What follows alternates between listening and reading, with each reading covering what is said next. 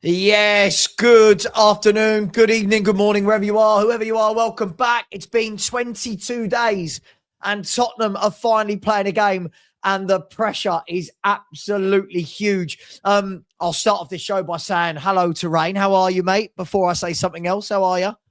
I'm very good, mate. Thank you very much. Very good. I had a couple of weeks off, basically. The whole Spurs thing. Went and I followed the Artemis 2 hoo-ha. Yes. Yeah, the trip to the moon. Yep. That was quite entertaining, quite good. I've obviously been following the whole De Zerbi thing in the background. Spent some time with family, and as is with I think a lot of people, it's amazing what a couple of weeks away from Spurs and Spurs not playing does for your mental mental health, and how positively you feel about the club. Well, do you know what? I'm going to say it, Rain. I'm going to say it before we get in Spurs, and the team will be out in about 6 minutes, and that's going to be the biggest indicator for us, right? Because we're all guessing the team. None of us know, right? None of us know. This is his first team selection. For anyone that's got Rangers in their ACCA today, well, Rangers are 2-0 down in the first 40 minutes, so that's not going well for anybody. What I will say is, honestly, while we were backstage, Rain, I said, I'm reading some of my comments in the comment section. And when I say that Spurs fans don't know a good footballer anymore, the number of fans in my chat telling me that Declan Rice isn't a top midfielder is truly worrying as to why they then think we've got top footballers.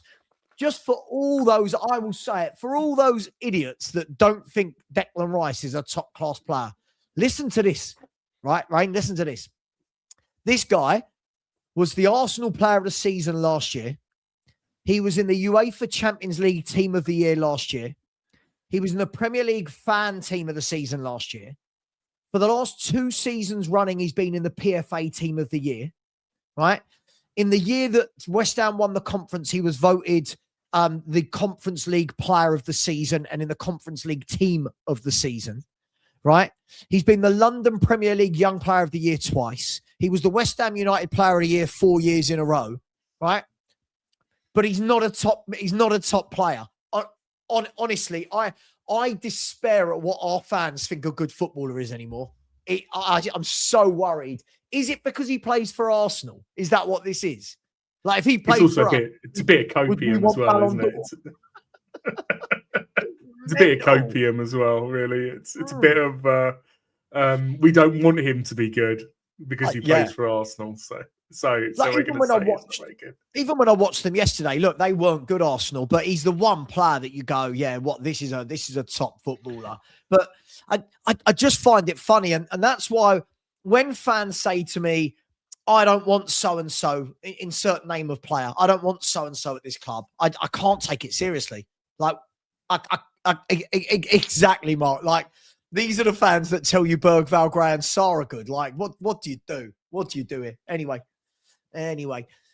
there's been a lot about Bergval. I've seen a lot about Bergval over the last week.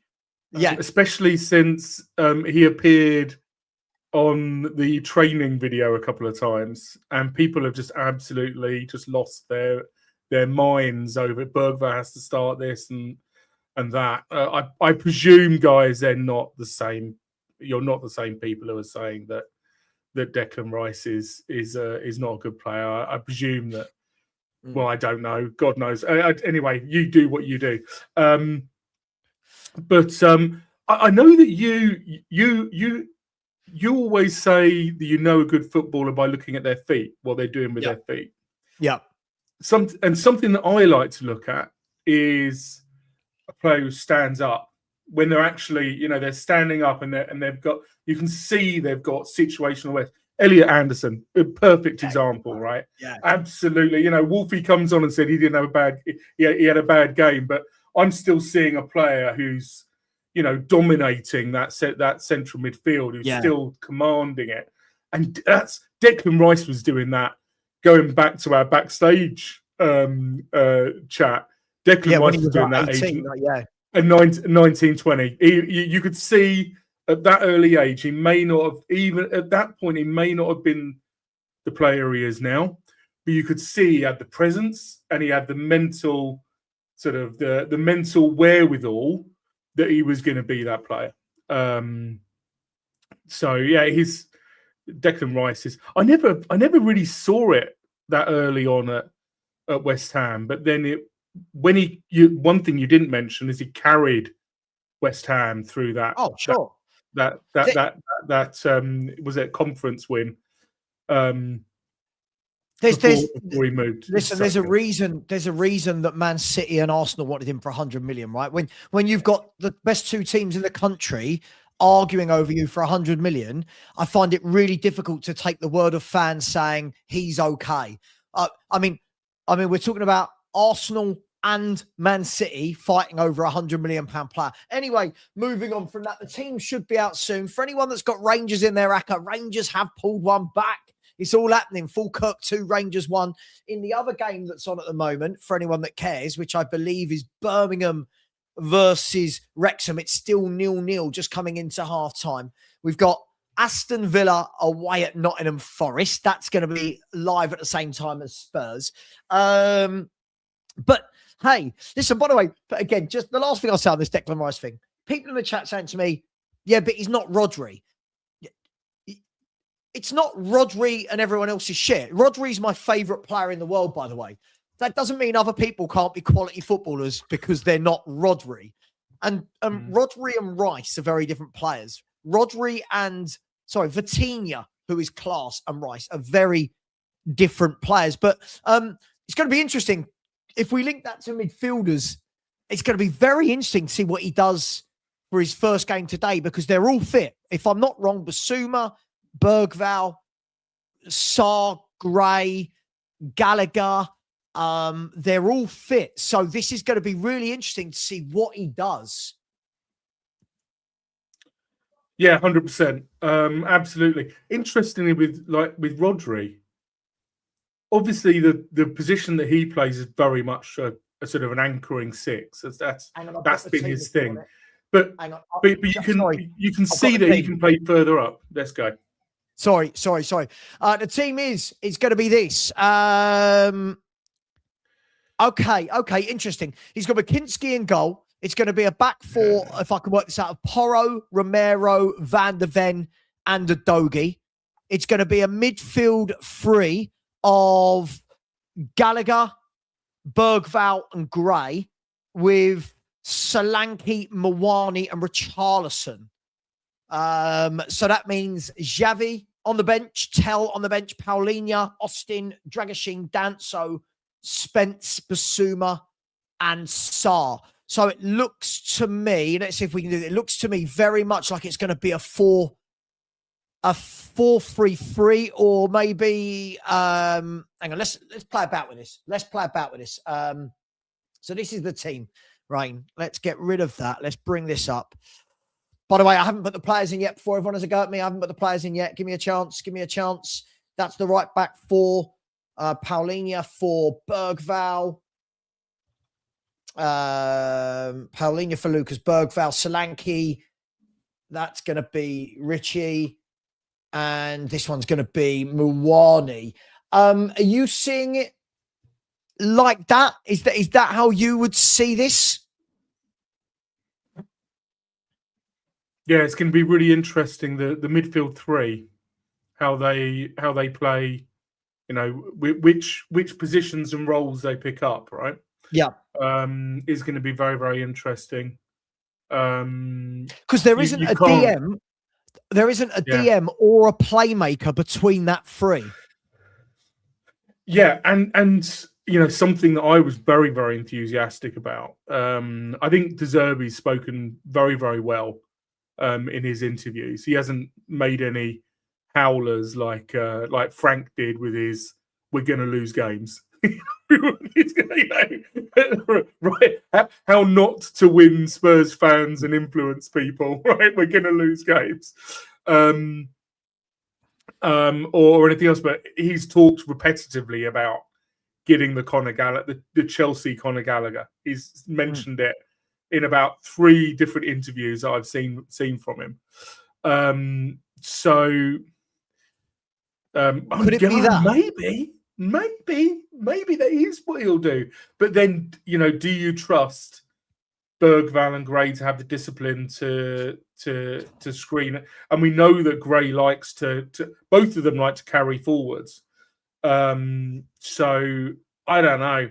I don't know. It's going to be really interesting to see how those 3 line up. I suspect that he might ask Gallagher to do a bit more, do a bit more of a disciplined role in the middle of that 3. If it was me, that's what I would do. So that way round, maybe. Yeah. Yeah, I mean, it's an interesting one, isn't it? It's interesting because for me, I think you've hit the nail on the head there. When I look at it, the first thing that screams out to me is if it is a Gray Bergval 2, it's very young, it's very inexperienced. Neither of them are defensive minded. It's going to be really interesting to see what happens here, unless he's going with a straight 4-3-3, and the inference is going to be to get the ball to Solanke, Richarlison, and Mawani early, because no Tell, who's your only real wide man, and no Javi, who's your only real playmaker. So, very difficult. I don't know what to say, Rain, if I'm brutally honest. There's no width, there's no creativity, and there's no DM. So this is going to be interesting. Do you know what I'm looking at? I'm trawling around the various sites, and I've even seen one line us up as a 3-4-2-1 with Gray as a centre back. I can't see that happening.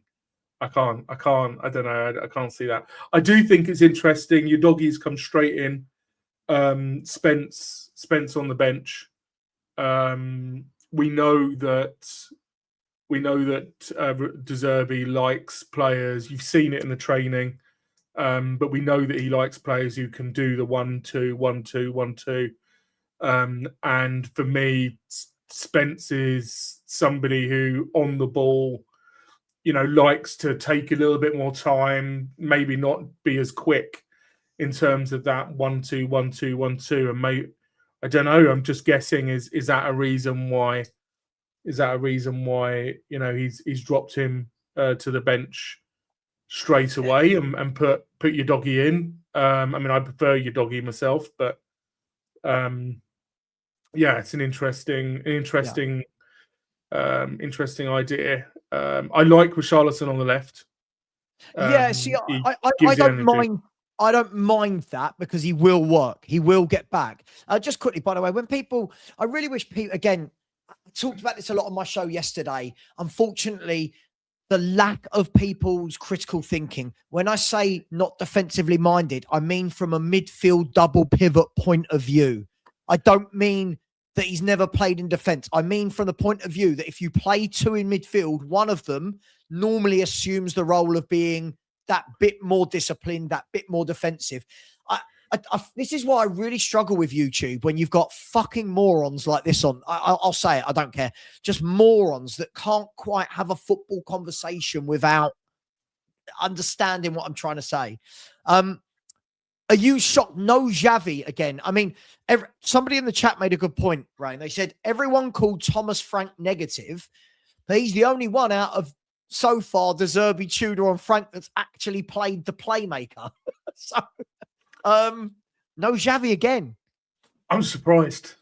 I'll be brutally honest. I am surprised. I started out right, and I called it, and I said loads of people have been going on about Bergval, and the reason why for me people were going on about Bergval was in those training videos. There was a couple of clips with De Zerbi with his arm around Bergval, and for me, people were forgetting that was probably a 2-hour video edited down to a 5 or 10 minute segment, right? And we've all forgotten that editing doesn't necessarily tell the whole story. But yet here we have Bergval in the team. And I absolutely would have expected Xavi. I would have expected De Zerbi to have put Xavi in that 10 for this game and to play 4-2-3. I'm very surprised. Can I tell you, the first thought where my mind goes, right, is, and I'm going to say the exact same thing I said, right, before, and I hope I'm wrong, and maybe a different manager with different mindset will change this. But straight away, when I look at that lineup, the first question I have in my head is, where is the creativity? That's the first thing I had before the Forest game. And I'm saying it again now. There is zero create. So you've taken out, I don't rate him that much. You've taken out the crossing ability of Stell. You haven't got the through balls and the chance creation of Javi. So if it's Bergval or Gallagher that's given that slightly more forward role, well, we need to see the Gallagher that did it at Chelsea, or we need to see Bergval finally create, because he doesn't create a lot. So this is, I'm intrigued. I'm not worried. I'm more intrigued, Rain, more than anything. It feels very brute force. It doesn't feel incisive. It doesn't feel like we're going to create. It feels like we're just going to bulldoze up that. Even Mwani, you didn't mention Mwani is that type of player as well. Yeah. That likes to get the ball and bulldoze past a player. Solanke as well. It really does feel like we're going to try and sort of steamroller up at the top, and I'm not sure how much that's going to work against Sunderland, if I'm honest. Yeah, it's gonna be really interesting, because look, one thing we do know is, look, Sunderland, they've lost their last 3 at home, but before that they were very good at home. They were very, very difficult to beat, well organised. They're the sort of team that, they play once a week, so they can put the same 11 out each week. They're a team that's built for the system. They work hard. They're powerful. They've got a lot of big athletes in their team. And I expect that midfield battle is going to be absolutely crucial, Ray. I truly do. I'm just looking at the Sunderland team now. So it looks like their midfield's going to be Lufc, Diarra, and Xhaka. From what I can see, I think it's looking like that's going to be the midfield three. So we know Xhaka probably going to try and get on the ball and dictate the game a little bit. But I just worry about the chance creation. I'm sorry, I keep going back to this. I said this before the Forest game and got absolutely, like, everyone in my chat knocked me for it. But we didn't create anything against Nottingham Forest. And here we are again, not playing. Whatever people say about Xavi Simons, he has created the most chances at Tottenham this season. So this is I am concerned. I'm not going to lie to you. I am concerned. I am concerned. It's going to be a really interesting midfield battle, because who's going to go on to Xhaka? Is it going to be Bergval who's going to go and press him? I'm not convinced. I think Bergval. I think he's got good running. He's certainly got all the mental capabilities to do what he needs. But I see players go past him quite a lot, and I think Xhaka's a wily old fox, isn't he? He knows exactly what's what, and he'll if there's a chink in the armor of the person who's going up, who's dueling up against him, he'll find it. So I do worry about that. Sorry. And sorry, I meant to go mute. That's all right. And then with Diarra or Lufc, it's going to need somebody with a bit of discipline. Going back to the Gray thing, Gray has been putting in some good performances. Yeah, but it's very, very clear that everybody who was saying he should be a 6. It's very clear that he's a natural 8. It's very clear that's what he is good at doing. He's good at being in that pocket. If he develops further, and starts playing on the half turn, starts actually sort of doing that, then he could be a pretty good player. From what we've seen, he does need to continue, but he's not that 6. He's not Well, that none of screamer. those guys playing today are a 6, right? And none of them are a 10. Yeah. So it's going. I'm super intrigued. Now, we've seen Gallagher have joy both at Chelsea and at Palace in an advanced midfield role. He's not a playmaker, but he is a midfielder that will go and join in. He will drive forward. He does get to the edge of the box and have shots. I'm just wondering whether or not that's going to be what we're looking for from a Gallagher today. Because I feel for Gallagher. He's not been played in his position since he's joined the football club. Like, you know, I think a lot of us thought, Rain, when he joined, that we'd probably see a Paulinho Bentancur midfield. Paulinho Gallagher midfield.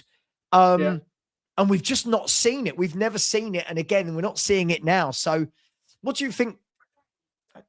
I think it's going to be a hard work. Sorry. I think you're absolutely right. I think that we're basically playing with 3/8s, and 3/8s who all want to carry the ball forwards. When we were getting Gallagher and everybody was going off the rails, rightly so, that this wasn't the positional player that we needed, and we didn't. It isn't the positional player that we needed. Absolutely.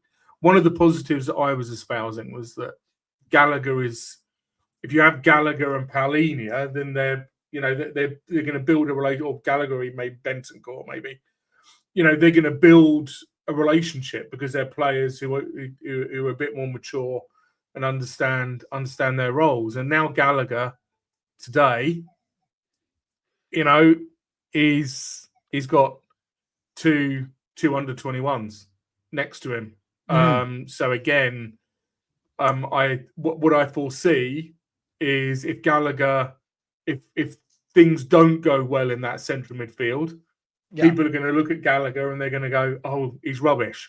When actually, we do need to look at the whole and how it works, not just individual players. It'll be interesting to see. I mean, it's not a disaster, but do you know what I want to see today, Rain? I want to see today what is Bergval. I'll be honest, I've said this for 2 years.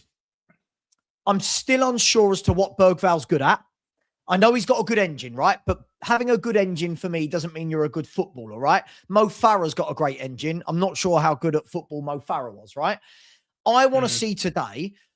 Lots of people have talked about how he likes Gray and he likes Bergval. But this is a very, very inexperienced midfield too, going in against the likes of Xhaka and Lufc, who are experienced footballers. This is a big call in game one, in a must-win relegation battle game. It's a huge call to play the two youngsters in there, isn't it? I'm not saying it's wrong. I'm just saying it's a huge call. It's going to look. The one thing that they're absolutely going to give is running and energy. That's that. Sure. And in all three of them. All three of them are absolutely going to be running. I've just seen Bergval lose his man too much. I think Bergval's much better up the pitch, which means Gray and Gallagher. I think how you had it 4-2-3-1 with Bergval a little bit further up is probably. It's probably right. I think so. Yeah. I'd see if he does play that role. Fascinating. I've got for me, if he does play that role, I just need to see something in terms of creation. Goals. I feel like when I feel like that the data backs me up on this. In the 2 years I've seen him at Spurs, he doesn't score goals. He doesn't assist. His creation is minimal. His passing's really bad, and. Listen, hopefully, De Zerbi turns him into this top midfielder. But I think this is a real big call, the two of them together in this game. Let me ask you another question: is Tell being left out? A lot of people have been saying Tell's been playing well. I think he's had a couple of good crosses and a couple of good halves. Is it a bit harsh for Tell to have been left out, or would you rather Richie out on that left-hand side with the experience and power? What do you make of it? I think the thing that Richie gives you is that he can finish. He's yes, and And actually, that's probably one of his, USPs. With Richie is if you get the ball to him in the box, and he doesn't have to think about it, he can produce things that ends up with the ball in the back of the net. Question you've then got with this team is who's going to provide that to him, because Right. I think so. Clearly, for me, I suspect that's why De Zerbi's got him in the team, and got him in to what I think is probably his better position, which is that left hand side, so he can come in and arrive into the box. But Mawani on the right hand side gonna do the delivery? We were talking with Bergval. Is he going to do the creative stuff?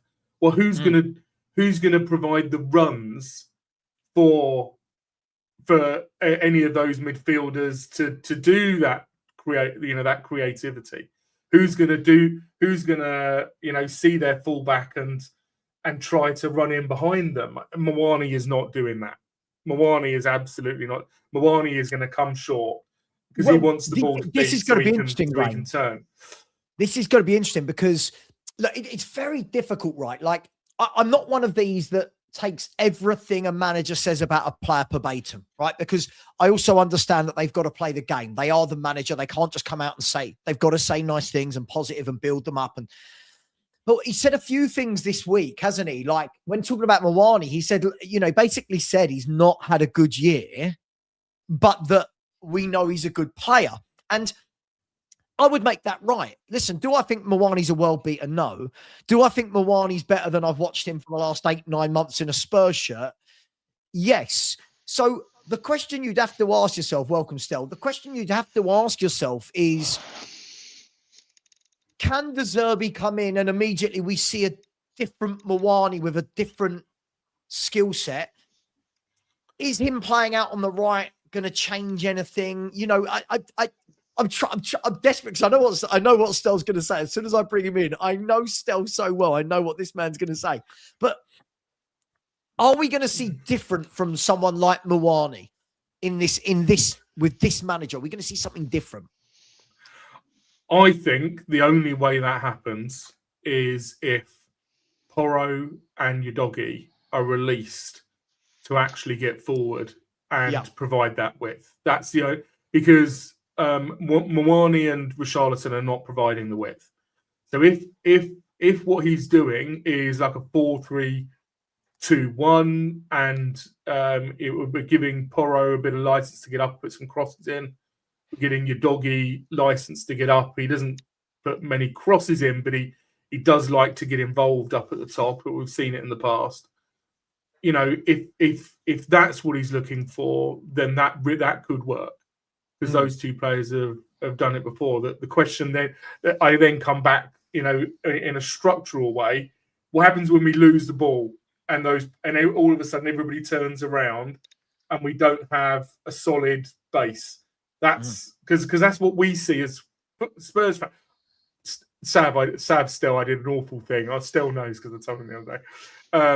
I did an awful thing the other day. I went and I watched back the highlights, the little 5-6 minute highlights of every Spurs game this season, and the sheer number of mistakes that we make, the amount of reactivity rather than the amount of reaction defending that we do rather than like being cut open. Yeah, it was just amazing. And I can't help but think that's what we're going to see again today. If those two fullbacks get pushed forwards, we're going to see, last-ditch defending. Well, look, let me bring in Stell. Hello, Stelios. How is Cyprus today? Is it okay? I'll show you. Oh, good. Oh, we're getting visuals. Oh, not bad then. Not bad. Nice sun. Yeah. Well, swiftly moving on for the weather. Stell, we believe it's gonna be something like that with some form of, I don't know, it could be Gallagher instead of Bergval there, like that. What do you make of De Zerbi's first team selection? Any surprises? And what are you expecting this lineup to look like in terms of formation? So, first of all, just want to say happy Easter to anyone who's Greek Orthodox. Yeah. Wish you all a good day if you are celebrating it. I've just had so much barbecue that I don't even know how I'm going to. I need a power nap. I don't even know why I jumped on. I should have gone straight to bed. But that said, football. Look, I don't care. I really don't care. When we sacked Ange, I was vocal about that. When we stuck with Frank as long as we did, I was vocal about that. I was vocal about Tudor after one game. Guys, I'll be vocal right now. What the fuck is De Zerbi doing? Honestly, your best attacking midfielder is Xavi Simons. There's no ifs or buts about it. Whether you rate him or not, he is the best that we have got in that role. He's on the bench. Yeah. Whether you rate Paulinho or not, he is the only out-and-out defensive midfielder we've got, and he's actually pretty good at it. Why is he on the bench? I'm not having it. I'm not having it, Savva. De Zerbi's lost his marbles for me, right? I want to see the best players in their best position start for Tottenham. Gray is not the best number 6. He is not. Bergval is not the best number 10. He is not. And to play Mawani, Solanke and Ritchie is alarming because none of them are wingers. None of them are wingers. What are we doing here? So, look, I hope it pays off for him. And we sit here saying what a wonderful breath of fresh air that was watching that football. Finally, some possession-based, front-footed, attacking football without compromising the defence every time we go forward. Great. That would be a wonderful thing to say. I'm not expecting it because he's only been here 2 minutes, right? I don't expect him to do that. But if we see the signs of it, it'll be nice. But he's not here for that. He's here to win games with 7 to go. Your job is win games, nothing else. Just win to stay up. So do you not see? So you've got to play. So you've got to play Simons because he's the only one who can create in the middle, and you've got to play Paulinho because he's the only one that gives out and out protection to the back line. So I don't get it, Savva, and I'm calling it out before we kick off. I might end up with egg on my face, but I don't agree with it. I don't agree with it. Fine. Devil's advocate, by the way, Rangers are 2-2 for anyone that's got them in their ACCA. This guy they're the first of my 9 teams in my ACCA. I can't have them losing the first game. Devil's advocate, Stell, purely devil's advocate. I've got concern, but could he, and I agree with you on the Xavi Simons thing. He is he's created the most chances at Tottenham this year. Could we be seeing a more quick, more forward-thinking game where the idea is to get the ball into the free forwards quickly and to get Porro and Udogie down those lines to provide balls into those free strikers? Could it be that that's what we're trying to do rather than Rangers are 3-2 up for anyone that cares? Could it be that we're doing that, Stell, that we're trying to get forward quickly, direct into those 3 big ones up top? Yeah, but Sunderland play quite defensive with an emphasis on counter-attacking. So I'm expected to play a hybrid of low block, mid block. So will that work? I don't know. If they were a team that's going to come on to us, then I'd say, yeah, that makes sense. But I don't think that's going to work against Sunderland. Having said that, if we are going to do that, then you're leaving your backline exposed, which is why you need Paulinho there. He is that enforcer that breaks up the counter-attack when it comes on to us, because no doubt that's probably what's going to happen. We're going to see Sunderland have a number of counter-attacks today, and Paulinho is the one that is the best at breaking that up. That's his bread and butter. So if we are doing that, Savva, why isn't Paulinho playing then? No, listen, I'm going to do what I said yesterday, Stell, and I'll bring Rain back in here. What I said yesterday, guys, was whatever team he picks today, I'm not going to get on his back because it's his first game.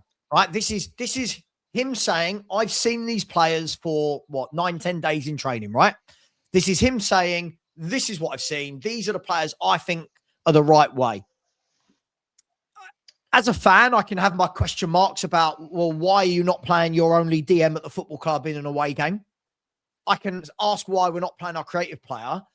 But Rain, at the end of the day, like any other manager, whether it's his first game or not, he's going to live and die, metaphorically in football terms, he is going to live or die by the outcome of this game. And if Spurs lose at Sunderland, a lot of people are going to turn around, aren't they, and go, why was Paulinho on the bench? Why was Javi on the bench? We've not learnt from the Forest game. They will, won't they? You're on mute. You're on mute. You're on mute. You're on mute. Stell's absolutely right, isn't he? It's what we're saying. It's what we've been saying, that, you know, these three eights that we've got, in this lineup is going to be the biggest test, the most interesting lesson that we and De Zerbi, I think, more than anybody else, is going to learn about this team and about these players.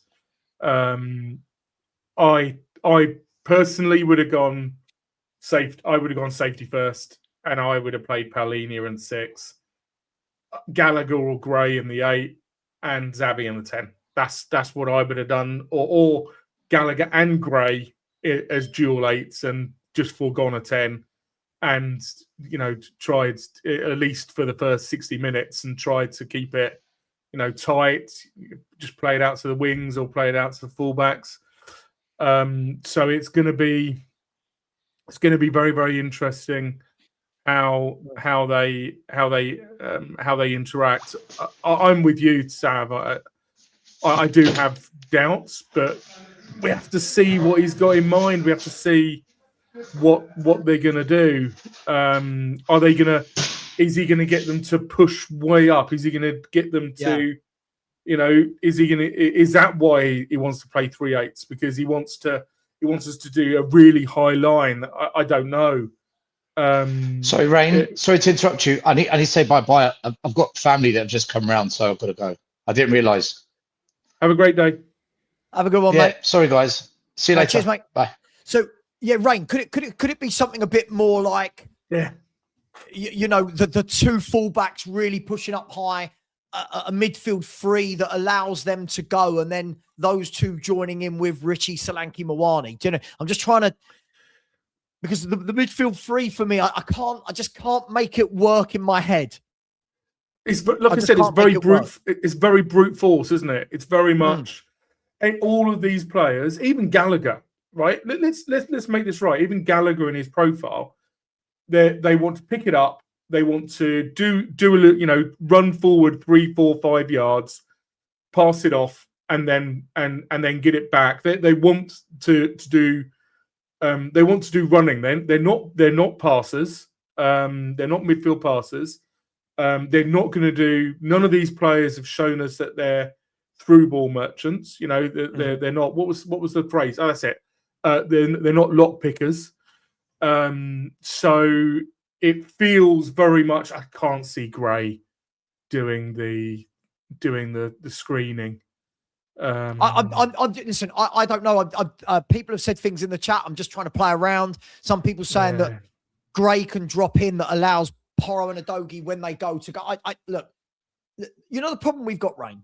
Let's be brutally honest, right? The problem that we have all got as Spurs fans is we have played so many different players in so many different positions all season that none of us actually know what the formation is going to be from game to game.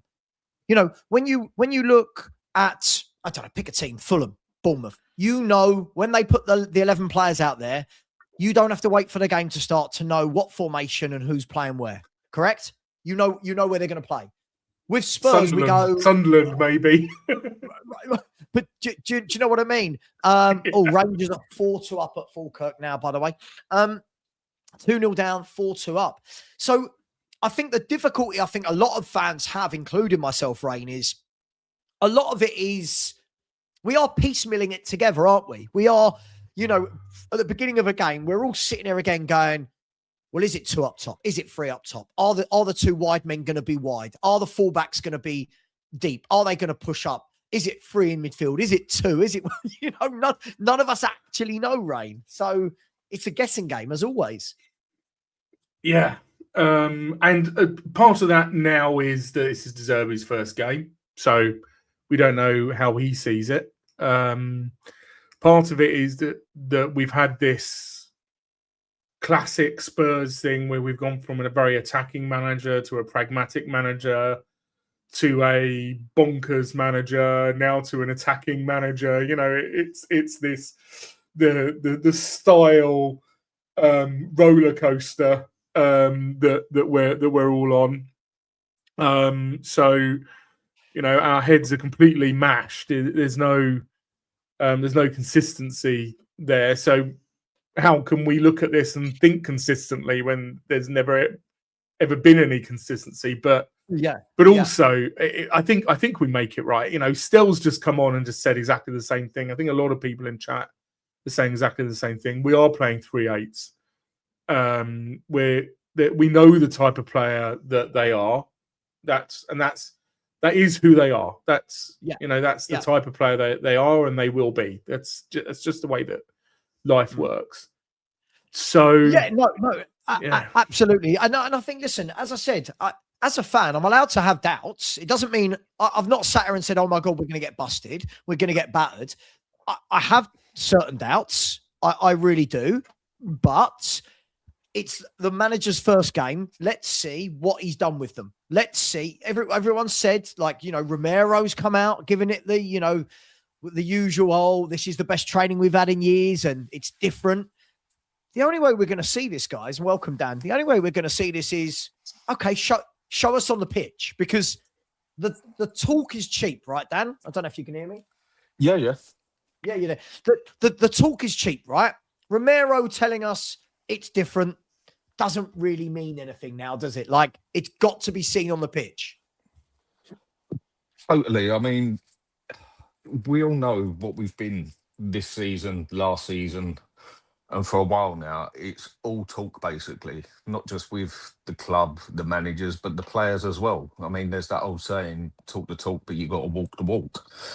We're now 2 points into a relegation. It is now time to walk the walk. Otherwise, we might as well just shut up, just give up, basically. And a lot of this, I think, comes down to the players now. The manager can only do so much in 6 games. It's going to be down to whether the players want to do this or not at the end of the day. I just find it very strange that he's left out Simmons, because I do agree he is our only playmaker as such, most creative, leaving out Paulinho as well. That I find even more weird. But this is the third manager on the trot that don't seem to think that Simmons is the one. And I think it was you, Rain, who actually, when I spoke to you about it before, who said he's more of a what was the phrase you used? More of a novelty He's player? an inside forward. He's an inside forward. I agree with that. That's how he was better. That's how he was better in Germany, I think. Playing as a sort of Son sort of player. But I think you said to me before, like, he's a sort of novelty player, if I remember right, if that was the phrase you used. And that's the third manager on the trot now that's leaving him out. This isn't a coincidence, surely. But isn't the worrying thing, Dan? Let me, again, devil's advocate, Dan. Just devil's advocate, right? I agree with you, completely agree with you. But look how it ended for those last 2 managers. The team weren't scoring goals. The team weren't creating, right? And arguably our best performance of the season was, the best performances we've had this season is when Javi Simmons is in that 10 and creating. So I agree with you. There's fundamentally something wrong, but to win games of football, we've got to create. And I agree. My only worry, Dan, is I look at that team again and go, well, where is it? Listen, I might be surprised. Maybe Mawani and Richarlison suddenly turn into creators today and Gallagher does. But I'm worried where the creativity is coming from, Dan. I agree. And in my opinion, it definitely ain't coming from Bergval. I mean, those stats you showed the other day, I was watching that on the side while I was sorting out things in the place and that. I mean, what's the phrase I can use for it? Those stats of our midfield are diabolical, I think, is about the only Yeah. phrase I can use. I mean, literally, they are poor. And as all this player does, bar one or two moments I've seen, is run forward with a ball. And then in the final third, delivers nothing, ever, bar 1% out of 99. He doesn't get that long passing. He doesn't get that direct passing. He doesn't get the short passing. He hardly ever gets a shot on goal, let alone a goal. Well, there you go. He There you even go, there? Dan. What is he even there for? But there you Exactly. go. Like you just said, see, Yeah. he doesn't do anything other than carry the ball, and that's a true. That now, don't get me wrong, that can change, Dan. Right? A new manager could get something different out. If of there him. was a little pass on the end of it, even just a short pass, that'd be good. But you even look at those. That is terrible.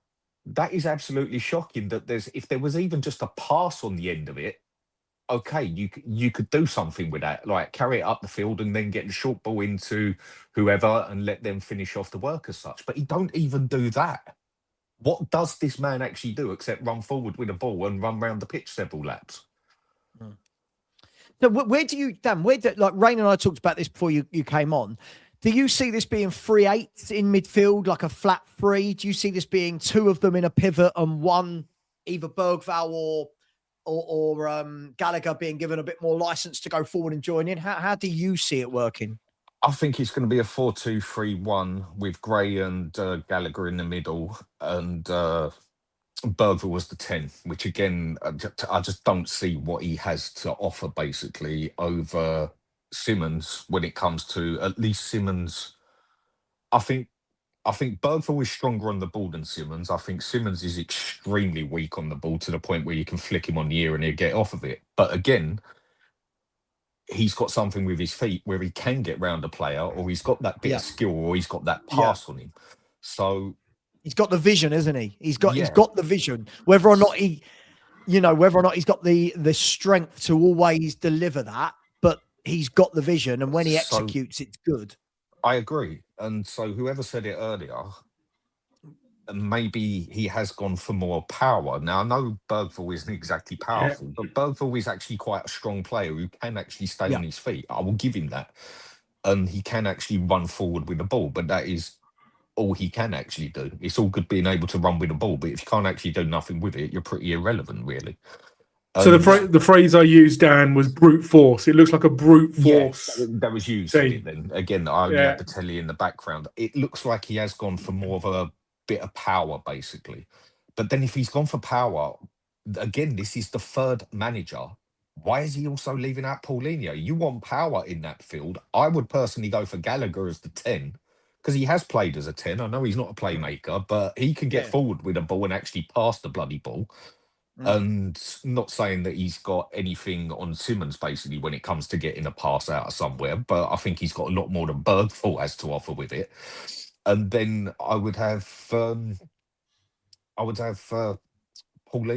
in midfield if I wanted power in there. I mean, if you want, what's Gray going to do there? What's he there for? Is he really going to be a sort of more of our defensive role sort of thing while Gallagher plays as the sort of box to box? I don't actually know.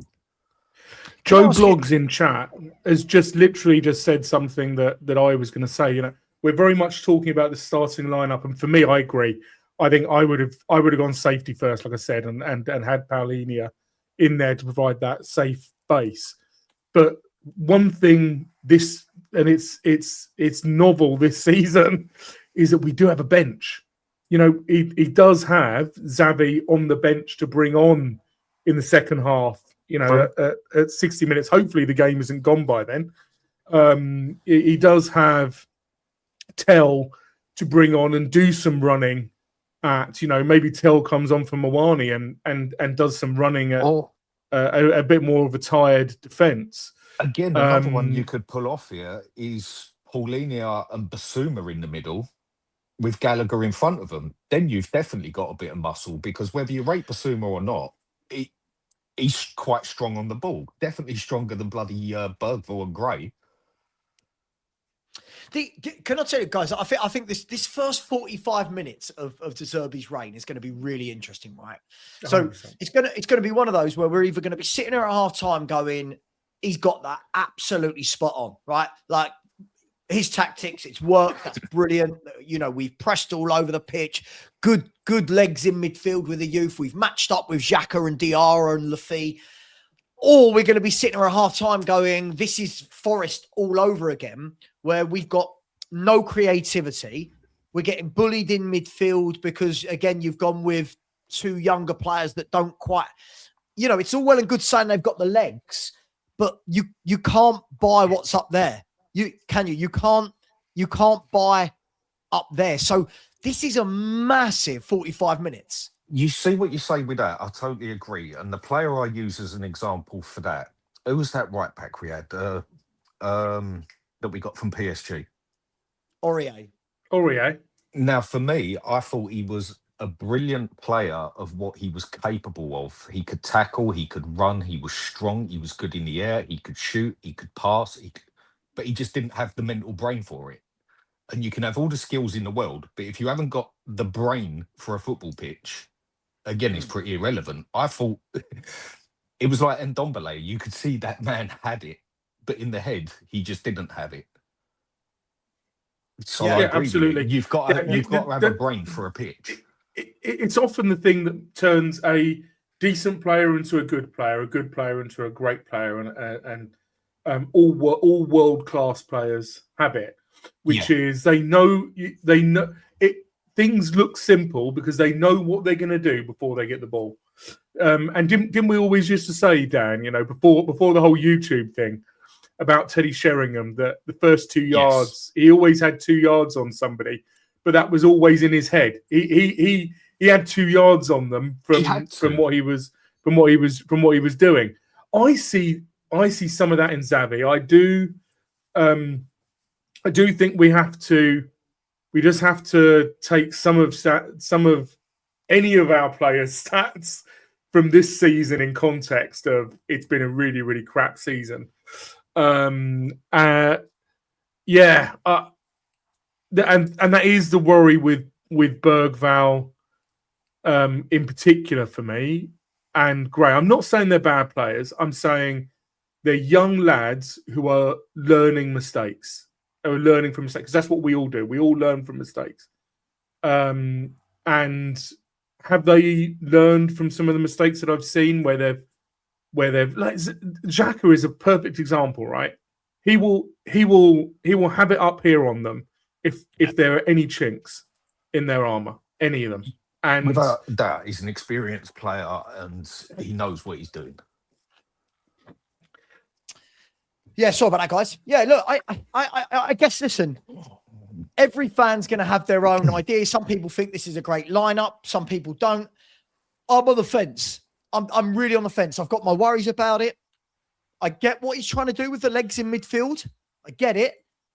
I'm just worried that there isn't a creator and there isn't a defensive-minded midfielder. And I'm like, if you've got 3 number 8s, it doesn't matter where they play on the pitch. If you've got 3 players that are naturally 8s, do they get in each other's way? Yeah. Who's been told to, right, you drop, you go? Like, and I think that's where what you were saying, Rain, more of the go safe first. Get your DM and your playmaker in and then put a number 8 with them. But listen, he's either going to be a genius at 4 p.m., right? Yeah. Or the fan base is going to be in utter meltdown and go, nothing has changed, right? So this is, I'm intrigued. I'm really intrigued. It's like one thing I've been saying. We need to now be looking at players who know how to play football as such. Not quality players, not world-class players, or whatever, take that as a phrase or whatever. We're past that bit now in the aspect of we're just not going to get that. We now need stable players that know how to play a system that Tottenham wants to play and know their place on the pitch. But if you've got 2 or 3 players that are all trying to do the same job, not their own job on the pitch, that could definitely start falling over each other as such, where they're both trying to do exactly the same thing. The other one I'm a bit worried about is Kinksky. And that today, for me, is going to show how mentally strong or weak he actually is. Because that game, that last one could have totally broken him in every way. And he knows this might be his game to rescue himself as such. And this might be the game that finally ends his, not far off, ends his career, basically. Yeah. And if we are playing, if we are playing that high line, Sav, and, a bit more reactive, and if our width is coming from the fullbacks, Kinski's going to be busy today. Yeah. Yeah, I mean, look, what do we know about Sunderland, right? Like, I feel like we spend a lot of time talking about us, but what do we know about them? It's a very hard-working team, right? This is a team that mirrors their manager. They work hard. They've come up. They've had for their standards, they've had a brilliant season, right? They've secured Premier League safety. They're hard to beat. They've got a leader in there like Xhaka, which is something that we don't have. You wouldn't look at any of their players and go, oh my God, they're absolutely brilliant going forward, but they go forward as a team. They are going to be compact. What are we expecting from them? Like they're not in the greatest form. They won their last game away, but before that, they lost to Brighton. They lost to Port Vale. They drew with Bournemouth. They lost to Fulham. They've lost to Liverpool and Arsenal. So what are we expecting from Sunderland, or do we not really know? In a lot of ways, Sunderland are the team that we need to be for the rest of this season and next season. Sure. And what I mean by that is, again, I think a lot of us have to now step down a level or two. We are only Tottenham Hotspur. That is all we are. We are not a top 4 team. We are not a top 6 team. If we finish 10, if we stay up, that's a novelty. That's a bonus. But next season, if we finish 10th or 12th, a few of us just need to shut up and say we're doing better. Yeah. And I think Sunderland is the sort of team we need to image in the aspect of no players that you would sit on there and say are fantastic as such, but everybody knows their place. They all know their job, and they are hard working players at it. And I think that is the sort of team that we now need to look at an image as such for the next season or two, and then start taking steps up as such. But that's just an opinion. Just before I come to you, Rain, Mark, I'm just going to politely remind you, you did this exact same thing. I remember you specifically talking about this exact same thing and telling me I was wrong before the Nottingham Forest game. And then you admitted in the second half, oh, Javi should have played. We needed creativity. When people saying that he should play because he's our most creative player, and you're saying that that's a weak argument, I hate to break it to you, but to win games, you've got to create chances, mate. Like you've got to create. You can't. We can't draw games anymore. Am I right in saying that, Rain? It does help. Yeah. You've got to create, and we can't be going into games going, oh, let's get a 1-1 draw. We're in the relegation zone by 2 points. Like, so I don't get this whole notion now that if people create that they're the problem. I'm baffled by fans. I'm baffled. We have to take into account that nobody has had a good season. So exactly. Nobody's stats, because actually that's I think, Mark, you're factually wrong anyway, because on paper Xavi doesn't look very good at the moment either, right? It's not like on paper he's like a world beater, but actually the eye test goes nah. It's at the moment it's both, but it's not just about one person, is it? It's about who Xavi has to pass to, who's making those runs for him, who's giving him the ball. It's about the whole. And, we're all hoping that De Zerbi is going to come in and insert some sanity into our squad. For that. And I make Dan absolutely right. It's about stability. It's for these guys. It has to be, which is why I think the 3/8 is so dangerous, because it's complicated. Just exactly what you said, Sam. It gets complicated. Who's doing what when? All of a sudden, you're thinking too much mind. But also who's Rain? But also with that, and again, I'm just creating content. I'm just creating scenarios. For all I know, we could be 3-0 up at half time and we're all loving life. But it's not just that the 3/8 Yeah, exactly. It's not just that the free eights are all eights. It's what are their skill sets allowing them to do wherever they're on the pitch. So it's okay saying, well, he'll adopt that 6, he'll adopt that 10. But it's what do you do when you get in that position? Because Danny's right. When you look at Bergval, for example, I see him when he pushes into the 10, but nothing comes of it. So he can be there, he can run into that position, but who's got the nice little pass? Who's got that know-how to cut out to get the interceptions in front of the back four? There's a lot that goes into it for me rather than just having runners. And if Bergval does make that run, and both Gray and Gallagher go with him, and you want them, we need them to take some risks in the final third, right? Sure. And we lose the ball. Who then has done the disciplined thing of just that was what I used to do as a player. I was rubbish in front of goal, and I wasn't a centre back, but as a central midfielder, I was very, very good at covering people, at tackling, at passing. I was very, very good at park level, at passing the ball. And that was, I knew that was my role, and I filled that role, and I just enabled what was going on around me. The flashy guys or whatever going on around me to do what they needed to do. I knew that was my role. If they got the ball, I tucked in behind them. Who's going to do that kind of thing? Because that's what we're all saying. That's what we would expect Paulinho to naturally do. Bergval, Gray, Gallagher, Sarr, whoever gets the ball, runs forward, and who is just going to go, I'm just going to tuck in behind you to give you a bit of support just in case.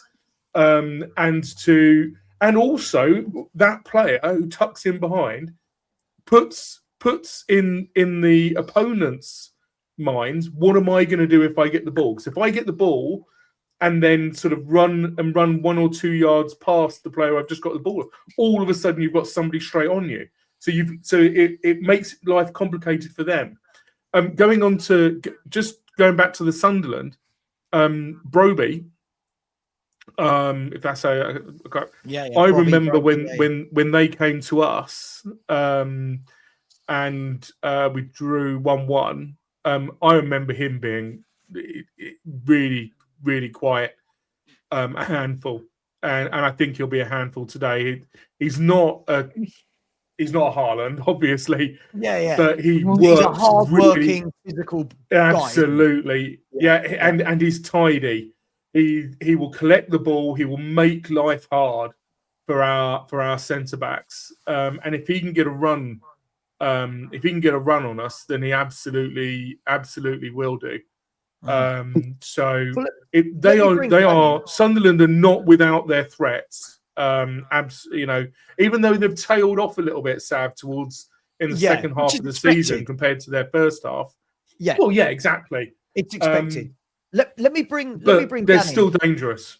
Of course. And they're at home. And just quickly before I do, what I just need to make it clear. When people say, well, Frank dropped him and Tudor and now De Zerbi, but Mark, we haven't won these games. It's all well and good saying, well, Javi was dropped. But I hear this with Gallagher as well. Gallagher was dropped. Javi was dropped.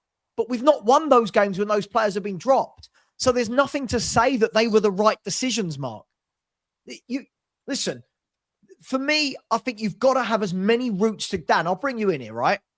But this is only for me personally. I think that any football team needs as many routes to goal as possible, right? And I feel that, I don't even rate Tell, but you've removed the threat of Tell on the left-hand side from the crossing perspective, and we've removed the playmaking perspective from the middle. So are we taking away avenues to goal, Dan? Is that what we're doing here? And we're just going to be more direct with our play? I'm just a bit confused. There's not many teams out there that you can rely on to make the chances for you as such. We are one of those teams that will make the chances for the other team, basically. Yeah. Another team could come on and just say, right, we don't need a playmaker because Spurs have got about 8 playmakers on that pitch who will make us a chance. And there's not many other teams like that, basically.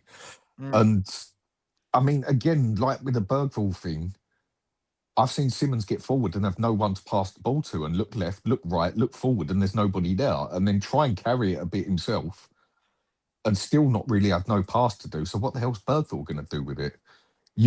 Surely we've got to have something to create something there, and can't rely on the other team. And it shows that corners and free kicks and throw-ins just not working for us. Corners worked a bit earlier, but that's a dangerous thing to rely on, basically. You do just look at it and think, where are these chances going to get made? Or is it we are just looking to press with the muscle as such, hoping that they make a mistake and create us a chance, basically, like we do for other teams?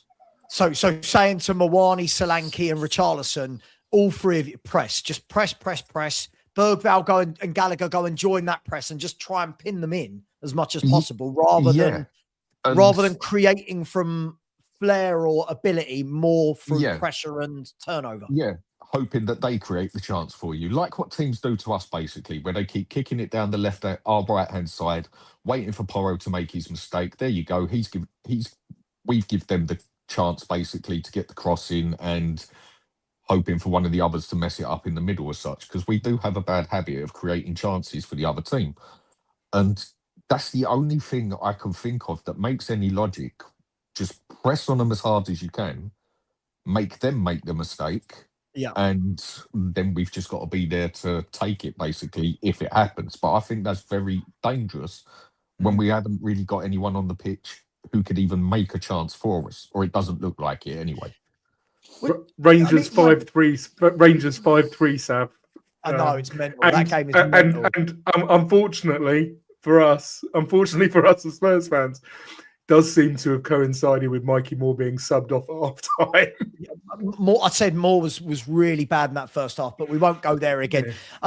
Look, Rain, I think the interesting thing is, I think there's people saying in the chat, be more positive. And listen, I've gone for a Spurs win today, but it is difficult to be positive when we've had the last couple of years that we've had Rain, right?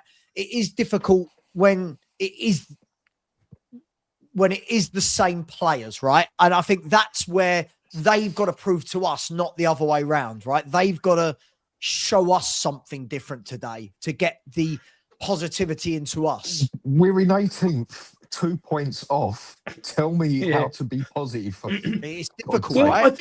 I think people are missing the point, right? We have concerns. We have concerns over this, and we've now had Dan. You know, I said it. Sav said it. Stell came on, said it. Dan's come on, said it. We've all said the same thing. And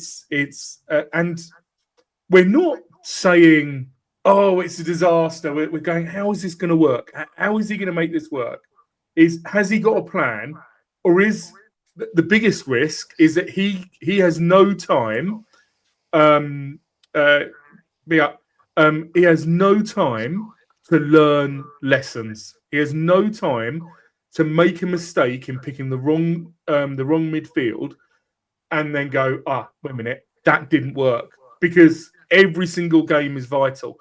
I would not put it past us to go 1 goal behind. De Zerbi responds maybe at half time, 50 minutes, 55 minutes, brings on Xavi, and we then go and get an equaliser through Xavi or Tell, who he's brought on. This is not the 1950s. It's not just this first 11 is playing and nothing else can happen. We now actually have, and it's not January. It's not January 2026. We actually have a bench, and he can react. He can make changes if it doesn't work. And maybe it will. Maybe what Sav is saying, that, you know, this high press, maybe we'll do a high press, maybe we'll nick the ball off them a couple of times. Somebody will bulldoze their way through and or hit a shot from the edge of the D, or Mawani will do like a little jink cross, and Richarlison will do an overhead, or a scissor kick, and we'll all go absolutely nuts. Let's hope it's something like that. But do you reckon it could be sort of? I mean, I'm looking at it again, and basically playing a 4-2-3-1, if that's what we do, bar maybe Mwane, because I really haven't seen it off in this season. Pretty much everyone on there is a worker. Even Archie Gray. Don't rate him, but he does work. He does try. So does Bergval. Okay, we don't get nothing off of them, but they do try. Do you think he could just be looking to dirty up the game, muscle it out, press it, cause them problems just by pressing on them, make it awkward, and then in the last 20 minutes, right, Simmons, come in, do your bit of skill, and basically try and pull that off with then maybe bringing on Paulinia and Basuma to then cover the middle, which will be a bit tired where they've been pressing and everything else. Do you reckon it could be that he's trying to do? That just basically make it as dirty as possible, wear them down stamina-wise, if it's possible we can do that, and then try the little bit of twinkle toes at the end? Absolutely, Dan. Pack the midfield. We've got Solanke playing 9, but we know that he is quite happy to drop back a bit and be that target man. Richarlison almost sort of comes inside as well. Mwane, he's not a winger. Like him or exactly. not, Mwane's not a winger, so he's gonna come in more narrow as well. So all of a sudden, and I think Sav actually had it on one of his lineups. All of a sudden, you've got 5 or 6 players in, packing out that midfield. And I think Sav, I make you right. I think that thinking about it, talking about it, looking it through, I can see Ryan Gloria in it dirty. Yeah, it's gonna be hard working. It's gonna be press. Make them make a mistake. I think we're all talking about it, and I think we're all we'll come into some kind of consensus as to how we see this coming. Just so you know, so Ali Gold's just posted. Let me read you exactly what he said, because this is quite interesting actually. So Ali Gold has just said this. He said, even in the pre-match warm-up, everything is going through Archie Gray. While the others have bibs and change to the inside when they lose the ball, the 20-year-old is the sole go-to man in the midfield for anyone looking for a pass. He's the hub of it all. So I'm wondering, guys, whether or not we might see something that looks a little bit like this. So bear with me. I haven't changed it yet. I'm wondering if we might see, almost like this. Yeah. By the way, almost like this. So that he is the guy that sits there and does that, and then these two get up and back. Yeah, but I suspect.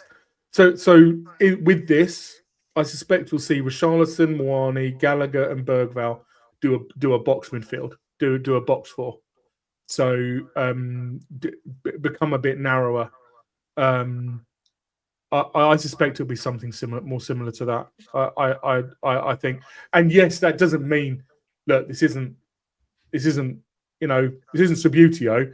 they can obviously go out of position. They can go wide, if they want to. They'll go left, they'll go right.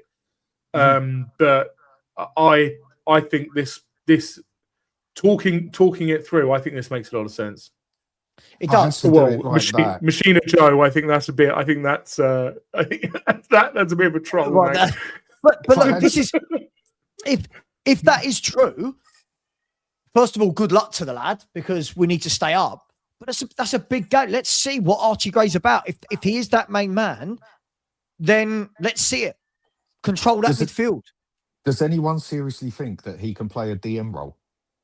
I don't think it's so much DM, Dan, though, is it? I don't think it's the DM nature. I think it's more the nature of just being the conduit, right? Do you know what I mean? I think more like a quarterback rather than a DM, if you will.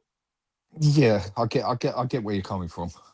I mean, again, wouldn't have been my pick on there, but he has put in the effort lately. I've seen him have a solid game now where I've actually seen something off of him to say there is actually something there for 90 minutes, not just 2 seconds here and there. But I still think I mean, me personally, I'd have rather just had Paulinho there to totally control the midfield, get the ball, deliver it to Bergval or Gallagher. Not that I even I want think Bergval on the pitch. risk, Dan, is that we know that Porro and Udogie are going to want to get forward, and they're going to need some kind of support coming back. They're going to need some kind of, and so when you've got Gray, who naturally likes to push up a little bit further than Paulinho, we don't get that defensive certainty. You don't get that assuredness. Well, we need that Paulinho really there. Make us more comfortable, right? Because Romero presses forward so much all the bloody time, even when he's not meant to, and then hovers about there as well. That's basically leaving us wide open in the middle then, because I don't see Archie Gray getting back as a centre back. I think Dan, I think that's the interesting thing, right? When we talk about Porro and Udogie's roles in this, I think those two will enjoy it a lot more under De Zerbi because of the way he plays his fullbacks. But as Spurs fans, right, we've all got so much PTSD because we know how much space, Udogie and Porro leaving behind them. So I think this is going to be really interesting, right? When we've got the ball, I think that kind of works. When we've got the ball, the question's going to be, we know our passing is a little bit lackluster. So when we lose the ball, are we going to go back to being 4-on-2 against, when teams are attacking us? So listen, I'm really intrigued, guys. I'm really intrigued. I hope it works out. I hope this is a genius masterstroke and we all go, wow. But Sunderland have got 5 natural central midfielders, by the way, in their 11. If you look at the Sunderland team, right? So I'm just looking at their team now. Oh, bless me. Siddiqui, Xhaka, Rig, Diarra, and Lufc.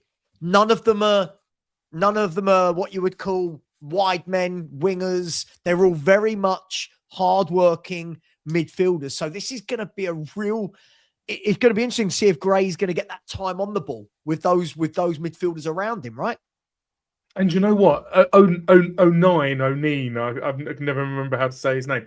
He's a decent fullback, you know. He absolutely gets forward. He gives them width. So yeah, it's going to be a real melee in that central midfield, isn't it? And then what happens down the wings? O'Nien, I think it's O'Nien. I think it's how you pronounce it. He's great running down. He's been great running down that right hand side for Sunderland.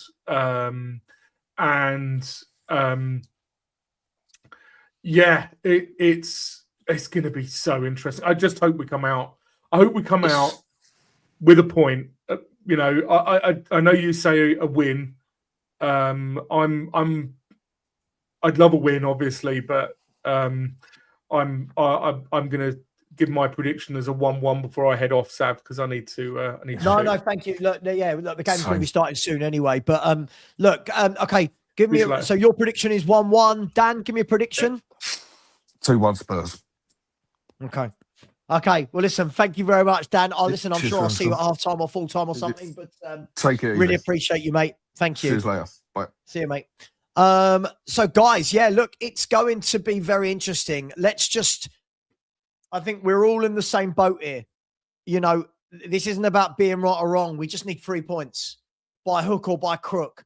The players are out there. It's going to be very, very interesting to see how Spurs negotiate this. By the way, of course, we haven't talked a lot about Forest playing Villa at the same time as us, right? So Forest playing Villa. Now, in terms of the Premier League table, this is a massive game because if we lose and Forest win, they go 5 clear of us. So that's a huge game, right? It's an absolutely huge game going on at Nottingham Forest as well. So I'll keep you updated with that. Give me your score predictions. But here are the teams. Sunderland line up like this. Sunderland and smash the likes. Rose is in goal. Good keeper, him. I've been impressed. A back 4 of 09, Mukiel, Alderete, and Ronaldo. Diarra, Xhaka, and Siddiqui as a midfield 3. They've got it down here with Chris Rigg and Enzo Lafay behind Brian Brobby, the ex-Ajax player. So that's their team, and their subs are Elborg, Dennis Churkin, Gertruda, Tauby, Mayenda, Isidore, Hume, Jones, and Jones. 2 Jones on the bench. Spurs line up like this. Antin Kinski in goal. A back 4 of Porro, Romero, Van der Ven, Adogi. Everyone says that's our best back 4, so we've got no excuses, right? In front of them, Bergval, Gray, and Connor Gallagher. And then the front 3 of Moani, Solanke, and Richarlison. So, listen, I don't know. I don't know. Austin, Dragashin, Danso, Paulinho, Simmons, Basuma, Tell, Spence, and Sarr. So Spurs have a lot of senior pros available for today. We must have 21 or 22 available, right? Sosa doesn't make the bench, but this is gonna be really interesting, guys. This is gonna be really interesting, and we're gonna see if he's got it right. We're gonna see if he's got this right. Just for once, I would love to see us go in a game 2-0 up at half-time or something. Just, you know what I mean? I just can't have another one of these games where we go in losing at half-time and we're all losing our minds. Bergval and Gray both start, and he's going to kick. We'll see. We'll see. Hopefully not. Listen, I hope they all have a great game. I'd love to see a nice resounding victory today. They're all getting a talk from, looks like Romero. They're just showing De Zerbi.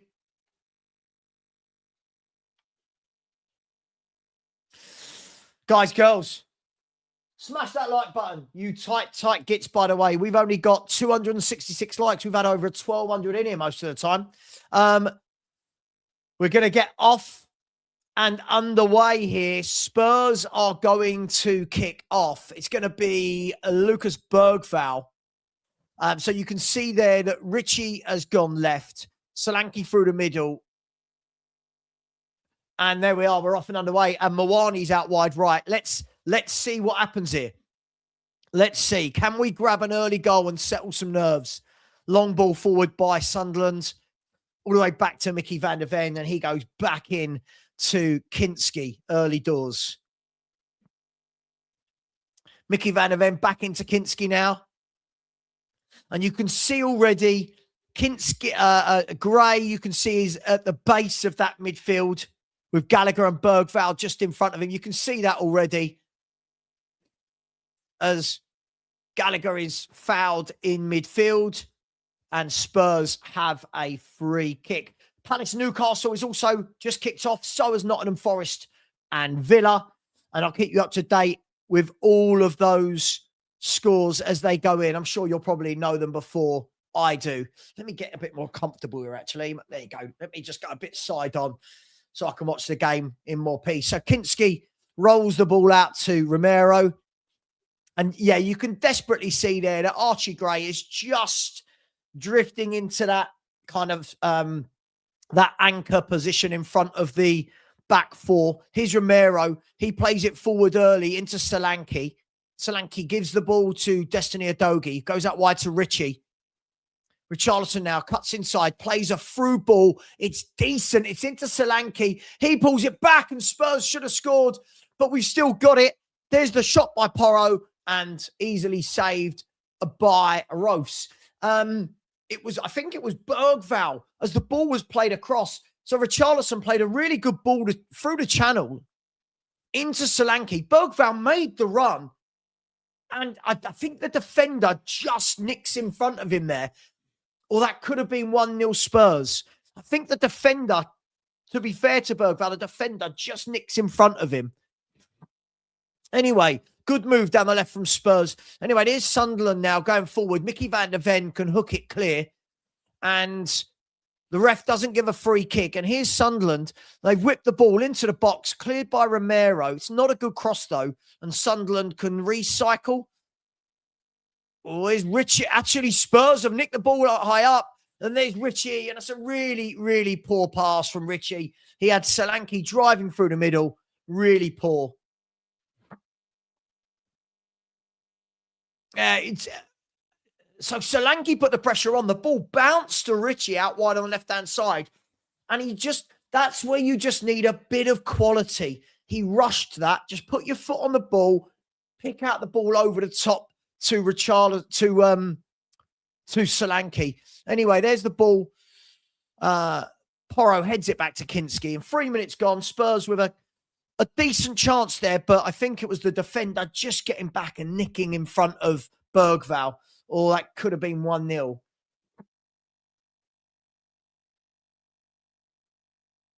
And this time Sunderland bring the ball down and they've turned in midfield. And now this is Sunderland's first chance to break. Here's Brobby. He's got a couple of players in the box. He slowed it down there and gone through the centre. Now the ball played out wide. Nice ball out wide there by Sunderland. Here's Chris Rigg. Now Alderete at the back. Sunderland, for the first time in the game, just putting their foot on the ball now, trying to take some sting out of the game.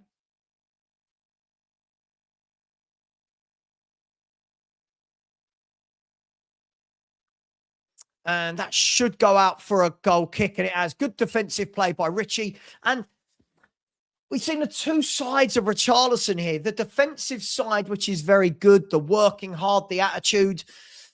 And then when you just needed that little bit of quality, it just wasn't there in the attacking sense. Reggie Lebris won 36 of his 86 games as Sunderland manager. Anyway, here's Porro down the line. Lost by Mawani, is it? No, Porro kept it on. And then Sunderland did well to get in front of Solanke. Here's Gallagher. Plays a really good ball through to Mawani. Mawani now driving forward. Lays it off to Richie. Richie shoots. And again, it's just that lack of quality. Just that lack of quality from Richarlison again. Gallagher did really well. Nicked in. Gave it to Mawani. Mawani gave it to Richie. And you just take a touch. Look. And it was just such a poor finish. Take a touch. But again, good play through the midfield by Gallagher there. There's a ball over the top. Flicked on. And Sunderland have got bodies across here. And they've played that well. And Spurs have got bodies chasing back. There's the ball down the line. Sunderland are in it. And good defending by Christian Romero. And it's going to be a corner to Sunderland. So Sunderland moved the ball very quickly there through the midfield. Got the ball into the Spurs box. And Romero with a sliding tackle to concede a corner. But again, Richie, and that's the difference, right? If you buy quality, that's a goal, right? If you buy quality, that's wrapped into the bottom corner. But Richie shoots like that. Odeberg shoots like that. Tell shoots like that. They all seem to shoot like that. Anyway, corner kick for Spurs to defend here. They're going to change the corner kick taker. It looks like Granit Xhaka has come out to take this on the left-hand side, on the right-hand side, left-footed.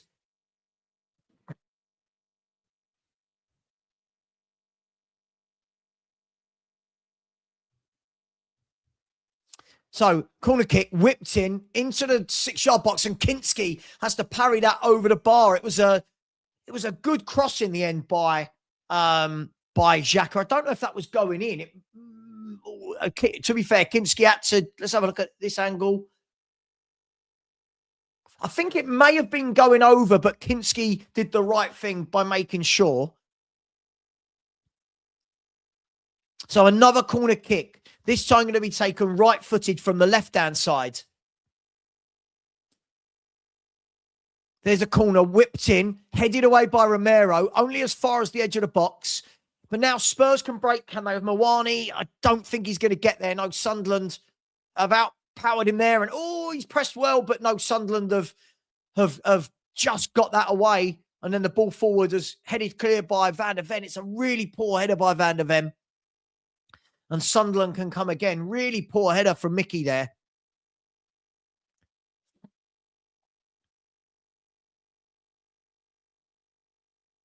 And then Sunderland, a poor through ball down the left channel when it goes out for a goal kick. And Kolo Muani is down on the ground. Such a shame. A couple of breaks we've had there where you think we could do something, and it's just that final ball by Richie every time. There's just no quality there.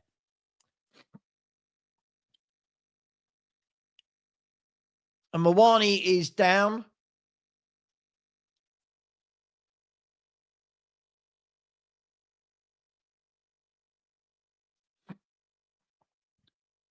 And he's back to his feet now. He's back to his feet.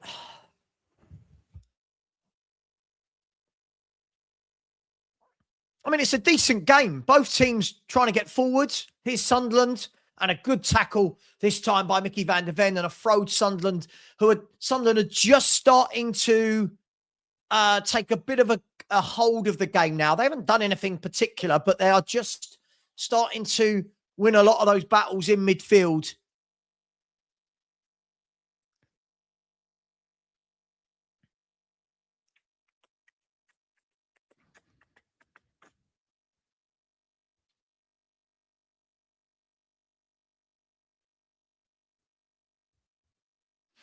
So still 0-0 between Palace and Newcastle. Still 0-0 at Forest. Forest 0, Villa 0. There's a cross in by Sunderland. Good header away this time by Christian Romero. But Sunderland are going to come again. And Spurs have... Hang on, they're in the box here. He's going to turn. Someone's got to clear it. And between Romero and Gray, they do. And now Adogi... well, it's gone out for a throw to Spurs. But Robbie found himself inside the Spurs box. He's 10 yards out, back to goal. And I tell you what, you're just thinking to yourself, someone's got to get the tackle in. And between Romero and Gray, they did. And the early first 3 or 4 minutes, Spurs now seem to be struggling to get a foothold on this game. The game is completely bypassing this midfield now for Spurs. And Sunderland are getting in down the channels. But here's Conor Gallagher, plays a ball into Solanke. Good turn by Solanke. Just a bit of quality needed here. Solanke slowed it down there. I felt we had men going forward, but he's given it to Romero. It's a bit static at the moment. Again, for me, the worry was no outlet in the middle of the park. And again, that is my worry. So far, there's no outlet. Bergval is the furthest forward of the three. And... so far, I've not seen him in the game, Bergval, so far. But here's Porro back into Romero. And Spurs, at the moment, looking like they don't have any ideas. But here's Mawani, and he gives the ball away. Bergval can win it back, and then it's a good tackle by lufc, and it's out for a throw into Spurs. I'll be honest, I might regret saying this. I won't really, but I don't like the Bergval in the 10. I've never seen it. Now, hopefully he does something and proves me wrong, but at the moment, there's no real outlet. Gray and Gallagher are deeper. It's a bit static. There's Conor Gallagher with a good ball over the top, but just a bit too much pace on it. And Rose comes out, claims it, and now Sunderland can come out, and it's got a bit scrappy now. It's gone out for a throw to Spurs. Here's Romero. Kinski.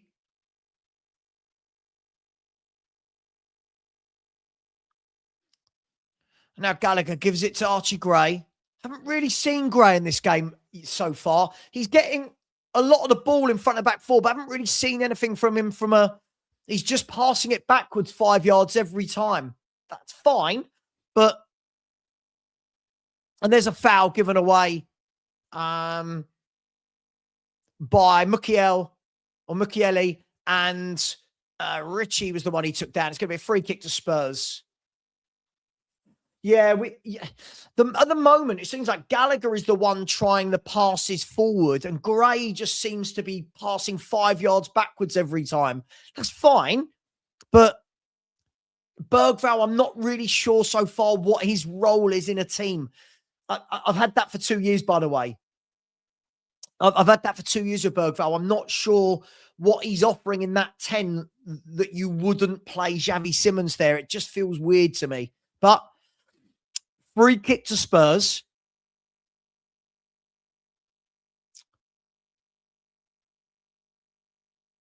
And it's lofted forward. That's an awful free kick. Whoever took that, that was absolutely dreadful. Pedro Porro. Really poor. Really poor there by Porro. Anyway, Sunderland now take a long goal kick. That's a really poor goal kick. And it's gone all the way through to Kinski. So 0-0, 13 minutes. Not really a lot between the teams.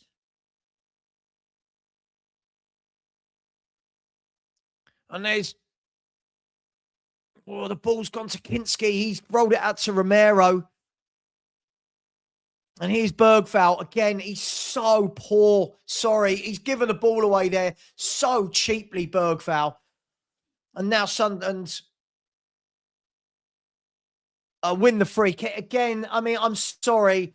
I know everyone says I get on Bergval's case, but that was so poor. Just an awful touch from Bergval again. And he put Spurs bang in trouble there.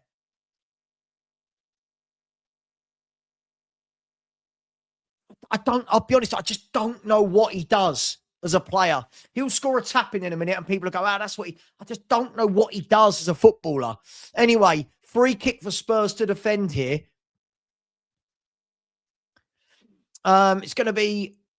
It's central, about 45 yards out, 40 yards out. And he's going to be dinked into the box. It's dinked in and then headed away. It's come off of Porro. Alderete can swing it back in, straight into the arms of Kinski. Not really a lot of quality between the two teams here, if I'm brutally honest. Not really a lot of quality from either team in the attacking thirds. And now the ball goes back to Kinski. He rolls it out to Romero on the right-hand side. And there's a foul by, I think that was Brobby on Romero, who's down, holding his leg. And Romero's down.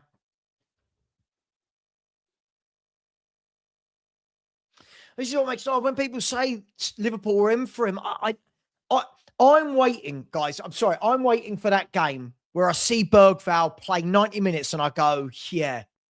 I don't want to, like, he's 20 years of age. Like, he's been a pro footballer for 4 or 5 seasons now, 4 seasons. I need to see more than, oh, that was a good cross or that was a good shot. I need to see for 90 minutes, you know, that he connects dots and plays well. And I don't see it. Anyway, free kick Spurs inside our own penalty area. Kinski will launch this down the field.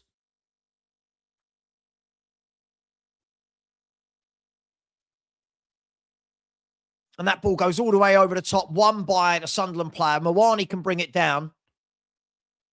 Here's Porro. He goes back into Romero. And Spurs at the moment don't really have any ideas going forward, which was really my worry. It was really my worry about this lineup. So far, zero creativity.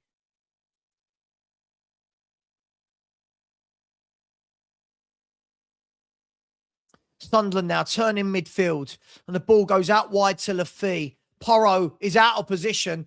And there's the ball in. A mistake by Romero. Oh, my gosh. Oh, my gosh. And the ball, in the end, safely back through to Kinski. But maybe I've been harsh on Romero there. Let me see. But this looked like it just completely, yeah, awful from Romero again.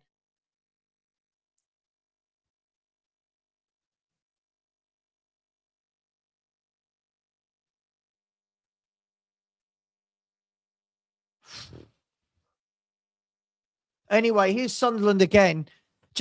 He just swings his leg at it, Romero, but without any thing. At the moment, listen, 17 minutes gone. I'm not sure what I make of this setup so far. I'm not really sure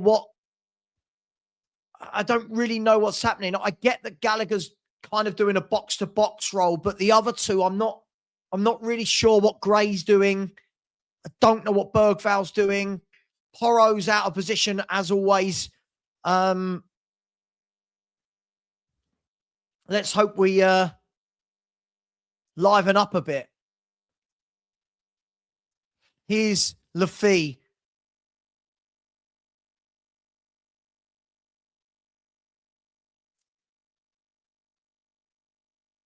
Sunderland just building up from the left to the right.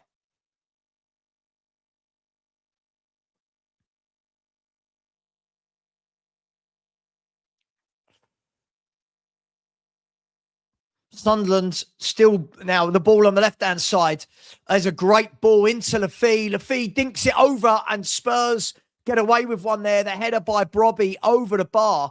It was a really well-worked move. It was a really well-worked move here from Sunderland. It was a great ball into the channel by, really good ball there by lufc into the box. And Van der Ven completely lost Brobby. And Brobby headed over the bar. And Spurs get away with one. I'll be honest, I'm not... we'll see. 90 minutes gone. Long way to go. But Enzo Lafay, for me, good player. Getting on the ball. Stringing passes through midfield. And at the moment, Bergval giving away a free kick. I'll be honest, I'd get him off. I think he's been awful, Bergval. Again, I'll be honest, I make Stell right. I would have had Paulinho in that midfield with Gallagher and Simmons in front. I'm sorry, I don't think that this Gray Bergval experiment works. That's just me. Long way to go. Sunderland get the ball across, and this time it's a poor cross from the right-hand side from Mukiele, and it's gone out for a Spurs goal kick. But Spurs have been non-existent here for the last 15, 16 minutes.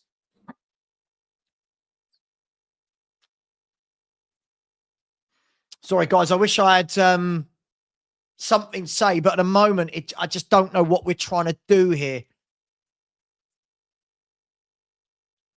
Here's Porro. But football can change in a moment. Porro with an awful pass. It's a really, really poor pass. It's a really poor pass, but Spurs get away with it. Here's Bergval. And his ball into Mawani, and the ball has gone. And Spurs, have we got a penalty? I think Spurs have got a penalty. I didn't see what has happened, but we've got a penalty out of nothing. I have no idea what that was given for. Sorry, guys. Did anyone see? The ball was played down by Bergval. And then Mawani, here you go. Mawani and Alderete. And then, so I think it's, is it 09 comes across? Let's have a look. It's soft. We'll take it. We'll take it. It's very soft, but we'll take it. I don't think it's a penalty, if I'll be honest. I think Mawani, let's have a look from this angle. I think he's thrown him. That's not a pen. I think he's dived. I don't think we're going to get that. I think he's dived. We'll take it all day long, but he's dived. You can see his foot is off the ground before 09. I don't think it's a pen. I've got a feeling they're going to overturn this. I think we'll be very lucky to get this.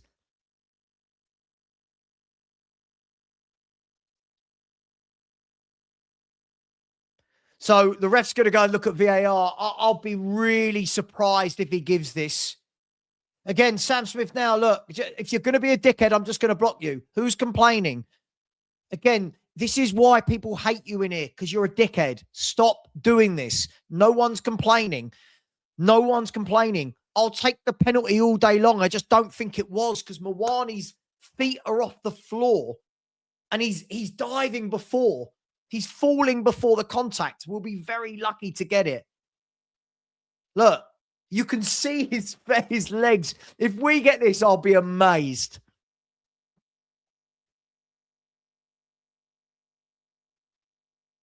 I'll be absolutely amazed if we get this.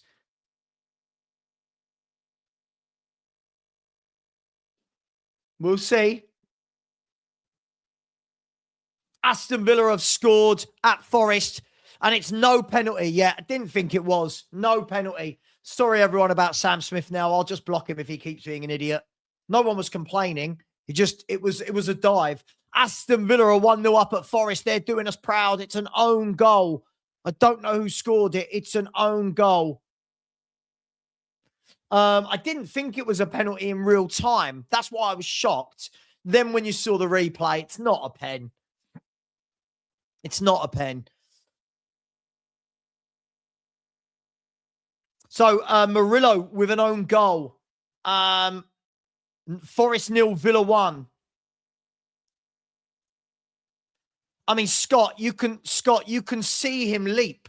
You can see both his feet leap and he dives forward. Sorry, for me, that's he played for that. Anyway, 0-0.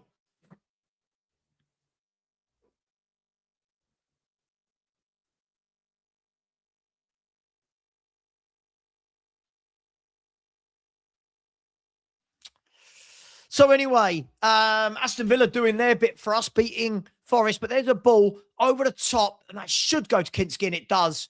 And at the moment, yeah, listen, Scott, for me, listen, I'm not saying it was like a blatant dive, but he definitely, I think he tried to avoid the contact and dived over the leg. Either way, it's not a pen. But at the moment, I'm just not sure what we're doing here. I don't know. I'm not sure. I'm not sure.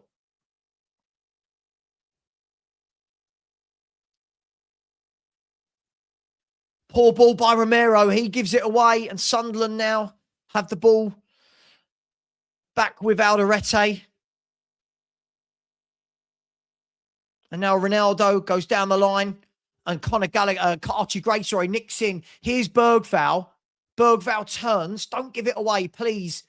Bergval lays it back to Gallagher. He spreads it wide to Udogie. And Udogie plays it back into Archie Gray. To Conor Gallagher, sorry. Now Romero. Now Van der Ven. Here's Udogie. Whips across in. It's come off the defender and it's a corner. And you've got a feeling that this is going to have to be one of our best routes to goal here, because I don't think he's got this forward. I don't think he's picked the right team going forward here. I think it's very one-dimensional. But we are the second highest scorers from corners this year with 14. Can we make it 15?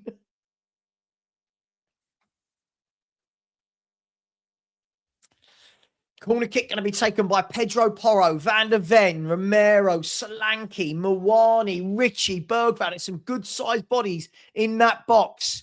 Everyone barring 3 players that are in the 6-yard box. Corner kick whipped in by Porro, and it's headed away by Alderete. And here's Romero. He's going to try and keep it alive. Goes back to Gallagher. Beats his man. Gets the crossover to Ritchie, who heads it down. It's bobbling. And in the end, it falls into the arms of Rose.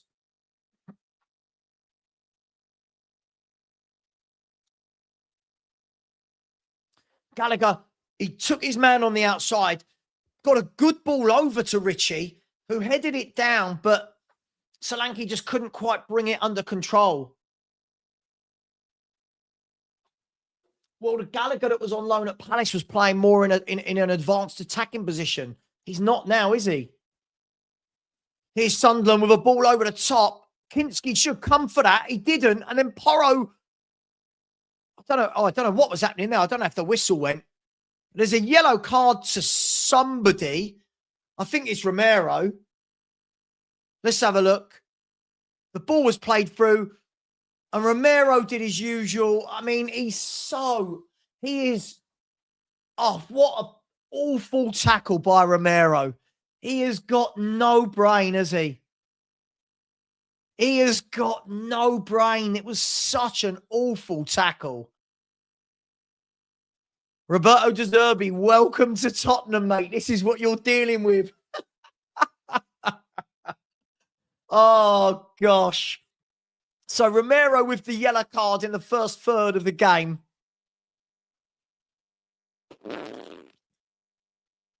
Really poor tackle.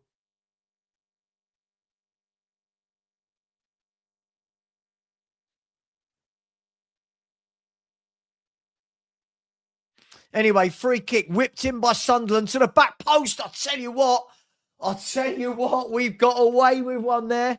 We've got away with one there. There were three, I kid you not, for anyone not watching, let me watch this again. There are 1, 2, 3 Sunderland players that have peeled off at the back and the header went in. And I tell you what, the guy's had a mare. If he puts that back across goal, it's 1-0. Tell you what, we're living dangerously again.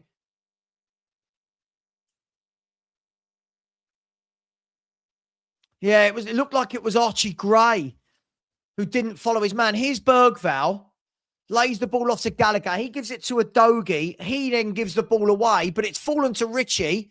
And then that's a great tackle on Richie. It was. And at the moment, I mean, Richie's won it back and then gives it away, and then Bergval gives away a free kick. Oh, my. So, somebody in the chat, please, somebody explain Lucas Bergval to me. I don't get him. I don't understand what he does.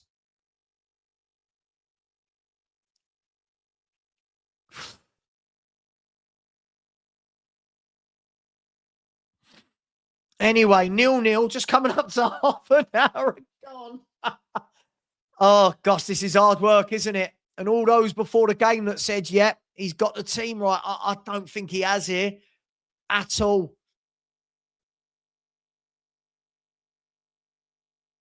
I don't think he's got this right. Doesn't mean we can't win, but I would have had Tell for his width, and I would have had Javi Simmons for some creativity, because there is no width and no creativity in this team. As I said, but Mark, but this is 2 games in a row you've done this, where before the game you've said, no, they're not, Xavi's not needed, and then it's not worked again. Here's Sunderland on the left-hand side. Got to keep the ball away from this fella, Lufc. Good player, turns his man. Good player, Lufc. Technically very good. There's Sunderland working it nicely. Gallagher gets the tackle in, and then Mawani can tap it away for a throw-in. Cool.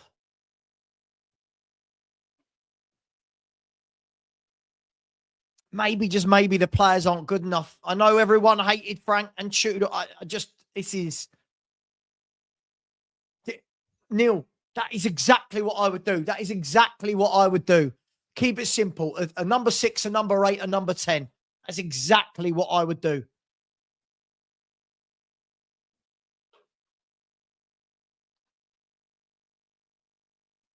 Anyway, it's going to be a long throw by Sunderland into the box, headed away, only as far as the player on the edge of the box. And I tell you what, it's flashed just wide. And Spurs are once again just an all-out mess at the moment. I don't think he's got this lineup right in any way, shape or form here.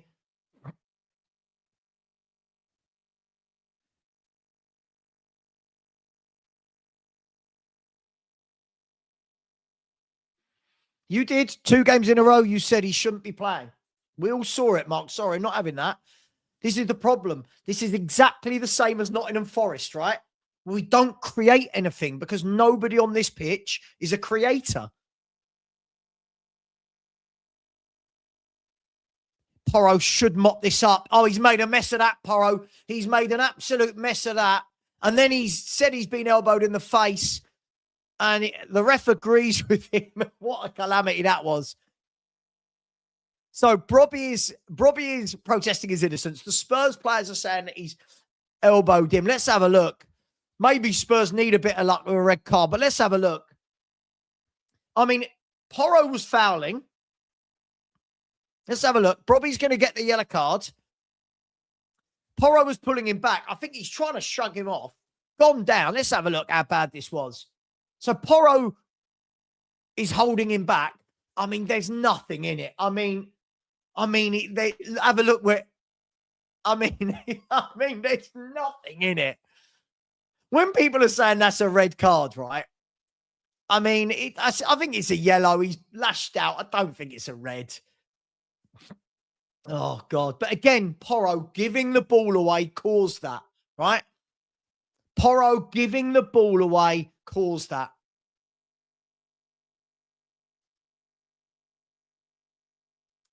I think the ref's got everything right so far, if I'm brutally honest with him. I think he's got everything right.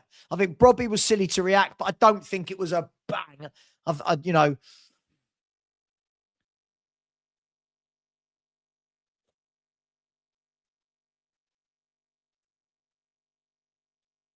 God, but we just look so poor on the ball.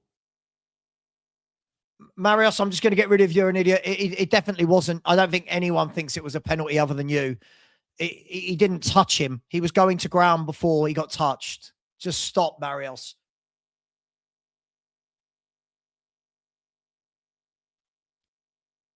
It's almost as though these players aren't good enough. Like, look, Bergval giving the ball away again. He is dreadful. Again, and again, he's giving it away. He is dreadful. Adogi, what can he do? Gets it out wide to Richie. Need a bit of quality here. Richie whips in across, and it's easily dealt with by the defender. And then Sunderland can play the ball out. Yeah. Got nothing going forward. Marius, no one else in here thinks it was a penalty other than you, mate. Marius, honestly, every day you come in here, you really show that you don't understand football at all, mate. Here's Solanke. He's got Mawani to the right of him, but he hasn't done anything. And yet, I mean, that's really poor play by Solanke. He had Mawani to the right. I think it was Romero to the left. And now just awful. Just awful.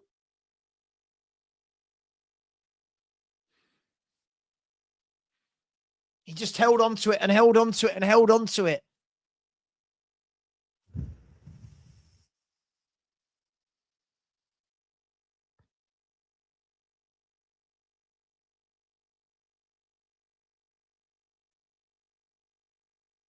Three shots each.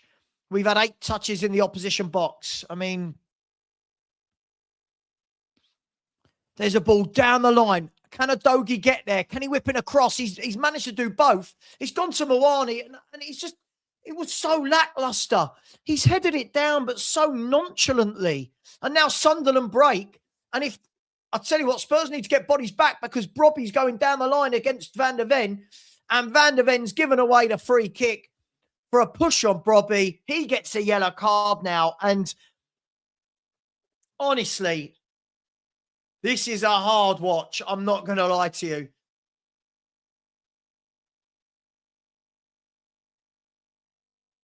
Let's have a look. So the ball was played in down the channel.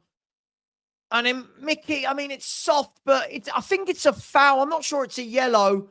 Problem is, when you put 2 hands on someone, you're going to make the ref make a decision. It's soft, but football is soft now. So both our centre-halves are on a yellow card.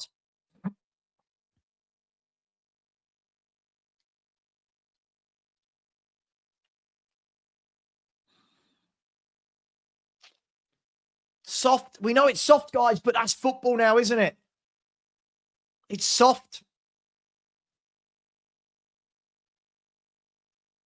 I think if we get into our time, he's got to do something. This is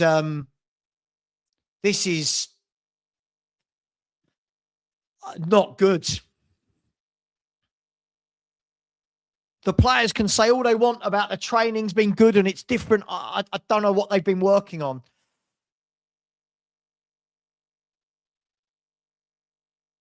And Nottingham Forest have equalised. So Forest at the moment have equalised. And Pedro Porro gets a yellow card. 3 of our back 4 have a yellow card. Anyway, Sunderland have a free kick. It's 20 yards out. It's in a perfect position for a left footer like Granit Xhaka.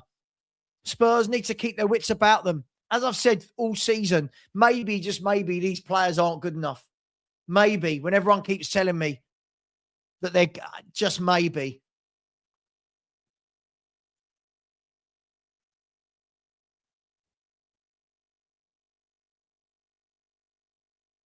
Guys, anyone who thinks that was a penalty, by the way, on Moani, you really don't understand football, do you? It was not a penalty in any way, shape or form. Anyway, here's Granit Xhaka. Spurs got to get into half-time 0-0 here because we're starting to get opened up a little bit in those transitional balls. Here's Xhaka, and it's an awful free kick, thank God for us. Gosh, it's been poor. Oh, right. People are saying that Van der Ven was booked for dissent, not for the tackle. I don't know. So Forest 1, Villa 1. Let's have a look at that goal. Cross was whipped in, brought down, laid to the edge of the box, and a shot into the bottom corner. Good goal.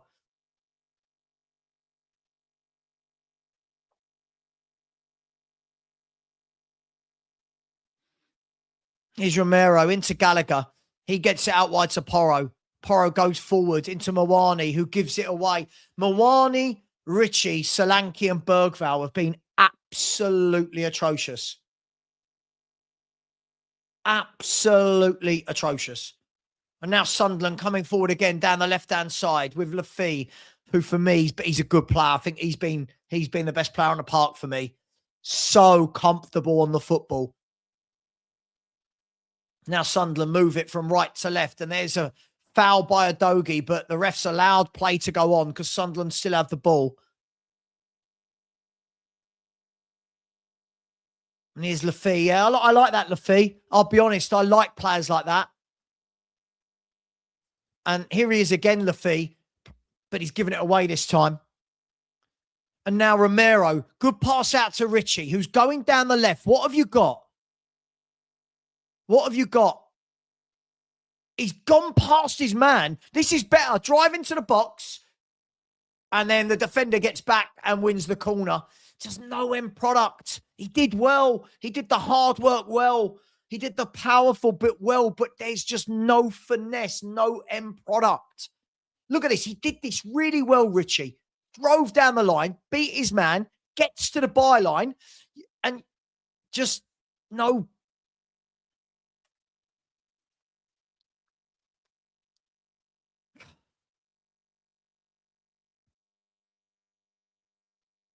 I don't know. Here's Sunderland with a ball in the left back area. And it's Gray is turned again. I don't think he's had a good half here at all, Archie Gray, if I'm honest. I just don't think he's ready to anchor that midfield. I don't.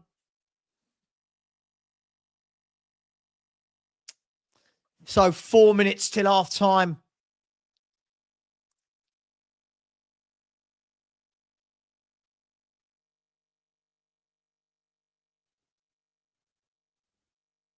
Ball cut out by Gray. Now played forward into Moani, who's done the square root of nothing. Can he do something here? He's gone past his man and fallen over. And I'd say he's gone down so easily. He's gone over so easily there for me. Let's have a look. Am I being harsh? Oh, he's gone down so easily.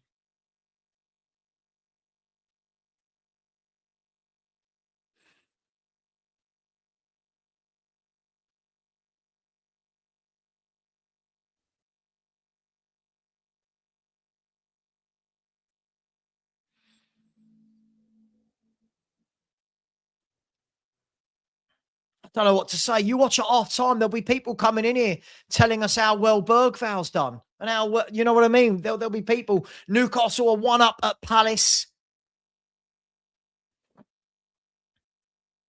Right, Arcus, this is what I don't know what he does.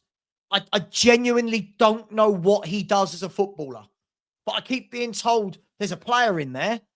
But what? Like, what does he do? The Newcastle goal, I think, was by a Sula. I think.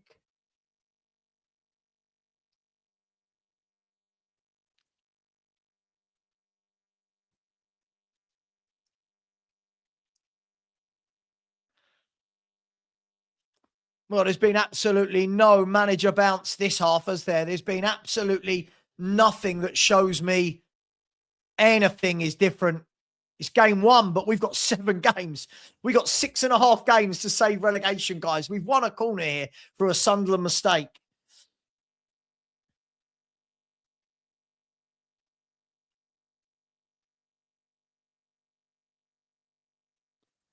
I think this has got to be our best opportunity from corners, because these players are just not good enough. They're just not good enough. People can pretend all you want that these players are good and should be top 5 or 6. They are not good enough. Kudus is good enough. Kulu is good enough. Madison's good enough. But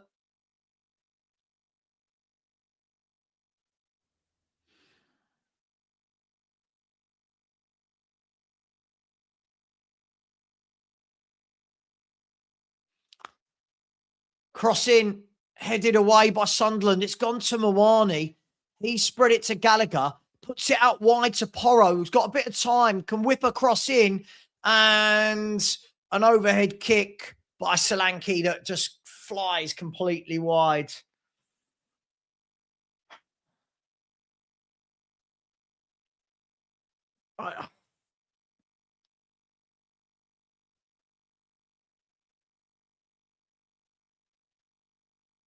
It's been absolutely pathetic today. It's been absolutely pathetic. I'll be honest. Listen, a big fan of De Zerbi's. I just think he's got it very wrong here. I think he's got it very wrong, this lineup so far. Just looking at the Newcastle goal.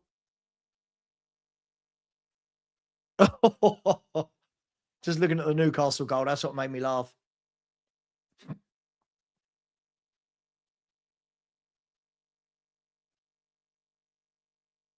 So don't forget, 3 of Spurs' back 4 is on a yellow card. And there's Romero coming out and giving up. This guy has got no brain. Guys, he is on a yellow card and he is coming out and making tackles like that. What are we doing? Look, just stop, Romero. Oh my gosh. Rain, it's been, I would say, diabolical this first half, I would say. You're on mute. Just too many numbers in and around and stuff like that. Yeah, I wasn't expecting you to bring me in until half time. It's exactly what we thought. Yeah, well, there's 5 minutes of stoppage time. Did you want to go out and come? You want to stay in? I don't mind. Yeah, no, I'll stay in. It's exactly what we thought, isn't it? So, and the question now is, I can't. The sound will get me demonetized. Hang on, they're in. Oh, good save, Kinski. And then a good block by Gallagher. Oh, my gosh. Honestly, Rain, this is...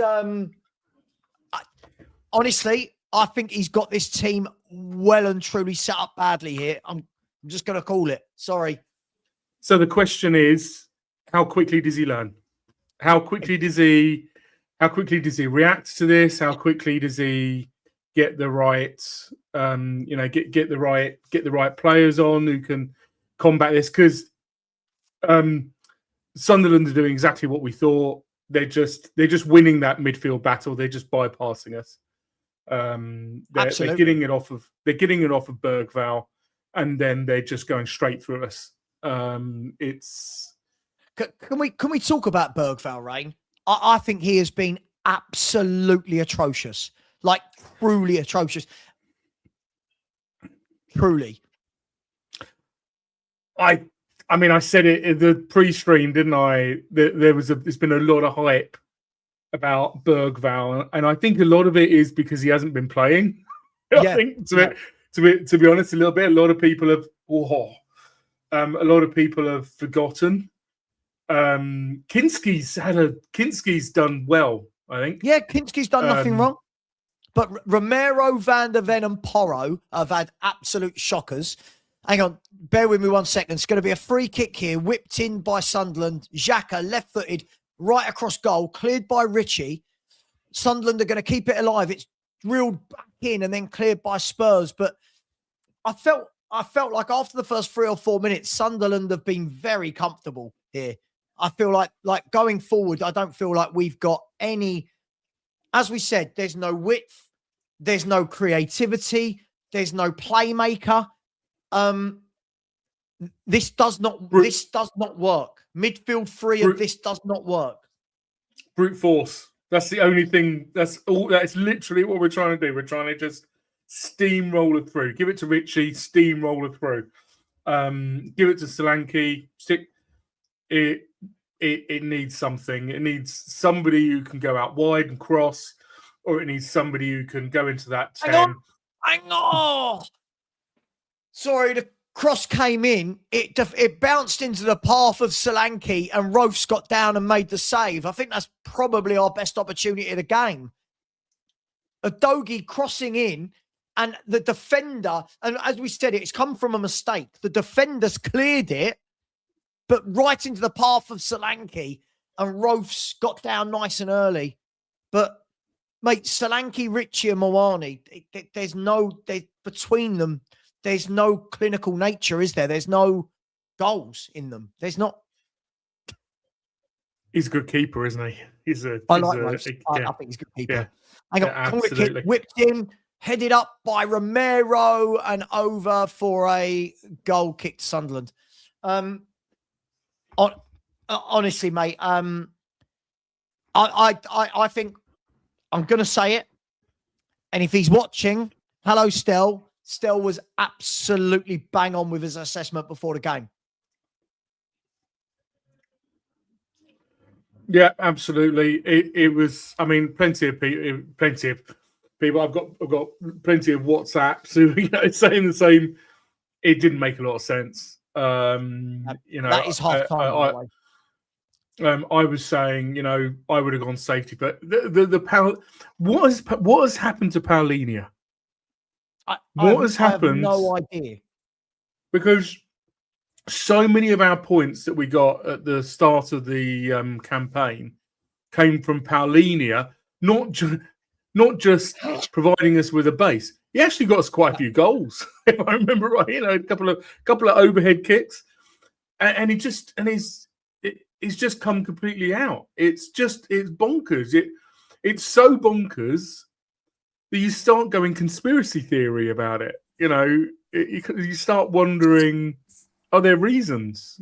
Because it doesn't make any sense. I mean, look, it's, like Paul, this is what makes you laugh, right? People like Paul O'Keefe are tweeting out, halftime sub should start with the ref. He's having a mare. Like, no, Paul, he's not. We've been awful. But again, we're doing that thing where people want to blame everything but what the actual problem is. These players aren't good enough. And for me, Dan, I'm going to say it. I'm sorry if this pisses people off. I think De Zerbi has got this horribly wrong so far. I think I get what he's tried to do. And I think it's basically what we said at the start, where he's just gone for a bit of brute force. But I think you got more chemistry in a science lesson at secondary school. There is just nothing there on the chemistry side. I mean, if I was me, if I was doing it, I'd be making 3 subs. I'd have Romero off that pitch. He'd be the first one I'd have off there because he's going to get a red card, in my opinion, if he don't watch it. I mean, what the hell was he doing and getting a yellow and then coming out for more tackles like that? He's asking for it, basically. Yeah. And then on top of that, I'd be taking Bergval off, definitely, and bringing Simmons on because there's just no chemistry there whatsoever. I don't think Gray's had a bad half. I don't think he's had a good half. If his job is to just get the ball and pass it back and let someone else put it forward, then he's done fine. But apart from that, no pressure in going forward. The first 2 that come off for me is Bergval and Romero. and Romero's more for the safety. And Bergval, again, what does he offer apart from getting the ball forward and losing it? I've mate, Dan, how many times you heard me say on shows, right? Yeah.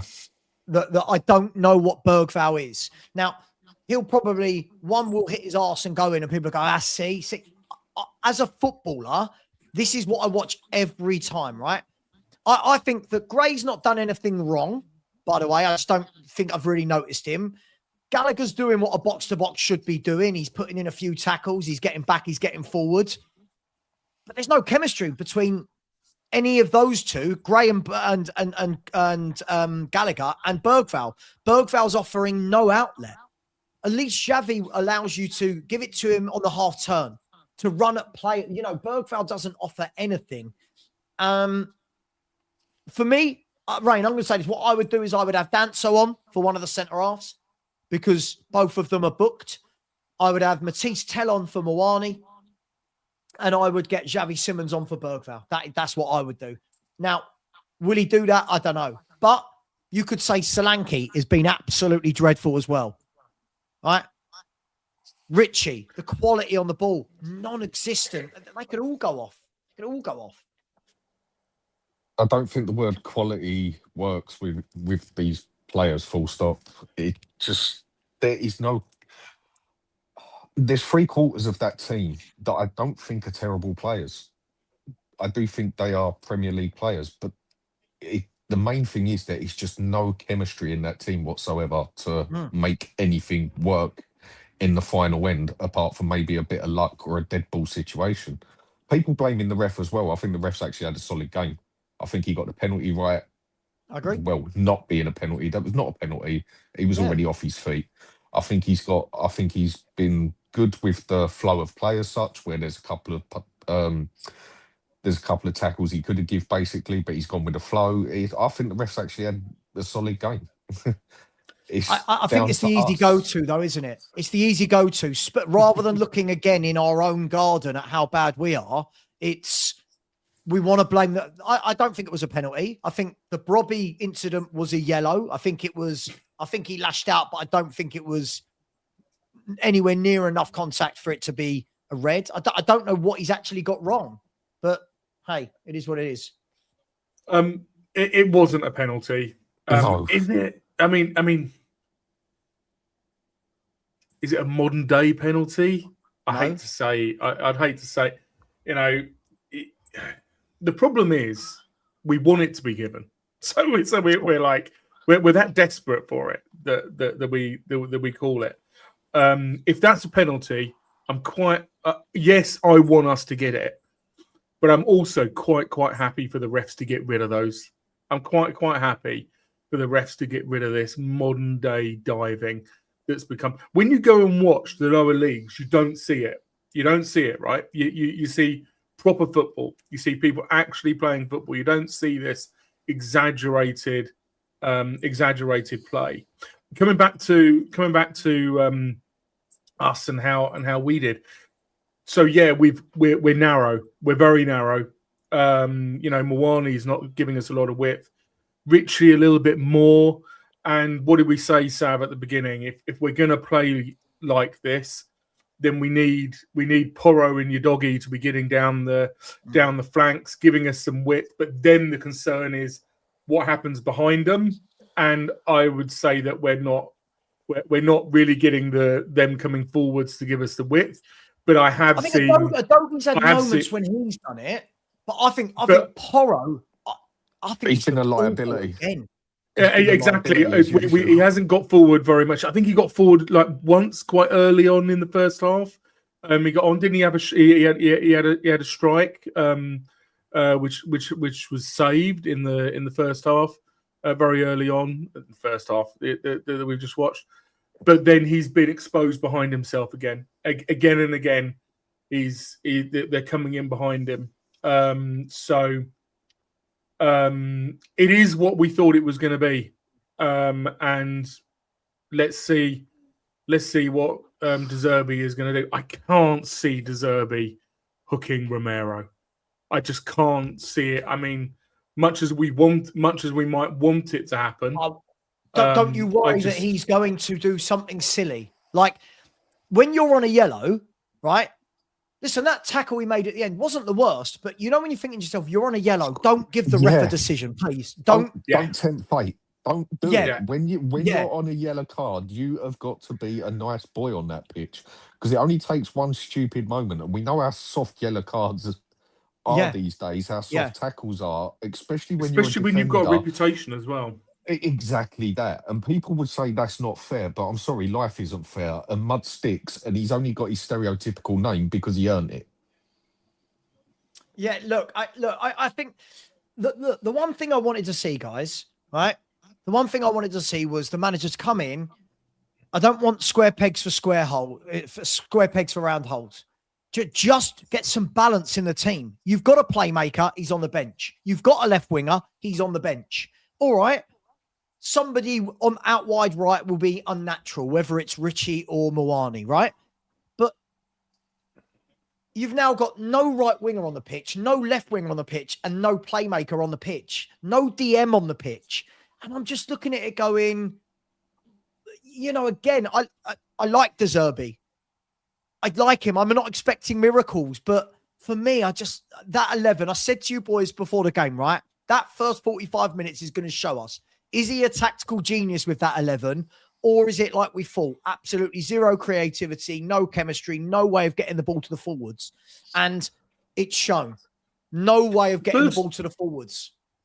The first 5 minutes, it looks like we were doing what you were saying, that press, that push, that go and grab the ball off of them.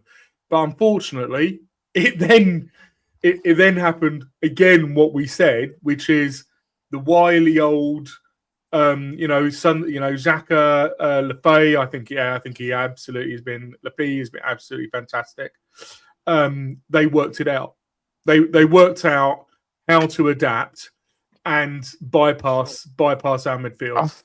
I've got no problem. So it looked like it worked for a few minutes, but then Sunderland went, okay, we know what you're doing here, and just sorted out. And unfortunately, whilst Sunderland were quite able to go, we can see what you're doing, and we're gonna play around you. Unfortunately, we don't have the quality to actually do that. Bergval just keeps on doing the same thing. You know, Archie Gray is doing what he's doing, but he's not really impacting the game. Gallagher isn't impacting the game. He's busy. He's not losing the ball like Bergval, but he's not doing anything. He's got no one around him. He's at least trying to pass it forward, though. Yeah, he is trying to pass it forward. I'll give him that. He is passing it forward. But the thing is, Dan, you need a link, right? And do you know what? This is what the Arsenal fans actually said about yesterday. There were Arsenal fans saying, no matter what you think of Odegaard, right? Odegaard offers a link between the back and the front, right? Right now, Spurs don't have any link between midfield and forwards. There is nothing in the middle of that park where you go, right, listen, I'm not saying Javi Simmons is the greatest player I've ever seen, but you've got to have that guy with some vision. And for me, I think he's got it very, very wrong. I think Bergval has been absolutely woeful again. Like, again, by the way. I can't remember the last time I saw Bergval and went, I really like this guy. I don't know. If he played for Crystal Palace or Fulham, no one's going to be talking about Bergval. I think he's dreadful. Honestly, I do. Sorry. I've got no I problem don't think they're playing him. I don't think they're playing him, Sam. With what De Zerbi's done, I've got no problem with it. He's tried something, fair play to him, okay. But now what I want to see is the manager sit there and say, right, this has not worked. I need to do A, B, C, D to adapt to this game, basically, because it hasn't worked. So I've got no problem with what he's done. It's not even the worst of ideas when you look at it. Let's try it and press it, basically. But it has not worked. Blatantly, it's not working, and he needs to make changes at half-time, not wait until 70 minutes. But Dan, do you know what makes me laugh is, like, when I look at West Ham, when I look at Forest, used those two clubs in and around us, right? They've gone to basics. They're both playing a 4-2-3-1, right? They're playing basics. Square pegs and square holes. We keep seeming to do these really weird experiments. That's like the third manager in a row now that's just, no Paulinho, no Javi, no width. It's just like, why aren't we going back to basics like these other clubs that are scrapping and fighting around us? I think we did actually go back to very basic. If you look on it on just the pressing and on the muscle side, that's about as basic as it gets. But it hasn't worked. We need I mean setting them in their right positions, Dan. I mean, just agree. 2 centre mids, 2 wide players, a playmaker and a striker, like just basics, right? Because that he got very wrong. Yeah, that was bad. He's got to at least make one sub at half time, at least one. I mean, and if I had to make just one sub, again, I know I want Simmons on the pitch for a bit of creativity, but I don't want 10 men on the pitch. So for me, Romero's the first one I take off. And I don't think he's been the worst player on the pitch. It's just, for me, he's a liability out of all of them. And we've got 3 of our back 4 on a bloody yellow card. For me, he's the biggest liability to go and get the bloody red card by running forward and doing one of his dickhead challenges. So for me, he's the first one I take off, just because I don't want 10 men on the pitch. But then Bergval's got to bloody come off as well. I'll be so interested to see what he does. Look, maybe that the same 11 comes back out and we're different. But at the moment, I'll be honest, everything Stell said before the game, I think was absolutely spot on. Yeah. Absolutely spot on. And when people are saying things in the chat like, guys, it's his first game, we have 6.5 games to save our Premier League survival. We don't have, tell me if I'm being dramatic, guys, we don't have 45 minutes to experiment in games. No, we don't. Need results now. No, it's absolutely like I said, Sav. He doesn't have any time to learn from mistakes. He cannot make a mistake and then learn from it. He needs to learn really, really, really quickly that this is not right. And I am surprised because everything that I saw, in the run up to this from De Zerbi, all of those interviews looked like he was the opposite of Tudor, just came in and done no research on what Tottenham Hotspur is. No research on what the fans are like. It looked like De Zerbi understood, but he's come in. He's made a mistake that first half. Now fix it. Let's undo it. Let's undo that mistake. He's had time to make that mistake. That 45 minutes. He's had time to make that trial. It hasn't gone totally tits up because we're not down. We haven't conceded, so it's a mistake. But okay, you can even say it's gone in our favour for the fact that we're not a goal down or 2 goals down, which we could be. He's made 0 changes. He's made no changes at our time. Well, there we go. Enjoy. Speak to you later, mate. See you guys. Let's have a good second half. Yeah, let's hope so. See you later. Well, guys, no subs. Let's see what they're made of. All we need is some sort of scrappy 1-0 here, but I'm shocked that he hasn't made any subs. But here's Richarlison. Can he get there first? No. Alderete gets there. I'm quietly impressed with him this season, by the way, Alderete. Here's Richie on the left-hand side, and again, tackled by Granit Xhaka. But Spurs, same 11. Same 11. I mean, how can you not be surprised? Look how bad we were. It didn't work in the first half. Sorry, I know you always want to be positive, Phil, but like we have 6.5 games left to save our Premier League standing.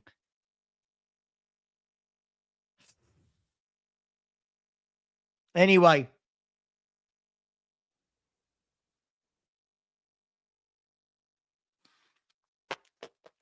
Anyway, what you got, Spurs? Just a scrappy 1-0 will do it. For anyone asking, it's currently Palace 0, Newcastle 1, and Forest 1, Villa 1. So we kind of need Villa to do us a favour there. The Palace-Newcastle game doesn't matter to us, but we need Villa to do us a favour.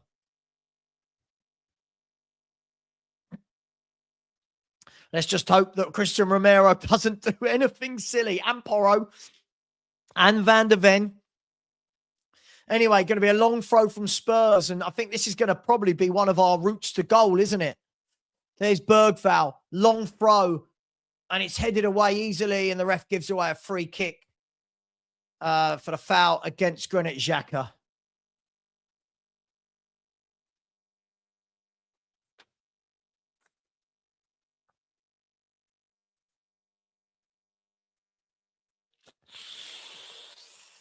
Oh, so 3 of the back 4 on yellow cards. Let's hope that doesn't come back to bite us, guys. It's so funny. Yeah, I always know the same people. It doesn't matter how bad we play, will pretend they've seen something they've not. I love it. The same people are hilarious. I'll be honest, I truly thought he was going to go in a different tactic to this. So I'm a bit confused, but we've got 45 minutes to find something, anything, nick a goal, just anything off somebody's backside. Here's Richarlison. Gives it to Gallagher. He loses the ball in midfield. And now Sunderland trying to break out. They have done on the right-hand side. They're pouring forward on the right-hand side. I think this is Rigg. Goes onto his left foot, the ball across, and Porro clears it.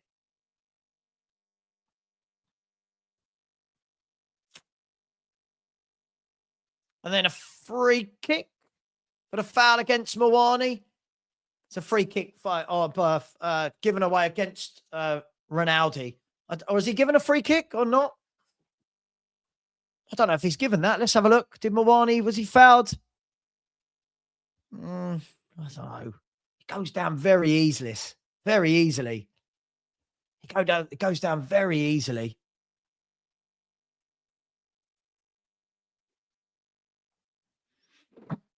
Here's Gray. Gives it to Gallagher. He spreads it wide to Udogie. Back to Gallagher. Plays a nice little ball into Richie. He plays a good ball into Bergval. What have you got, Bergval? Gives it to Richie. Through on goal. And a sliding tackle from O'Neill, and it must have hit Richie because it's gone out and the ref's given a goal kick. Nice little move there. Gallagher into Richie. Richie to Bergval. Bergval to Richarlison. And yeah, he's kicked it off Richarlison, but that was better, at least. Better.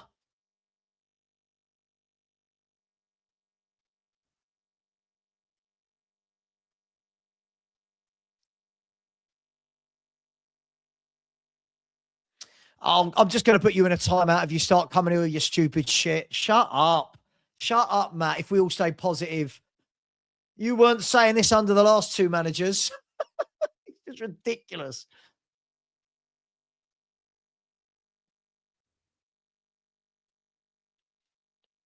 So 50 minutes gone. Here's Sunderland. Coming down the right-hand side. The ball dinked into, I think that's Rigg, but I think Van der Ven can mop that up. He has. And plays it out for a throw-in to Sunderland.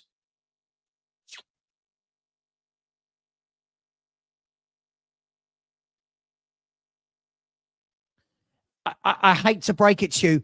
It doesn't matter that he's just got here. We've got 6.5 games to save our Premier League safety. Anyone coming in doesn't get time.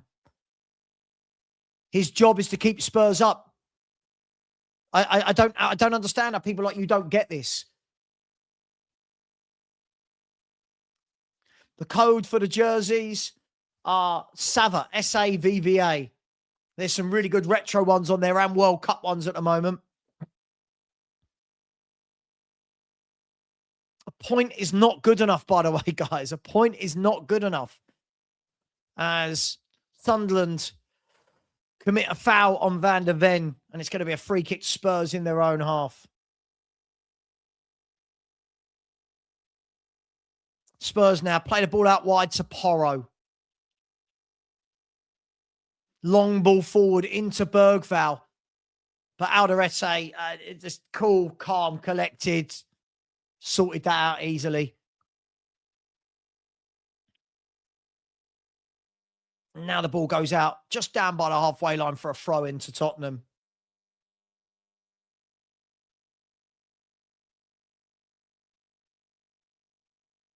So here's Romero, gives it to Mickey van der Ven.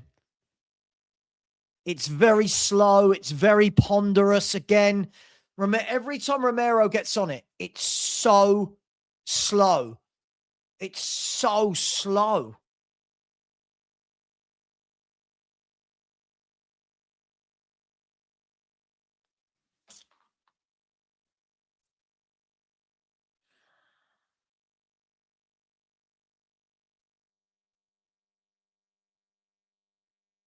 I think he's gone down too easy for me there, Adogi.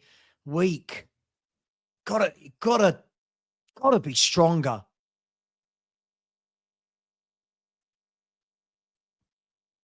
Now Sunderland play the ball over the top. Romero gets it away, does he? It's a poor clearance.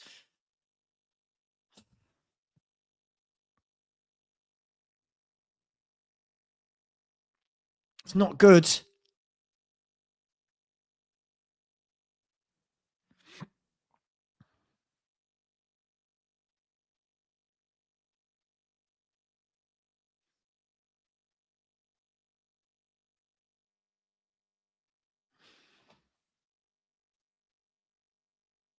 I just don't know why we don't go back to basics. I really don't. Just get the 4-2-3-1 with square pegs in square holes.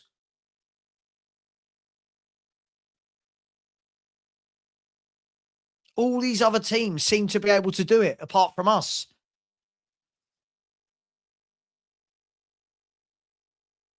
Here's Bergval.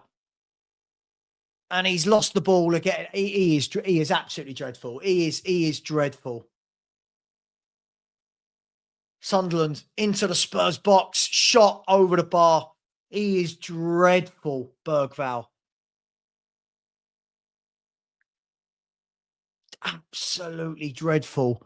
But he's got this. I'll say it. So far, in terms of a team that want to go and win the game, he's got this wrong. Doesn't mean we can't win it, but your one winger, I don't rate him, but your one winger is on the bench. Your one playmaker is on the bench. I don't understand this at all.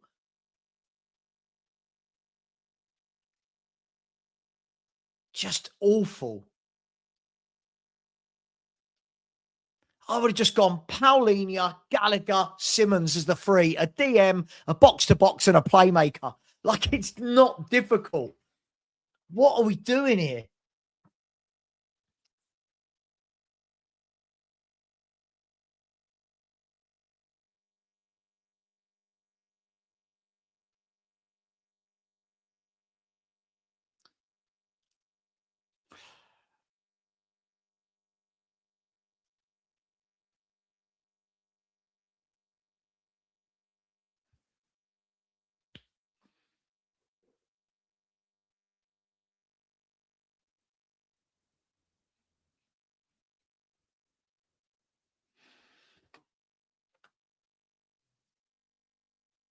As I said I'll give it the first half and see what he's trying to do and how he's set up, but I don't get it. Mate, sorry, Bergval's been the worst player on a pitch by a mile. By a mile. And he is most games as well. Most games he doesn't do anything. I don't know what he does for people to defend him so much.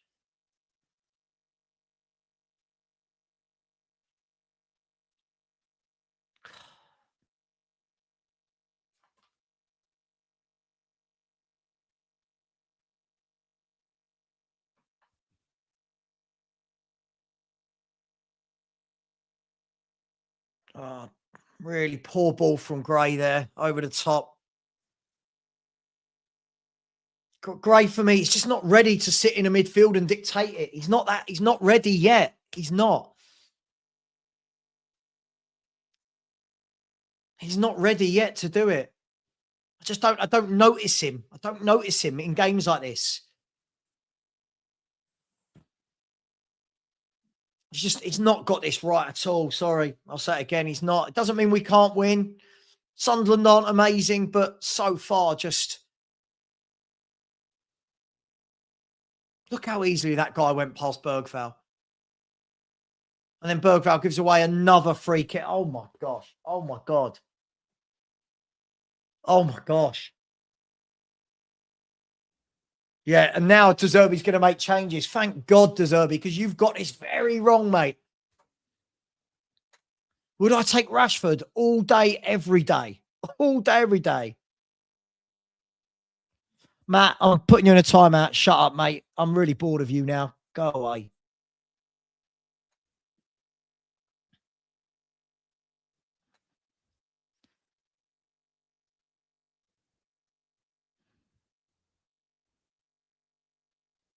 Sunderland with a free kick deep into the Spurs box, headed across. It's bouncing around.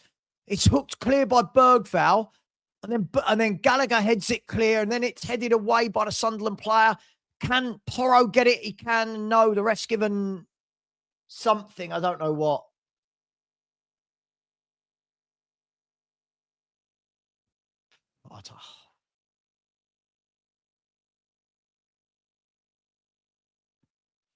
So Tell and Paulinho coming on, and Sarr.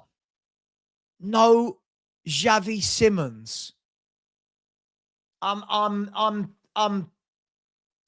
baffled. I'm gonna be honest. I'm absolutely baffled.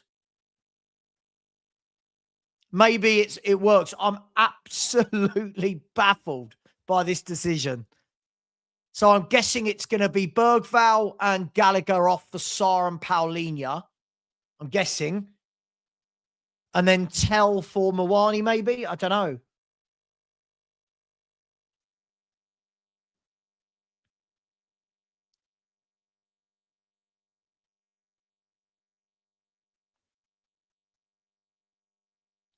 I don't know, guys. Each to their own. Each to their own. I don't know. Here's Porro. Good pass into Richie. Has Richie got a moment of magic? Oh, my God. What an awful... Oh, God. Richie is just so bad. He is so bad. Oh, my gosh. Every shot is a P-roller.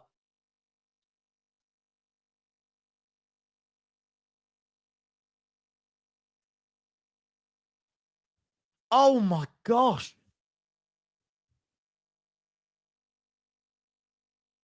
What are we doing?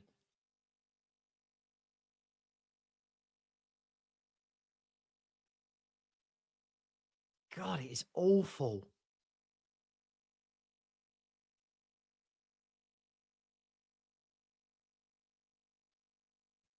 I don't get it.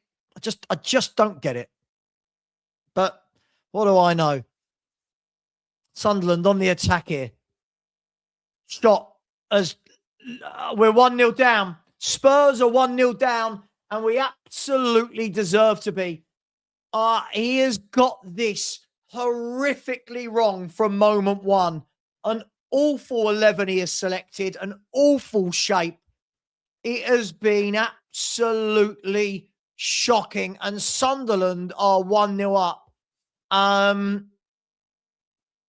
What do you say? What do you say? What do you say to this? And still we're not even seeing our playmaker come on. It is crazy. The shot has looped up. I think it's cut in and it's looped up off one of the defenders into the back of the net. What?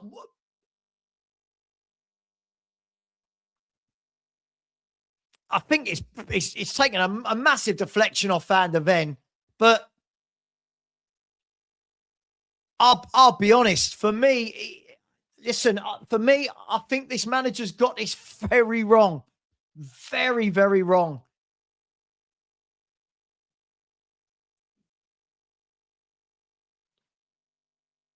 Why can't we just play a simple 4-2-3-1 with players in the right position?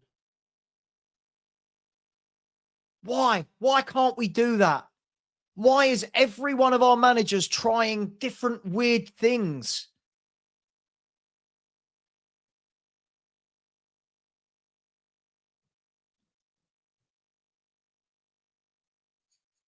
So here's Matisse Tell.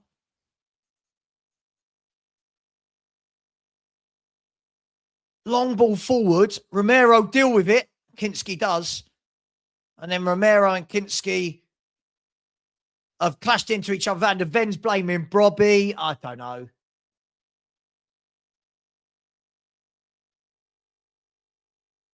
Let's have a look at this. So Romero shepherds it back. Yeah.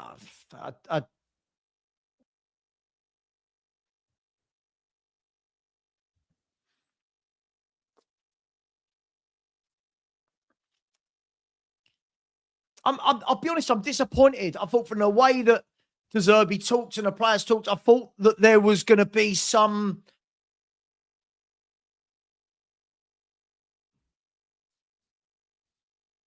I thought there was going to be some sort of attacking. I thought there was going to be some sort of pattern, but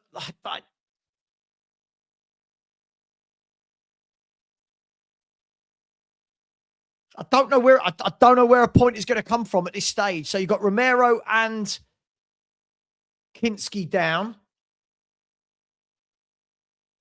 But sure, but I'm not saying it's on the managers, but we keep not doing the sensible thing. When you watch West Ham, they're doing the sensible thing. Like they're playing the sensible way, the same as Forest. And we keep doing these really weird things. Aaron J, I'm just going to block you. You're turning into an idiot lately. It's just really weird. Like we can't seem to just do the basics right. As like the managers are not even putting out a basic 11.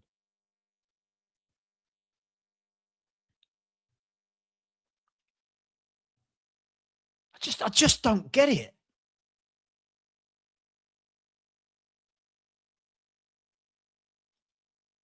You've got your one winger on the bench, your one playmaker on the bench.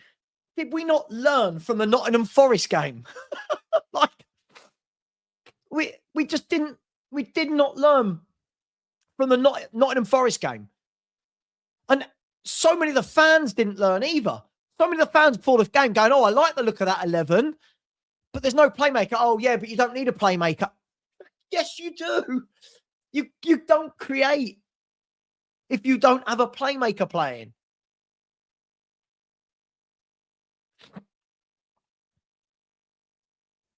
But as I've said all season, I genuinely don't think the squad is good enough. I've been ridiculed all year by people. So I don't think it's good enough.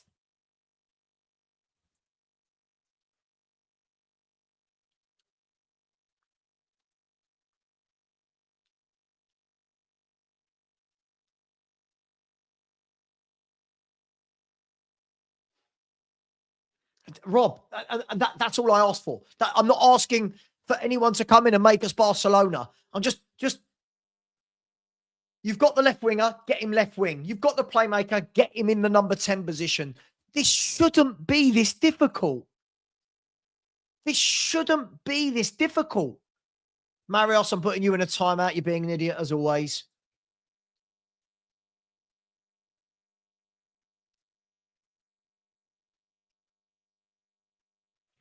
I don't think any player on this pitch can hold their head high at the moment.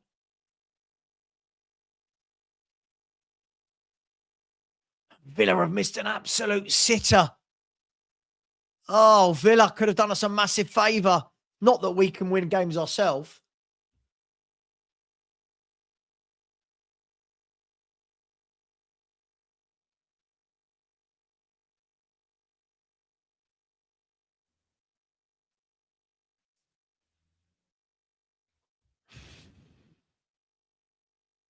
So it was Tell for Richarlison, Paulinho for Gray, and Sarr for Bergval.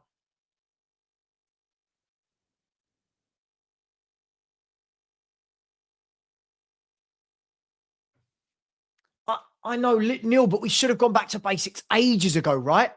We should have gone back to basics ages ago.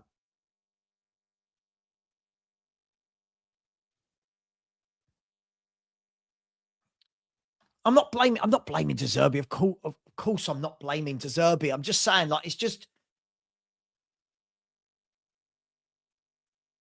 I feel like we just have to overcomplicate every game. Surely anyone could see that a midfield three like that wasn't going to work and that front three wasn't going to work. Surely.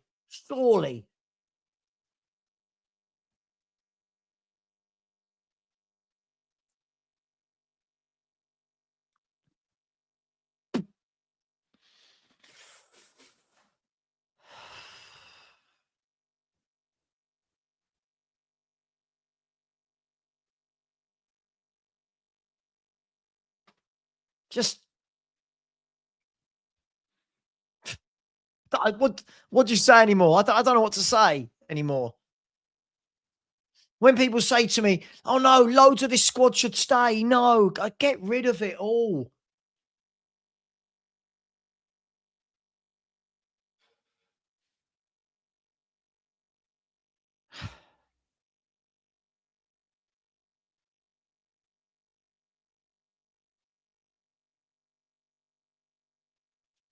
Yeah, I know that. Look, people in the chat talking about should have kept Frank. Listen, I don't know. All I know is, as I said at the time, Frank wasn't the problem, right? There's so much worse going on at Spurs, but 2 managers later, and we're still seeing it. It's the same under Ange and Tudor and Frank, and now deserve it exactly the same. 10 days with the players has done nothing so far.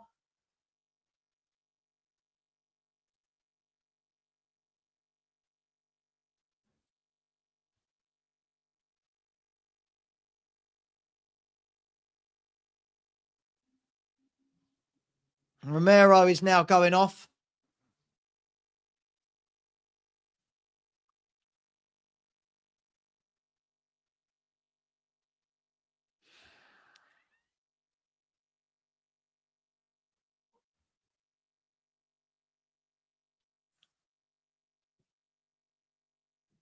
Romero's crying. Literally, he is crying.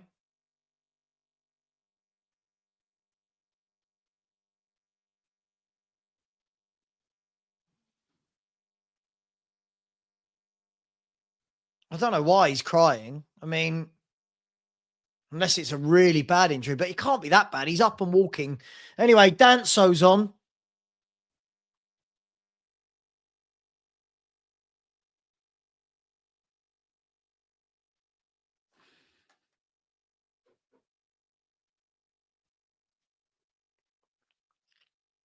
When people are saying the World Cup, I don't have the sound on. What's he done? Like,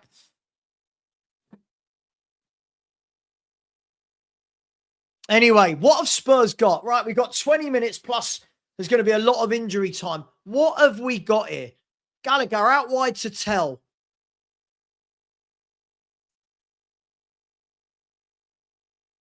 Lays it back to Gallagher. Puts it across, deep to the back post. Mwani brings it down, does he? Oh, my God, Mwani. Keeps it in the end. And then wins a corner kick.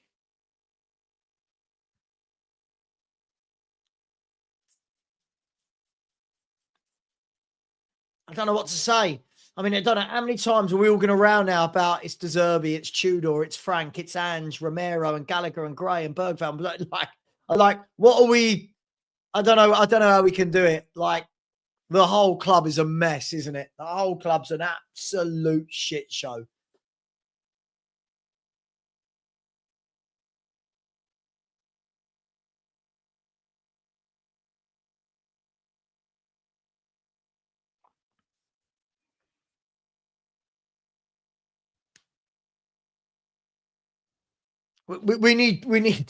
We need one of those turnarounds now where, I mean, we need one of the great Premier League comebacks here because this is bad.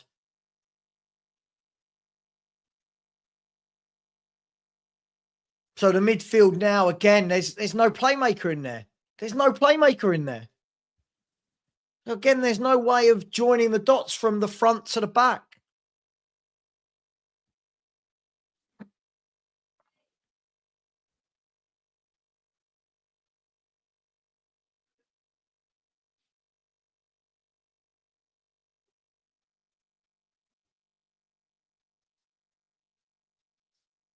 I don't know what to say anymore, guys. Like, I'm seeing person after person after person blamed, but this is everyone we've had. This is 2 years of this now.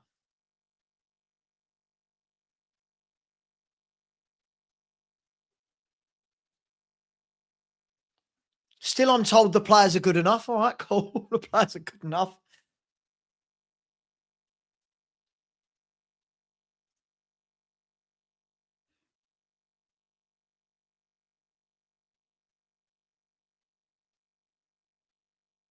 Now the ball goes out wide to Tell. He brings it down. Runs it his fullback. Slips over. Really poor from Tell that. And then the foul by Udogie on the Sunderland player.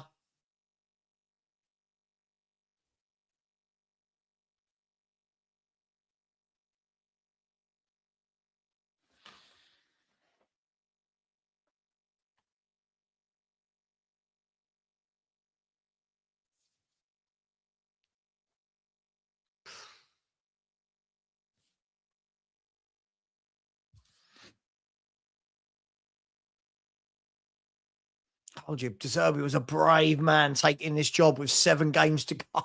Wasn't he? Brave man. Anyway, the ball knocked forward by Sunderland into the Spurs box. Robbie is shepherded away by Danso and Van der Ven, and the ball goes back to the goalkeeper.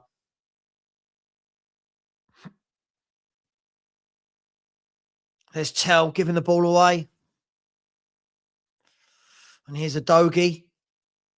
Gives it to Paulinho. I can't believe we don't start Paulinho in games of football. I don't get it. I've no idea how Tudor wasn't, and now De Zerbi hasn't. I've got no idea.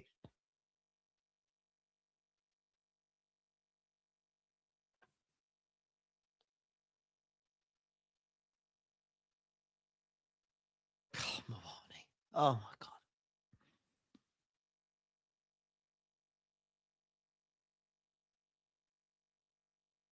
Sunderland are through on goal. Oh, Udogie got the touch. He got the touch, did Udogie. Oh. And then a free kick given away and a yellow card for the Sunderland player.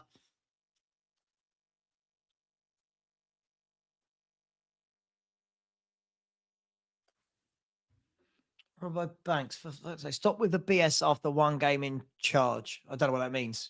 I don't know what that means. You do realise when a manager comes in with 7 games to go to save us, you don't have time to settle. You do realise that, right? Like, you've got to hit the ground running. That's the gig. Tell with a cross. Header in. Straight to the goalkeeper from Solanke, who's been anonymous again today.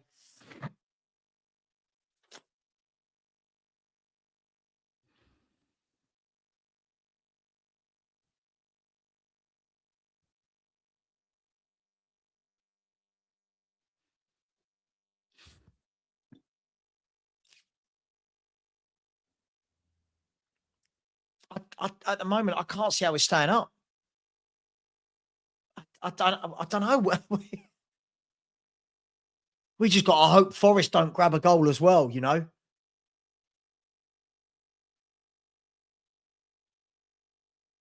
Billy, absolutely it was. Absolutely. I said this in the summer and everyone told me, no, it was a one-off. Said this. Number of defeats last year showed us how bad we were. We did nothing about it in the summer.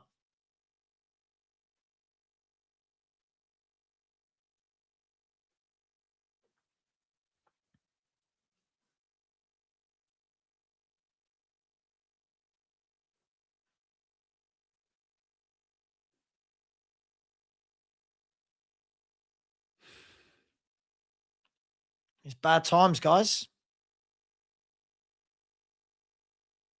Now we're just lumping it forwards. Oh, God, this is bad. This is really bad. This is so bad. Me neither. Me neither. But again, 55, 60 million for Dominic Solanke. Like,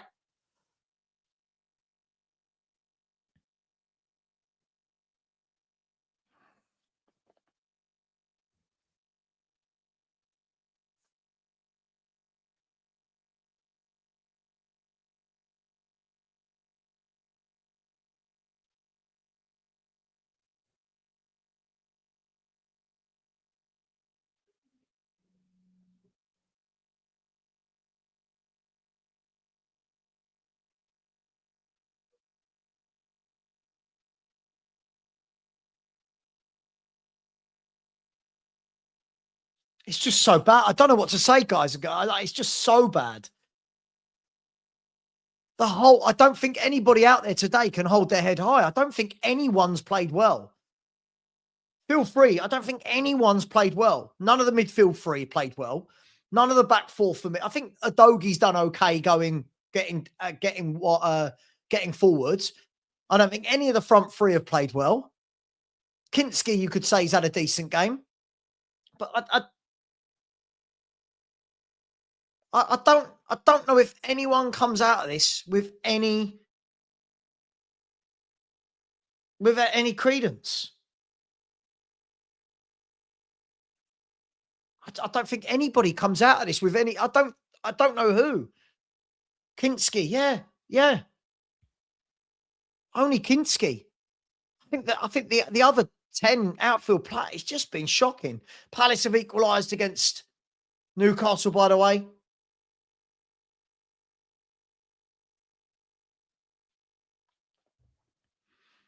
Not sure who scored the goal. Mateta with the goal for Palace. And again, Xavi Simons is still not on this pitch. Genuinely, none of the outfield players, for me, get any credit today. I don't think any of them have been good. None of them. Oh, my God, Adogi. Oh, my God. Look, oh, my gosh.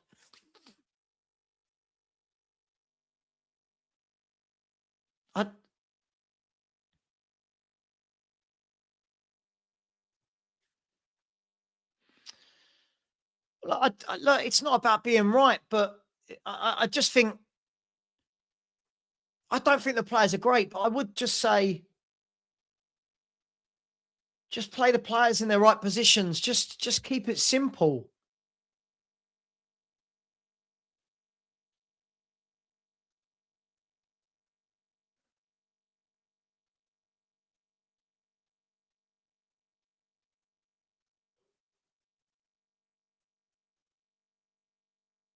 The ball is just bobbling around. Danso clears it, and now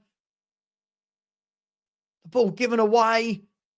Now it's gone out wide. So, oh my gosh! And then it's a corner to Sunderland. We are.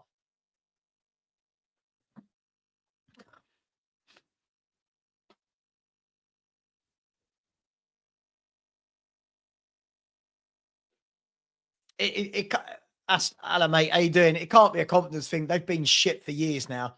This is 2 years in a row, 17th and now 18th. Like, this is shit. This is bad. I can see another Sunderland goal coming here if we don't sort this out. This is absolutely dreadful.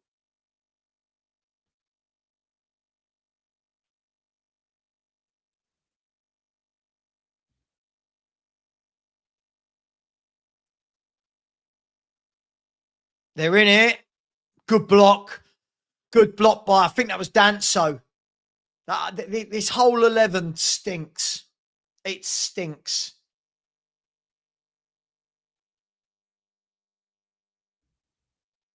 You can just feel a second goal is coming here, can't you? You can just feel it. And Mark, this is the thing. I think maybe the more managers we have, the more fans are going to start to wake up to so many of these players not being good enough.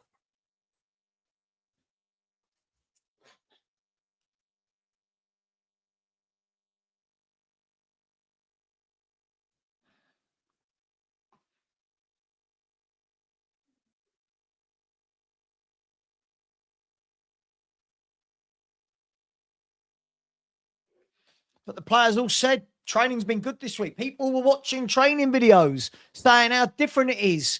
And the players look happy.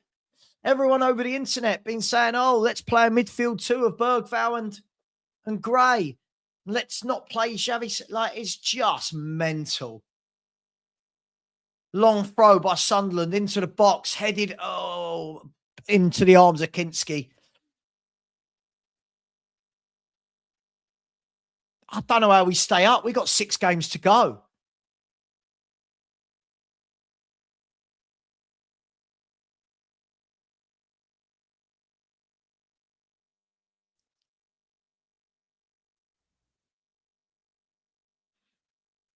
Here's Porro.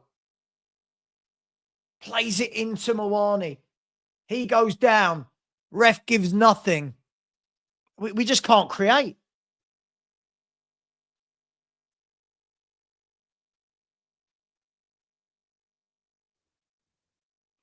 We just can't create. God, Mawani's bad, isn't he? Oh, my God.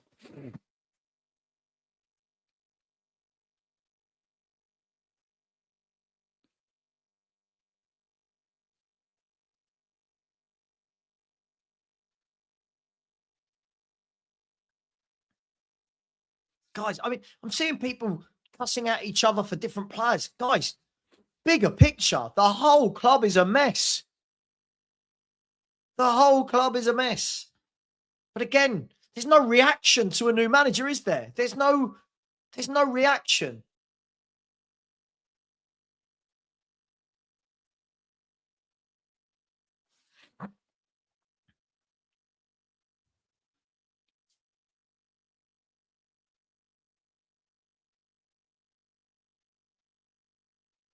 Is Kola Mawani ever on his feet? I'm not even angry anymore. I'm just not even angry. This is just what we've become. I don't know. Can we nick an equaliser here? There's Sarr, plays it out wide to Adogi, who spams his oh my gosh, like.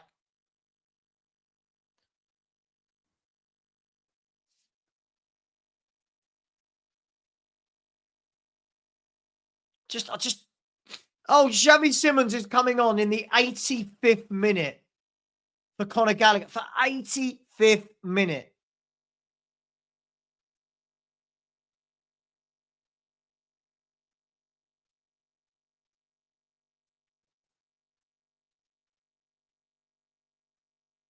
You're bringing on a player with 5 minutes to go who's a creator. What are we doing?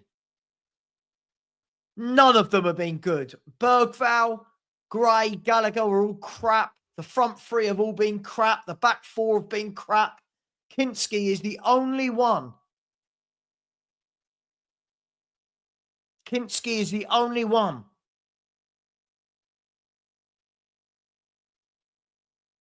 We can talk about all the individual players we want.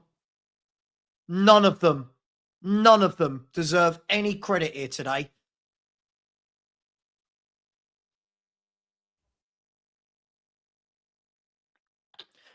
Do you know what? We're losing this game 1-0, and look how slow we're passing the ball. Look. Sideways, side. What are we doing?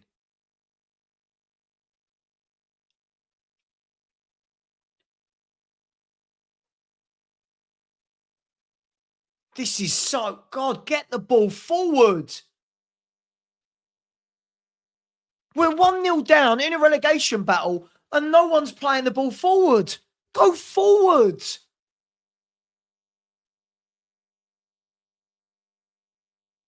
Absolute dross from all of them.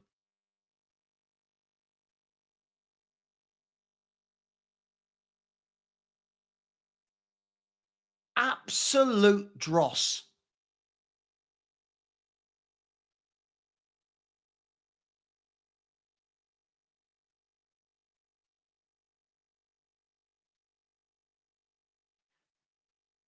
You almost deserve this, though. Not playing your creative players until the 85th minute. You almost deserve it.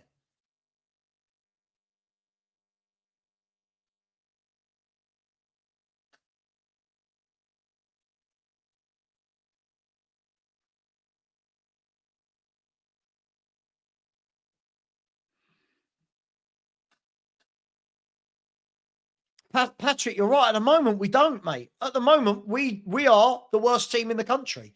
At the moment, we deserve to go down.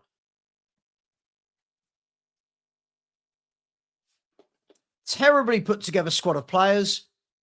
Terrible management. No chemistry.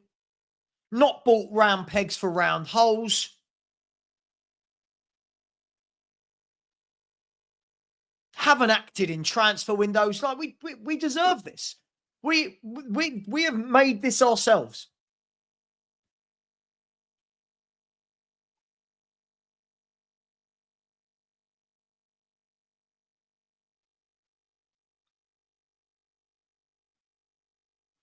Good defending by Danso there. Notice Danso doesn't dive in like Romero does. Here's Sunderland coming forward down the left.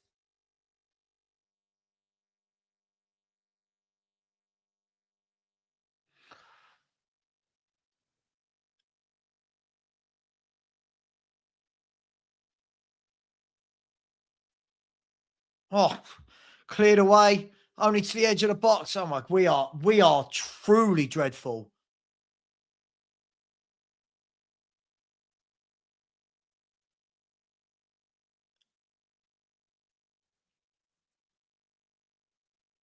You can't bring a player on in the 85th minute and expect him to get to make a difference. It's just ridiculous from De Zerbi.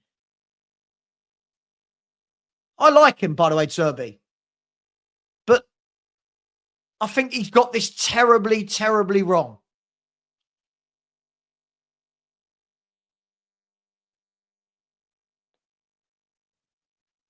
Here's Tell.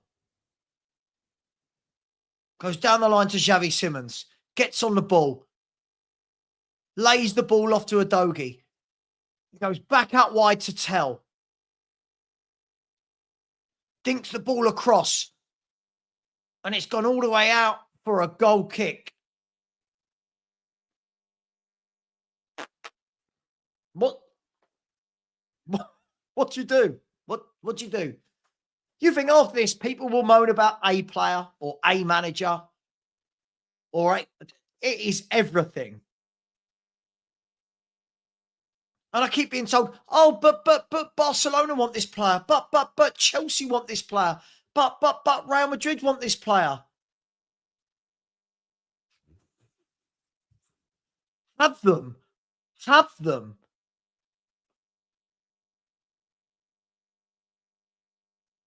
I don't know how we start.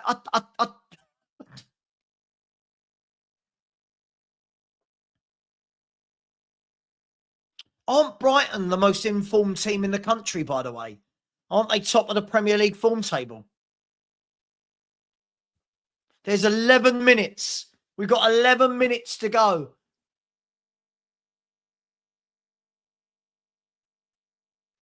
Can somebody salvage a point?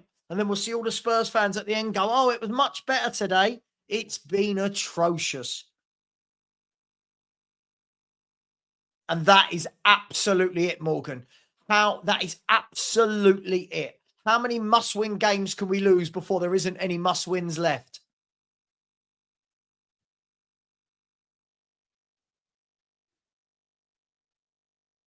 Look at this stupid. Go away, you idiot. Shut up. A draw won't be the end of the world. We need wins. We need wins. I don't think you understand. We're in a relegation battle. We need wins. This is what I mean. Our fans, as I said, fans like Matt deserve to go down. Look at the stupid shit we say. We just say such stupid things. We need 2 goals here. Absolutely. Absolutely. A mess from top to bottom.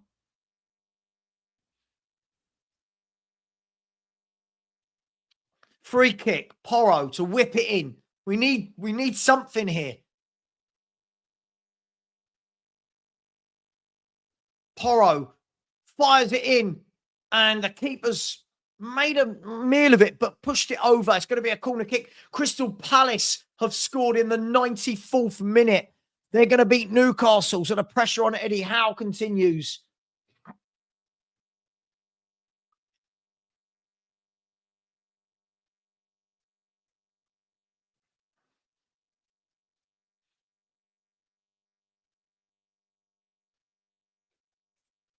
Telling you, whether we go down or stay up, this squad needs to be ripped apart. Ripped apart. And if anybody doesn't agree with that, I'm going to call it. You're stupid. If anyone doesn't think that this needs to be ripped apart from top to bottom, you are crazy. No more excuses for this. No more.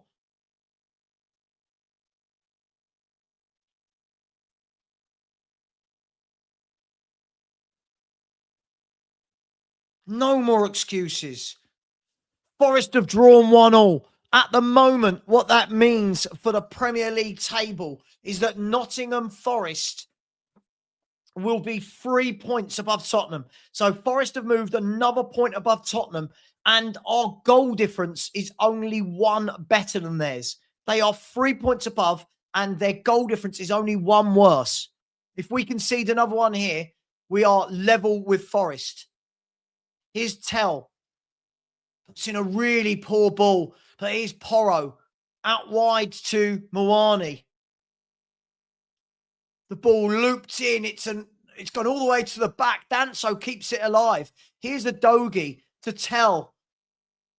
He lays it off to a Dogi. He lays it back in. It's gone all the way across, and Sunderland clear it.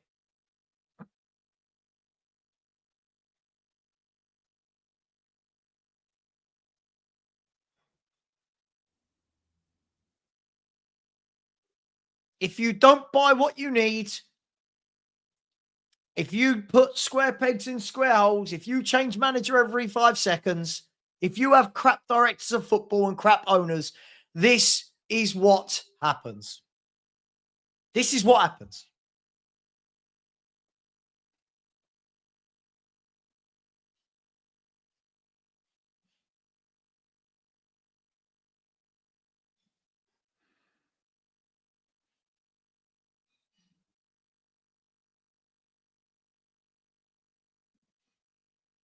It's about balance. Yeah.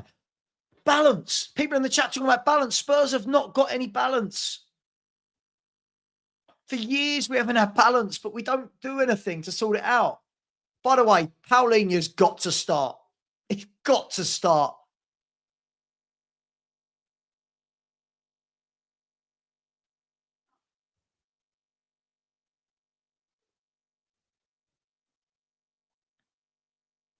De Zerbi must have one hell of a shock looking at this team.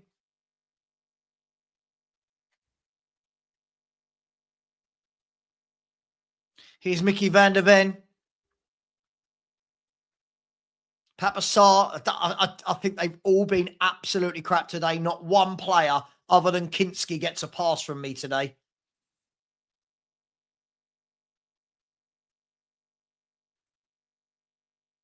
There's a ball whipped in, headed clear easily by Sunderland. And now Sunderland on the break, but they've messed up, thank God.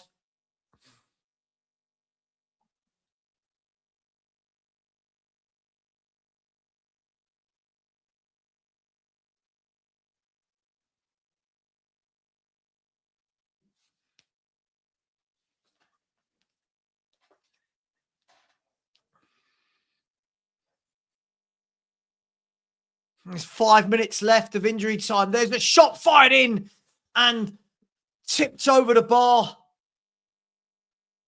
I mean, that's probably our best chance at a game, and it's come in the 97th minute. Sid Crawley asking me how bad it's been. It's been bad. It's been really bad.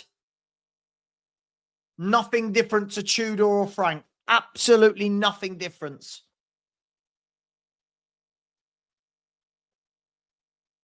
Porro, corner kick, goes short into Javi, back to Porro. Oh, Porro. There are no words.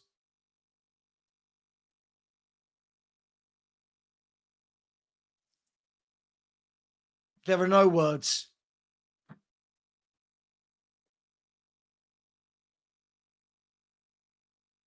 I'll be honest, guys. I said at the beginning of the game, I don't get it.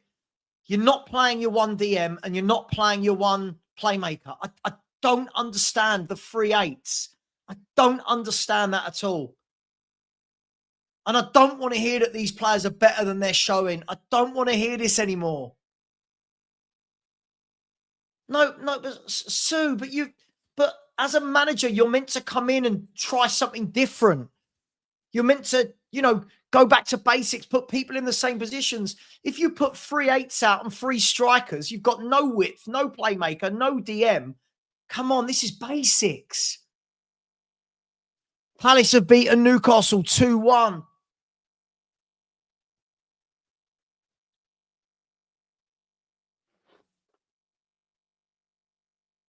basics. Put Paulinho in as your DM. Put Javi in as your playmaker. If you've got a wide man fit, play him out wide. This is not rocket science.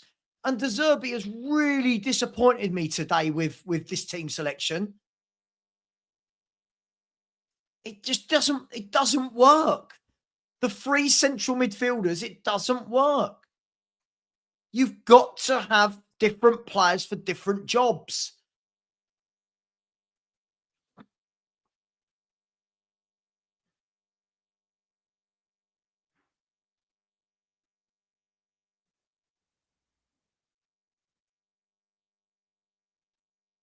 I don't know what he was doing today. I don't know what he was doing. Honestly, I didn't get the lineup at all. I did not get it at all. I'm not surprised we've lost the game.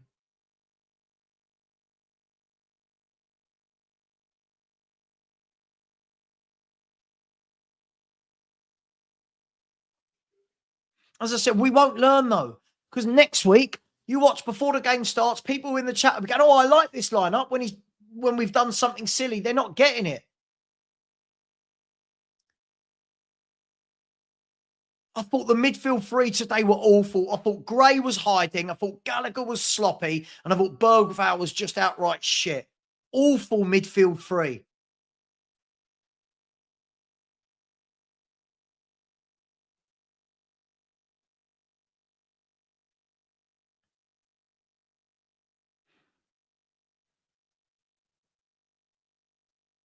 Even when we go forward now in the last minute of the game, not one part of me thinks we're going to grab a goal. Ball dinked in. It's gone over everyone. Is Adogi laid it back to Sarr. And then his first subs on was Sarr. Like Sarr was his first midfielder to come on, not Javi.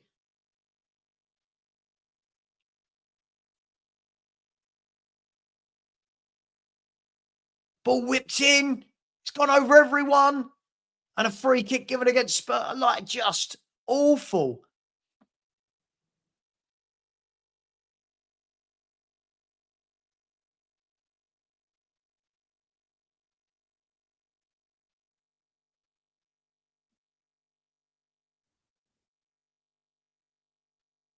And they're showing there.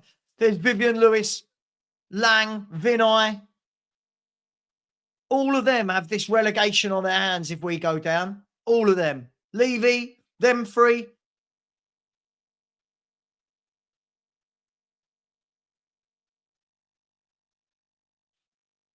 But again, this is the squad we picked. This is the squad we've put together.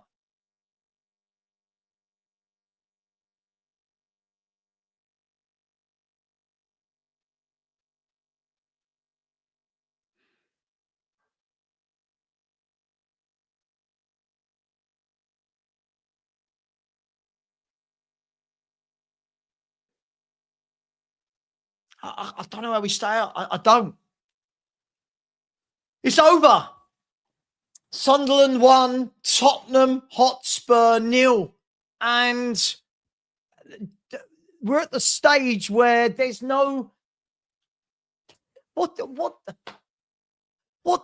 you say? What do you do about this? It can't be every manager is the worst manager ever. It can't be, right? This squad needs to be ripped up from pillar to post, from cradle to grave, from top to bottom, whatever you want to say. Stop telling me that all these players are good enough. Not all of you, some of you. Stop pretending that we're better than Villa, Newcastle, Man United, Palace, Fulham, Bournemouth, Brentford, Brighton. We're not. We have put together a disgustingly bad squad with gaps everywhere. Can we please acknowledge that? Can we please acknowledge that? Me thinking De Zerbi got it wrong today. De Zerbi's not the reason we're in this mess. He's had one game.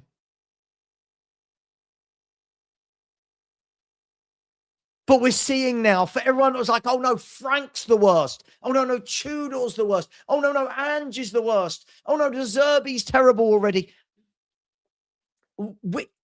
Surely are we not learning? It is a shit show. The whole club is disgusting. Do I think the manager got it right? No. But this is week after week after week after week after week. We don't create. We can't pass. This is Groundhog Day. This is Groundhog Day, people, and we're not learning. I'm seeing people in the chat, it's Gray's fault. People in the chat, it's Gallagher's fault. People in the chat, it's Romero. Oh, it's Stell. This isn't one player's fault. This is what Tottenham Hotspur have put together. This is what we put together. So when I watch, oh, no doubt I'll watch shows later and I'll hear these players are better than we're seeing. But sorry, guys, why don't you say something? I'm just so fed up of this, just how shit these players are. I'm so fed up. Day, isn't it? Same Spurs, different day. Nothing's changed. Nothing's changing. I mean, the manager, he had the chance to try and fix things up in the second half because he got away with it in the first half. Okay, fair play, tried something. It didn't go totally wrong. He had the perfect chance to change it. He didn't. Where do we go from here, basically? It's too late, Dan, wasn't it? It was too late. It's looking that Savva way. make it. Savva, well, no, yeah, in the season, but also in the game. I make you right, Sav. Why Sar? Sar for Bergval is just a like for like. It's a guy who's going to come on, who's got some legs, got some energy, but hasn't got any quality. And we've seen it. We've seen it again and again and again. It was absolutely crying out for somebody who's got a touch, somebody who can do something, because they had us done up like a kipper in that midfield. They absolutely had us worked out.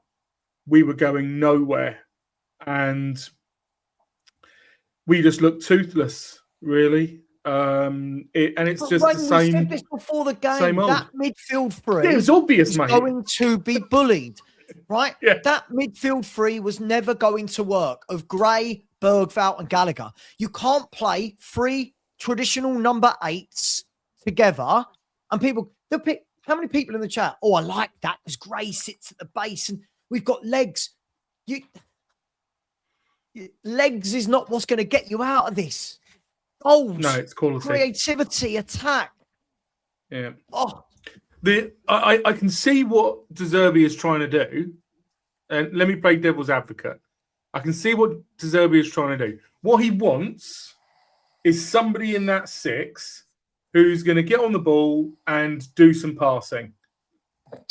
Gray isn't it. He may not like. Paulinho may not be the passing quality of 6 that De Zerbi is looking for, but he needs to learn very, very quickly that we don't have that player. It's not Gray. It's not Gray. It's not Gallagher. It's not Bergval. It's not Sarr.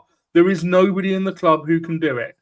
What he needs to do is he needs to put the only player who we've got who can play that 6 role and protect the back 4 in that position, and then put other players who can create in the positions that they need to go in. But Gray did nothing wrong in this game, but he did nothing right. It was a complete vanilla meh performance. Just if his job was to pass the ball back 5 yards every time, then he'd done a spectacular job. I mean, what else did he do? I mean, Dan, if you'd have seen Skip do what Archie Gray did today, would you have been surprised? I still say Skip and what's his name, the one he used to play alongside, better than what we got in midfield. Maybe. But isn't the problem, right? See, for me, what I'm not going to do today, right? this is not on a player, right? I think we all agree on that, right? This is not a player. No, it's the whole team. What I don't understand is, by the way, I think the only outfield player for me, tell me if I'm wrong, guys, the only outfield player for me that comes away from that game with any credit is the one who has been lambasted for weeks since Atletico, is Kinski, right? I think Kinski can hold his head high for his performance today. Not amazing, but I thought he did a good job. I thought the back four was absolutely shambolic. Again, Udogie and Porro can't defend, right? Constantly out of position. 3 of the back 4 got yellow cards. I thought the midfield 3, it just looked, what it was. 3 players that all basically don't really work as a triangle, as a tripod. I thought Gallagher, for me, I thought started the game well and then just got really sloppy, lazy, looked unfit. I thought Archie Gray, for me, was hiding, if I'm honest. I think considering we had the big build-up with everything's going to go through him, I thought he looked like he was hiding. Bergval was just outright atrocious. And then Solanke, Mawani, and Richarlison, I thought were absolutely god-awful. So for me, I'm going to give credit to Kinski, none of the others. I don't care if that's harsh. I agree. I mean, this might sound harsh, but I'm glad Romero got hurt and had to come off, because the way he was doing things, for me, he was going to get the red card. So I'm glad that he came off. He should have come off at half time. They're just, I mean, apart from that, you can blatantly see there's no confidence there. But even if they had confidence, there's just no chemistry. There's nothing. No. And again, I find there's something deeper to it why Simmons keeps getting left off, but then Paulinho keeps getting left off the pitch as well. Maybe they don't just play the way the manager wants. 3 different managers have wanted them to play. But when you're in this situation and we're in a relegation battle. We're 2 points in relegation. We've got 20 minutes left to rescue a game. At least bring Simmons on then and kick the bloody ball forward.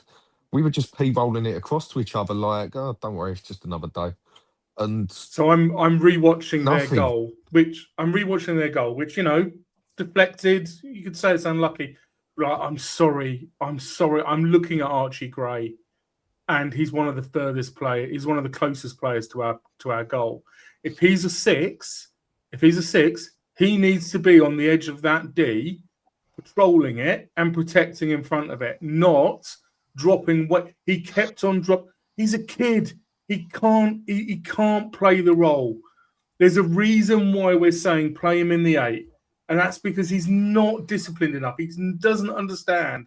The 6 is a really specialist position, right? And it needs a specialist player. There's a reason why you don't see wonder kids playing at 18 years old playing the 6. You see them playing, out wide. You see them playing up top. You don't see them playing 6. Why is that? It's because you need to learn a lot of things to play it. Archie Gray's not it. The main things you need as a 6, you need the bottle to be a 6, because it is the position you have to get stuck into at times, and you need to be able to read a game. You don't need to be fast. You don't need to be quick on your toes. You just you need to be able to read a game well, be willing to get stuck in, get rid of the ball, and just carry on with it, basically. You've got to be that player that doesn't necessarily gets noticed on the pitch, but gets more noticed when you're not on the pitch. That is a 6 role. And we haven't got that. And Archie Gray sure as hell ain't that. He hasn't got the muscle to play that sort of position, let alone the knowledge. And the only player that we've got that can genuinely cover that position now is Paulinho. The only other one we've got who can cover that sort of position apart from that is Bentancur, and he's out injured. So what we intended to do with that in the end, it didn't work at half time. He should have made more changes. It was obvious there was no chemistry there. There was nothing getting made in the game. Surely he should have brought Simmons on at half time. We had nothing to lose in that aspect. Yeah. By the way, just quickly, mate, if you are going to try and banter me, first of all, spell my name right. Second of all, the word raves has got an E in it. And third of all, Savva is a name, so it should be a capital S. Other than that, good try. I've not raved about Gallagher. I just said Gallagher was shit. They were all shit. Perchy, let me come to you on this, right? Because what I will see straight away, everybody in the chat wants their own individual scapegoat, right? I'm lumping them all in here. I thought they were all atrocious, but is it more worrying that we watched that first half and that De Zerbi did nothing at half time?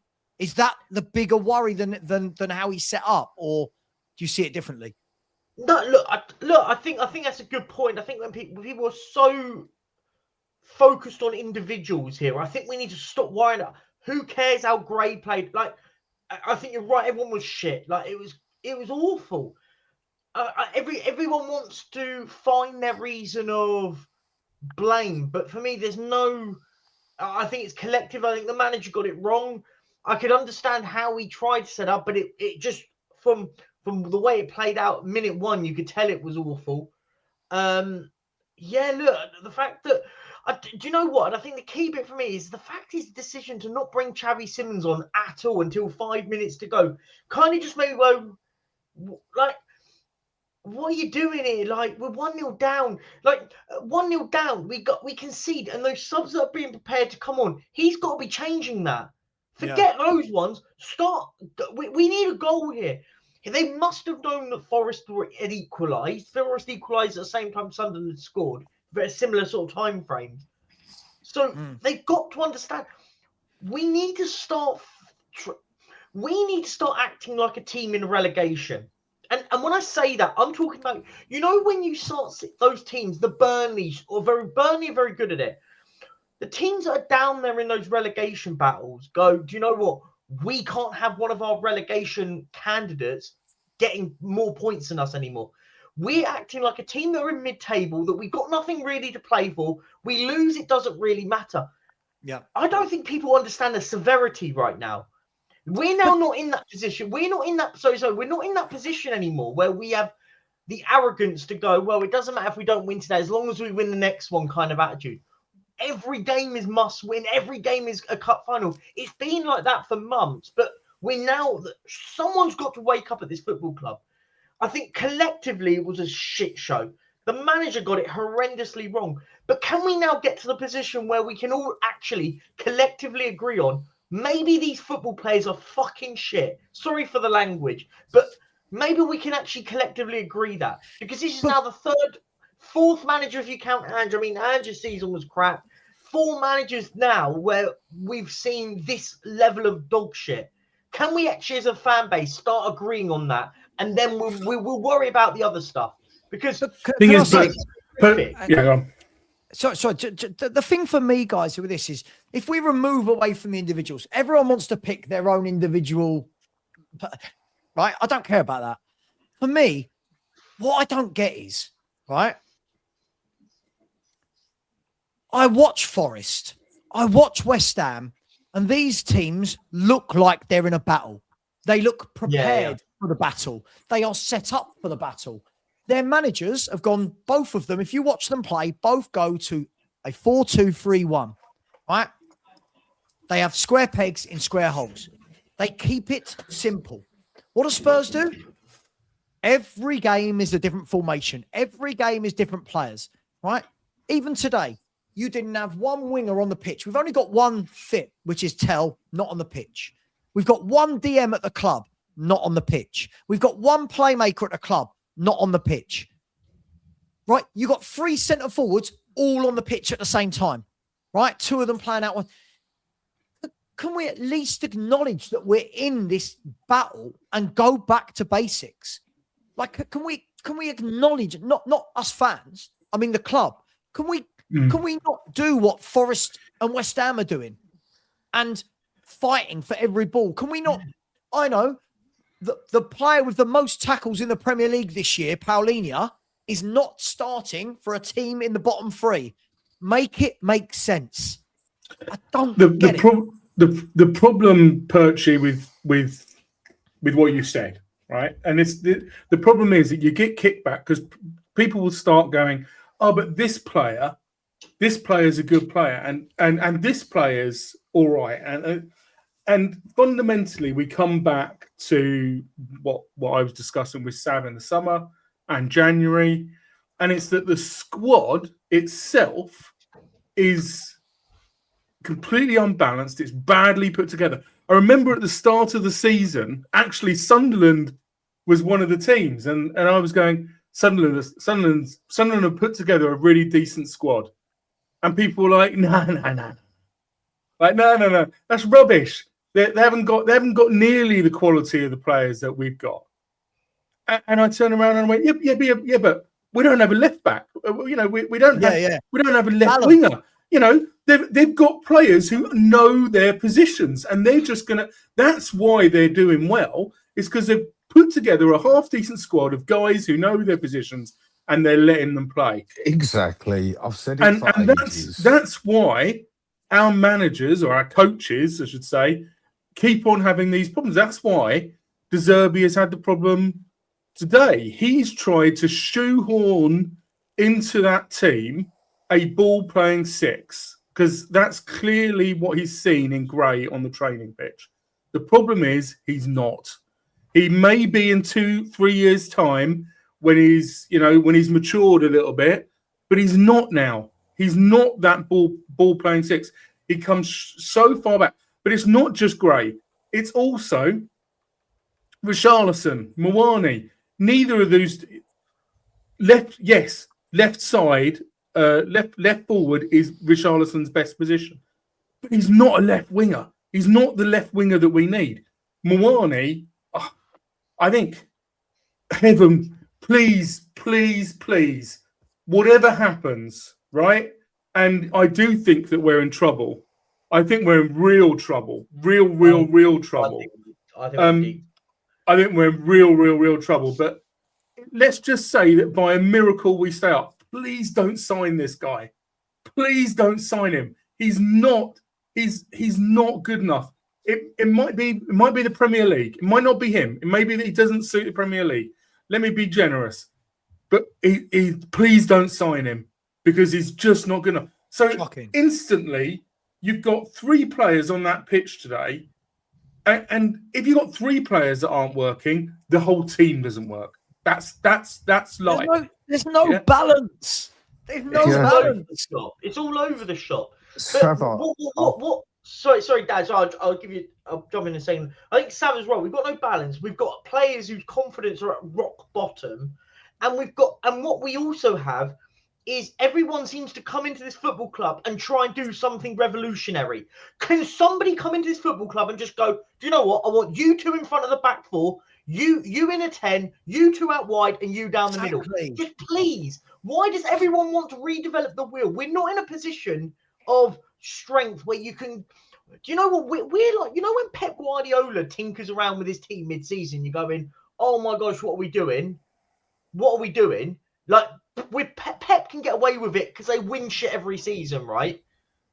We're in no position. No other. I mean, look at the 11 that West Ham put out. Look at the 11 Forest put out today. Sorry. Everyone's in simple positions doing simplistic jobs. I don't get it. Like, why do we do things differently there's something going on, because it's not one manager.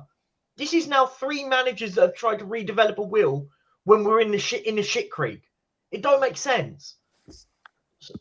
Look, it's like Sunderland. Sunderland haven't got a special team. They've got some good players, but they've got nothing special there. But what they've got is the thing I go on about, and I've done it for 3 years now, is you can have quite an average team, but you get everyone playing in a simple formation, playing in sync to what they're actually good at, how they know how to play.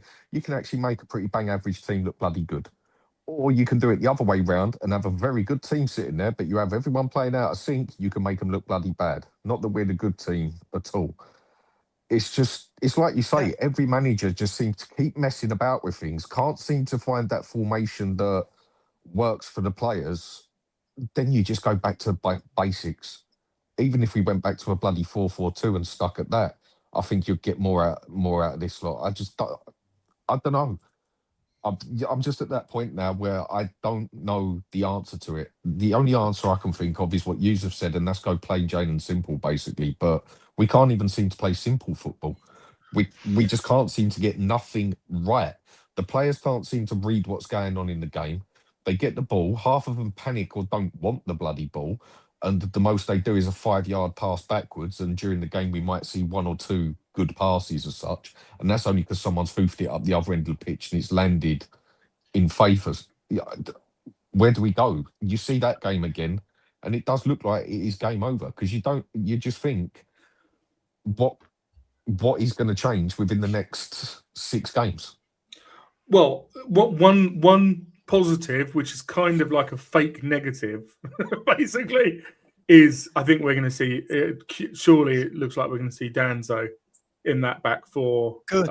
In the next game. Good. And Good. Sav, do you remember pre-show? You know, you love watching players' feet, and I said I love a player who just stands up, and that's Danzo is not an outstanding centre back, but he stands up. Do you remember it? It's actually Ledley King. I'm not comparing him to Ledley King, but Ledley King was one of those centre backs who never went. He stood up. Yeah, he always made sure that he was on his feet. That's one positive. We desperately need De Zerbi to learn fast. I saw so many people in your chat, Sav, going, lay off him. It's his first game. No. The learning curve needs to be steep, and he needs to be up it really, really, really quick. In fact, we needed him to learn in that first half, not the first game. Yeah, he had his 45 minutes learning curve, basically. It didn't work. Change it. And he didn't. He brought on Sav. Do you know what worries me the most? Now, I mentioned it a couple months back on here, Savva. What did I say? What's one of my biggest fears that could happen this season? You've said a lot. Chelsea relegate us. Oh. And we're now in a position where we could be relegated with one less on the 37th game of the season, because now we're not equal on points with, like, we're not equal in points going down. We're 2 points behind. We've got to play Brighton next. And Brighton, by the way, good football inside. They're a bit like Sunderland in that sense, where they're very organised, right? Herzl has organised them really well. Then we play Wolves. I genuinely have a real fear right now. By the way, Leeds go to Old Trafford tomorrow and beat them. They're out of the relegation battle, I think, for me. 6 points will probably keep them out of it. That's another team out of the conversation. And this is the reality of it all, right? The realities of it. And what people don't like it. People want fluffy. Growl, we're all so lovely. Oh, everyone gets together now. The reality of it, we are a mess. And it's a catastrophic mess now. And people say, why do you have to be I've got to negative? go. I'll speak to you guys later. Good luck. Yeah, cheers, Take it, mate. mate. Thanks, mate. I mean, give me something to be positive about. Okay, you can give me something positive. I'll keep my fingers crossed and hope that I win the bloody lottery every Tuesday and Friday as well. But that's the most positive I can give it. And with this, you look at this again, and people will say to you, you are so negative. Give me something to be bloody positive about. Because that game definitely didn't bloody do it. 14 without a win. Like, at what point are we allowed to say this squad is shit? At what point? Like, look at this league table, right? At what point? Because I was told, you know, there are people who say Ange was the problem. Frank was the problem. Tudor was the problem. Now De Zerbi's the problem. This team has now lost, if I'm not wrong, if I'm not wrong, that's 16 defeats, right? So if you add that to last year's, so that is 38 defeats in less than 2 seasons. We have lost an entire season in less than 2 seasons. Wow. When are we allowed to be honest that these players are not good enough as a collective? Or are we just going to keep pretending that it's every manager? Because this is getting draining now. This is getting draining. I watch show after show. Oh, but Atletico want this bloke, and Madrid will want this bloke, and Barca and Chelsea and Liverpool. Have them. Yeah, I don't give a shit. Have them. There's not one football player at this football club that I'd be upset if they got sold tomorrow. I don't care. I'm at that stage where cut it all out. There's not one football player at this team I go, yeah, I would die for heaven on earth for you to stay at my football club. Not one. No, And do you know there's what? no Do you know one what? like a Berbatov or nothing where No. you literally went off your head because we sold him on the last day or Dan, stuff like that. forget Bergval. The We whole- don't even have a Llorente at our football club anymore. No, We you're don't right. have You're like, right. I mean, forget Berg. We're past the Bergval. We don't even have No. a unit like a Llorente that you go, do you know what? You're not the greatest football player in the world, but you know what you'll do? We'll lump it in the box and you'll get your head on it. Yeah. Do you know? Here's one for you. 19 games. Guess how many points we've collected in the last 19 games of football? Half a Was season. it 5? 5? No, more. We've collected 12 points in 19 games. Now, on average, if you average that out, you're telling me that's not just relegation form. That's bottom of the league relegation form. 2 wins out of 19. But Perchy, but the thing is, it has been like this for 2.5, 3 Sure. years, right? This is my point. I see people in the chat, they still want to do this. But you like that player, you like that player. Who gives a shit who likes what player? Yeah. None of them are playing well, right? We are losing week in, week out. Who gives a shit if you rate Tell or Bergval or Romero or Adoga? What does any of it matter? As a fan base, how are we all not sitting here, right? Completely worried and completely seeing, right, that these players aren't good enough. I've still got idiots who come into my chat, Perchy, every day telling me this squad's better than Brentford's, this squad's better than Brighton's, this squad's better than Villa and Nuke. No, it's not, because like Dan E said, yeah, you don't have to have the best players. You have to have the best players for a system, yeah, that play the way the manager wants to play, right? And at the moment, again, what are we? What system? What are we? What was today? Was that a 4-3-3? Was that a 4-2-3-1? Was that a 4-1? I don't know what we are. I'm so angry at this football club, guys. I'm sorry for the rant. I am so angry. Look, like idiots like this, just fuck off, Marius. You have to have a good... This is now 4 managers. This is 4 managers that these players are playing like this. When are we going to realise? Go and get me Klopp. Do you know what? Go bring back Alex Ferguson. No, they ain't fixing this shit in 6 games. Yeah, I'm sorry. So Marius has got to be taking the piss at this stage. It has to be because you're clearly being a fucking idiot. Sorry, I don't give a shit anymore. Like, I think this is ridiculous because we have enough evidence to prove that these players aren't good enough. It's ridiculous. We have managers can't be the biggest problem. They might be a problem, but they aren't the problem. They're not the problem. The managers aren't the ones kicking the football in the back of the net, right? Yes, they might set it up wrong, but until we have a system, a structure, something in place at this football club where you go, okay, we know who our 2 left wingers are in our club. We know our 2 right wingers. The managers come in, they go, I've just got to find an 11 here out of what we've got. There's no organisation. No one is in square pegs, square holes, round pegs, round holes.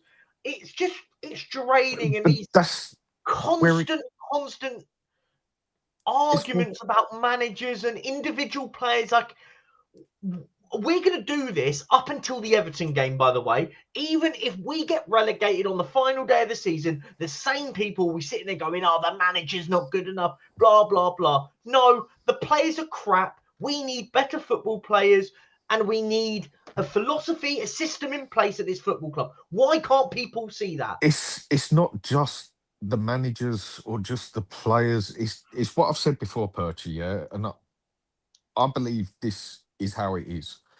I think a lot of Spurs fans as a whole, but I'll say YouTubers because we're the ones who sit on here and have the debate, basically, have to chat about it, or argument, whatever way you want to bloody put it, yeah? I think we've all seen the problems at Spurs, but I've seen a certain problem that I think is the bigger problem. Savva's seen a problem that he thinks is the bigger problem. Same as you, same as Stell, same as Maz, name everybody. And a couple have agreed on this, that, whatever. I think everybody has spotted the problems at Spurs, but certain people see a certain thing as a bigger problem than the other one.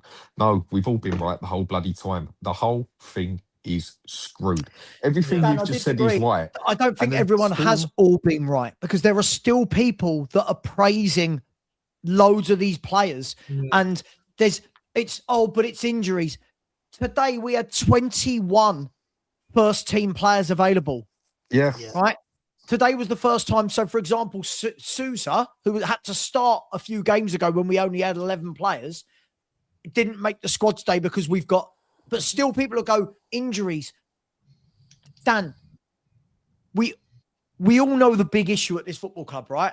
We've bought poorly. There's no plan, right? We sack managers what? Thomas Frank had what? 20?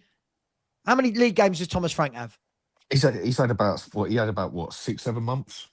Yeah, so he's had what, 26, 27 league games. Yes. Right? Give or Tudor take. has 5 league games. De Zerbi comes in for 1 league.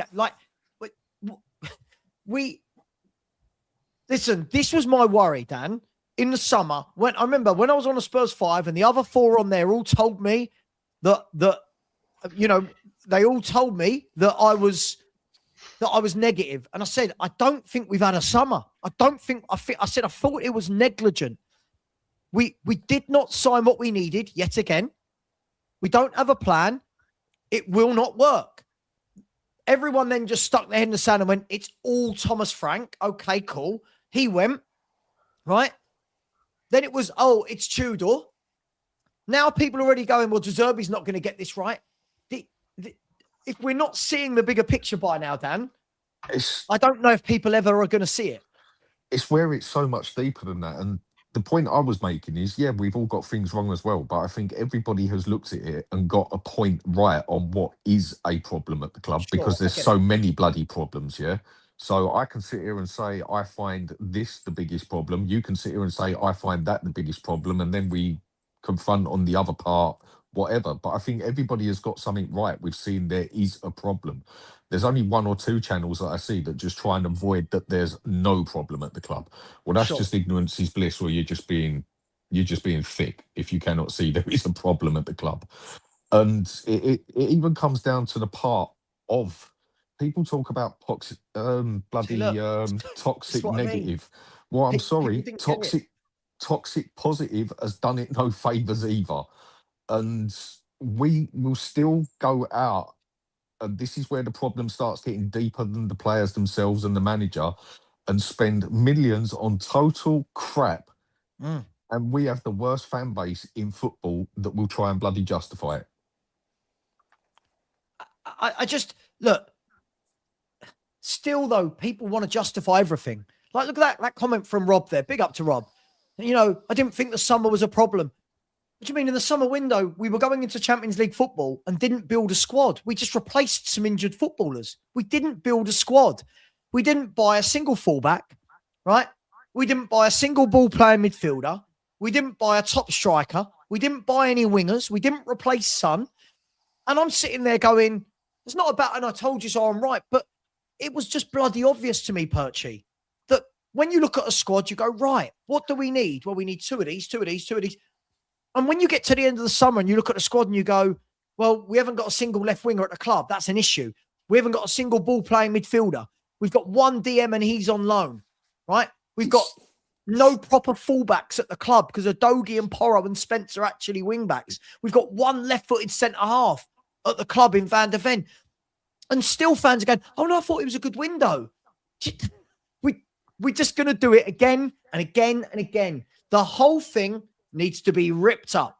The whole fucking thing needs to be ripped up. Maybe it just needs to do what Stell said. Maybe it does. It's not what we want, but maybe it does. Dan, it's just, I think people want, it's harsh realities, right? People don't want the harsh realities of it all. We are a mess. People can dress up a turd as much as they want. It's still a turd, right? You can put glitter and sparkles and shit. Shit is still shit, and we have been shit. People don't want to hear it because they want to. Nowadays, you've got to be the best fan in the world. No, I'll call it how it is. We're shit. We're fucking shit. No, and you're right. We need to wake up because we're past sleepwalking into relegation now. We've woken up in that problem now, going, fuck, what do we do? And mate, we're sprinting towards it. We are sprinting towards relegation. We've nosedived into it in a sense where we've almost everyone went from, oh my gosh, we're only 9th in the league. That's not good enough. We should be in the we're now 18th in the league, and now we're 2 points off safety. Not goal difference off safety, 2 points. Do you know what's worse? I can't see a win in the last 6. That's the terrifying thing. I can't see a win in the last 6. Brighton at home, not easy. Brighton at home, Wolves away. We don't win at Wolves anyway. I mean, they nearly beat us this season at home. Then what? It's Villa. We ain't beating Villa. Do you know what I mean? Then you're talking Chelsea are in that mix. Everton on the final day. I think I've missed someone off somewhere. Someone will remind me in the chat. I think I've missed one off. But the point is, though, what do we expect? And do you know what the worst part about it all? It's the arrogance of this football club, from fans to owners, from people that run this football club. The arrogance. Leeds, sorry, thank you, Leeds. Yeah, thank you. Leeds. I mean, massive 6-pointer. Do we really think Tottenham play Leeds in a massive 6-pointer and get 3 points? Seriously, when another game where the pressure is on, No. and that pressure is amped even more than the Forest game. But you look, Perky, when somebody like Stell, I'm going to stick up for Stell here. You think when somebody like Stell sits there and goes on panel shows and tells viewers that Spurs don't play under pressure, that Spurs are a mess, he's told he is negative. He is told, you want failure. But he's right. We don't play under pressure, right? We went into the Nottingham Forest game, and this is what infuriates me about today's game, right? We went into the Nottingham Forest game without any creativity, right? We were okay for bits of the Forest game, and then as soon as we were 1-0 down, we didn't know what to do, right? We bring on our creative player when we are 2-0 down against Forest. Yeah. Right. So today we line up again in a big game away from home at a tricky stadium. We don't bother playing our defensive midfielder that can sit an anchor, and we don't bother playing our creative player that can do something to change a game, right? We're not learning, Perchy. And you know the funny thing, I would say the management aren't learning, but the fan base, even before today, I said, Dan, you were on with me, right? Mm-hmm. You were on with me. And I said, let's see, right? At half time, if we're going to be sitting there going, it was a masterstroke, or he's got it terribly wrong. And he got it terribly wrong. And still fans are going, yeah, but Simmons doesn't deserve to start. He is a creative footballer in a team that aren't creating. It is utter madness. Do you know what's even more annoying about today? Sorry, do you know what's even more annoying today?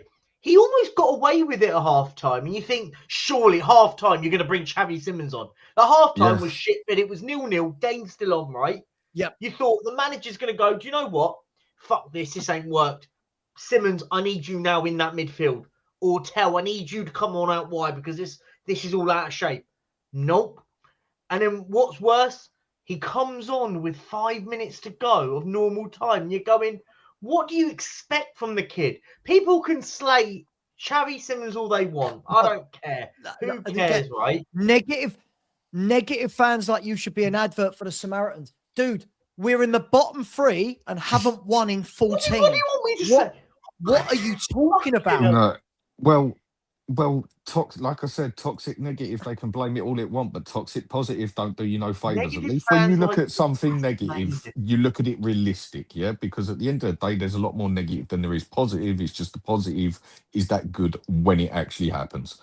When you play toxic positive, you ignore your problems, whether it's football and life, and you'll ignore it for so long, the problems get bigger, they don't go away, and then next thing you know, bang, everything punches you clean in the head.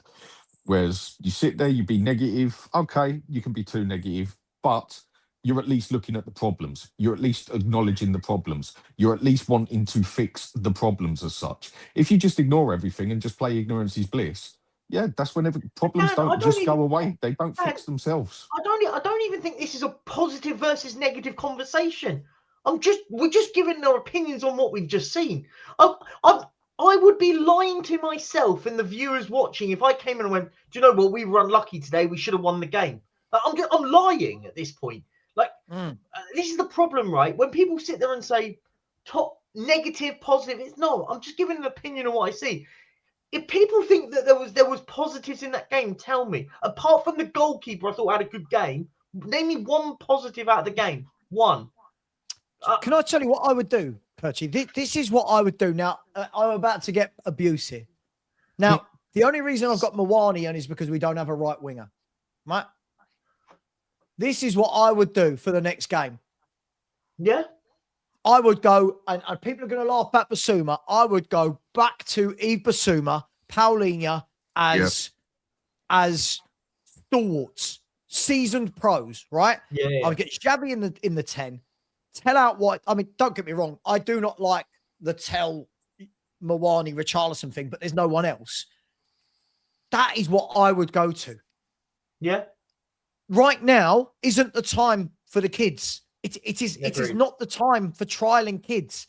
Right now is not the time for Solanke, Mawani and Richarlison to all be playing together.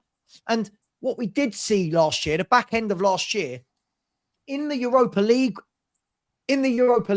run, Yves Basuma put in some good performances. Right, now before people think I love him, right? Do I want Yves Basuma at Tottenham Hotspur? Right? No. Should he go in the summer? Absolutely. But right now, Gray, Bergval, Gallagher, none of them for me have that fight. None of them for me are good enough. Right? And that, by the way, wouldn't be Basuma. That would be Bentancur if he was fit. Yeah, of course. If he was fit, I would have Bentancur in there, right?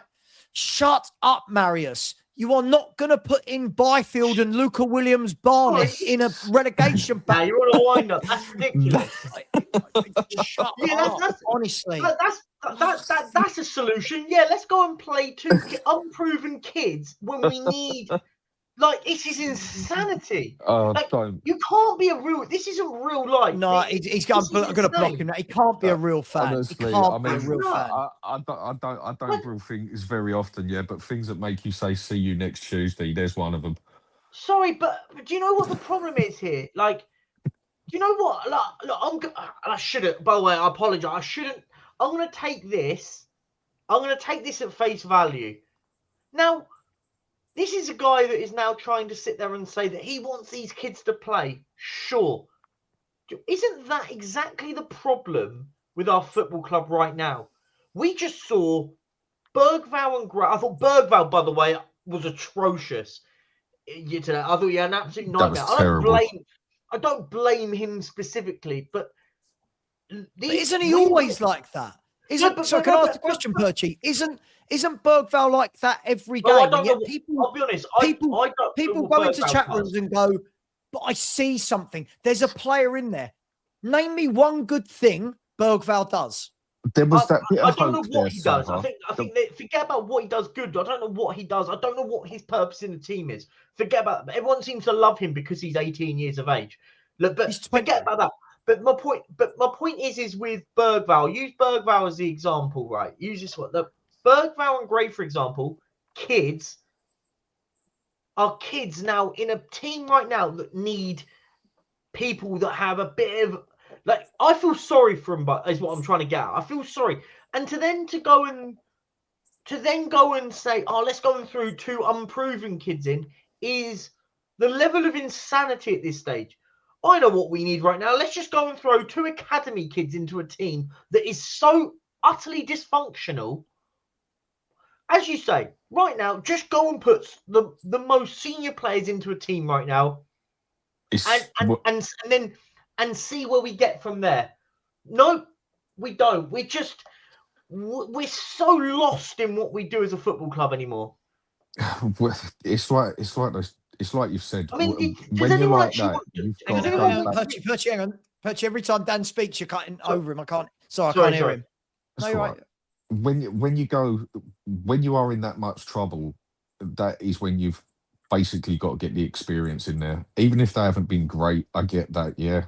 But that is when you need experience and at least some sort of experience in there. And the thing with Bergval, I think the thing he gave us at the start, where it gave us a few of us a bit of, okay, I can see something there, is the way he pushed the ball forward.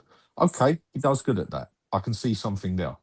What we need to see now is him develop his passing, develop his shooting, develop his direct ball, whatever you want to say. We needed to see something off the final third. We've seen no progress in it whatsoever. He's still just as good as he was. He's still okay at pressing the ball forward. Apart from that, he has not progressed in any means or manner. That is why people were saying, I can see a player there, because he's quite good at pressing the ball forward, but he does absolutely nothing with it. He just loses it every time and has not progressed in that manner in any way. So you think, why go and bloody play him when we need someone who doesn't even necessarily have to press the ball forward? Even if they just bloody stand there and pass the ball to the bloody striker or out wide to someone who can cross it, and he don't even do that, and then they go and bring bloody Sarr on there. It just, Do you know? I Do you don't know know. what? I just wanted to ask people about. I'll use Bergval for this conversation here, right? Does anyone want to know some of the? He played 62 minutes today. I'll read some of these out.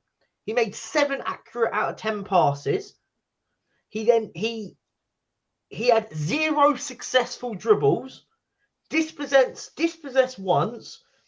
He had 8 ground duels, 0 completed. 0 aerial duels, committed 4 fouls in the game. And look, I'm not having a go at him, but my concern is everyone just talks about Bergval as this great, amazing player, but right now we need senior pros in our midfield.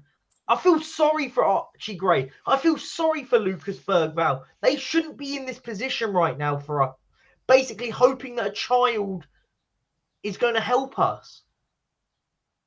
You know what? If we've got 10 games left or 6 games left, and it's totally safe, mid-table, you're not getting any Europe, you're not going down, then yeah, fine, I get it.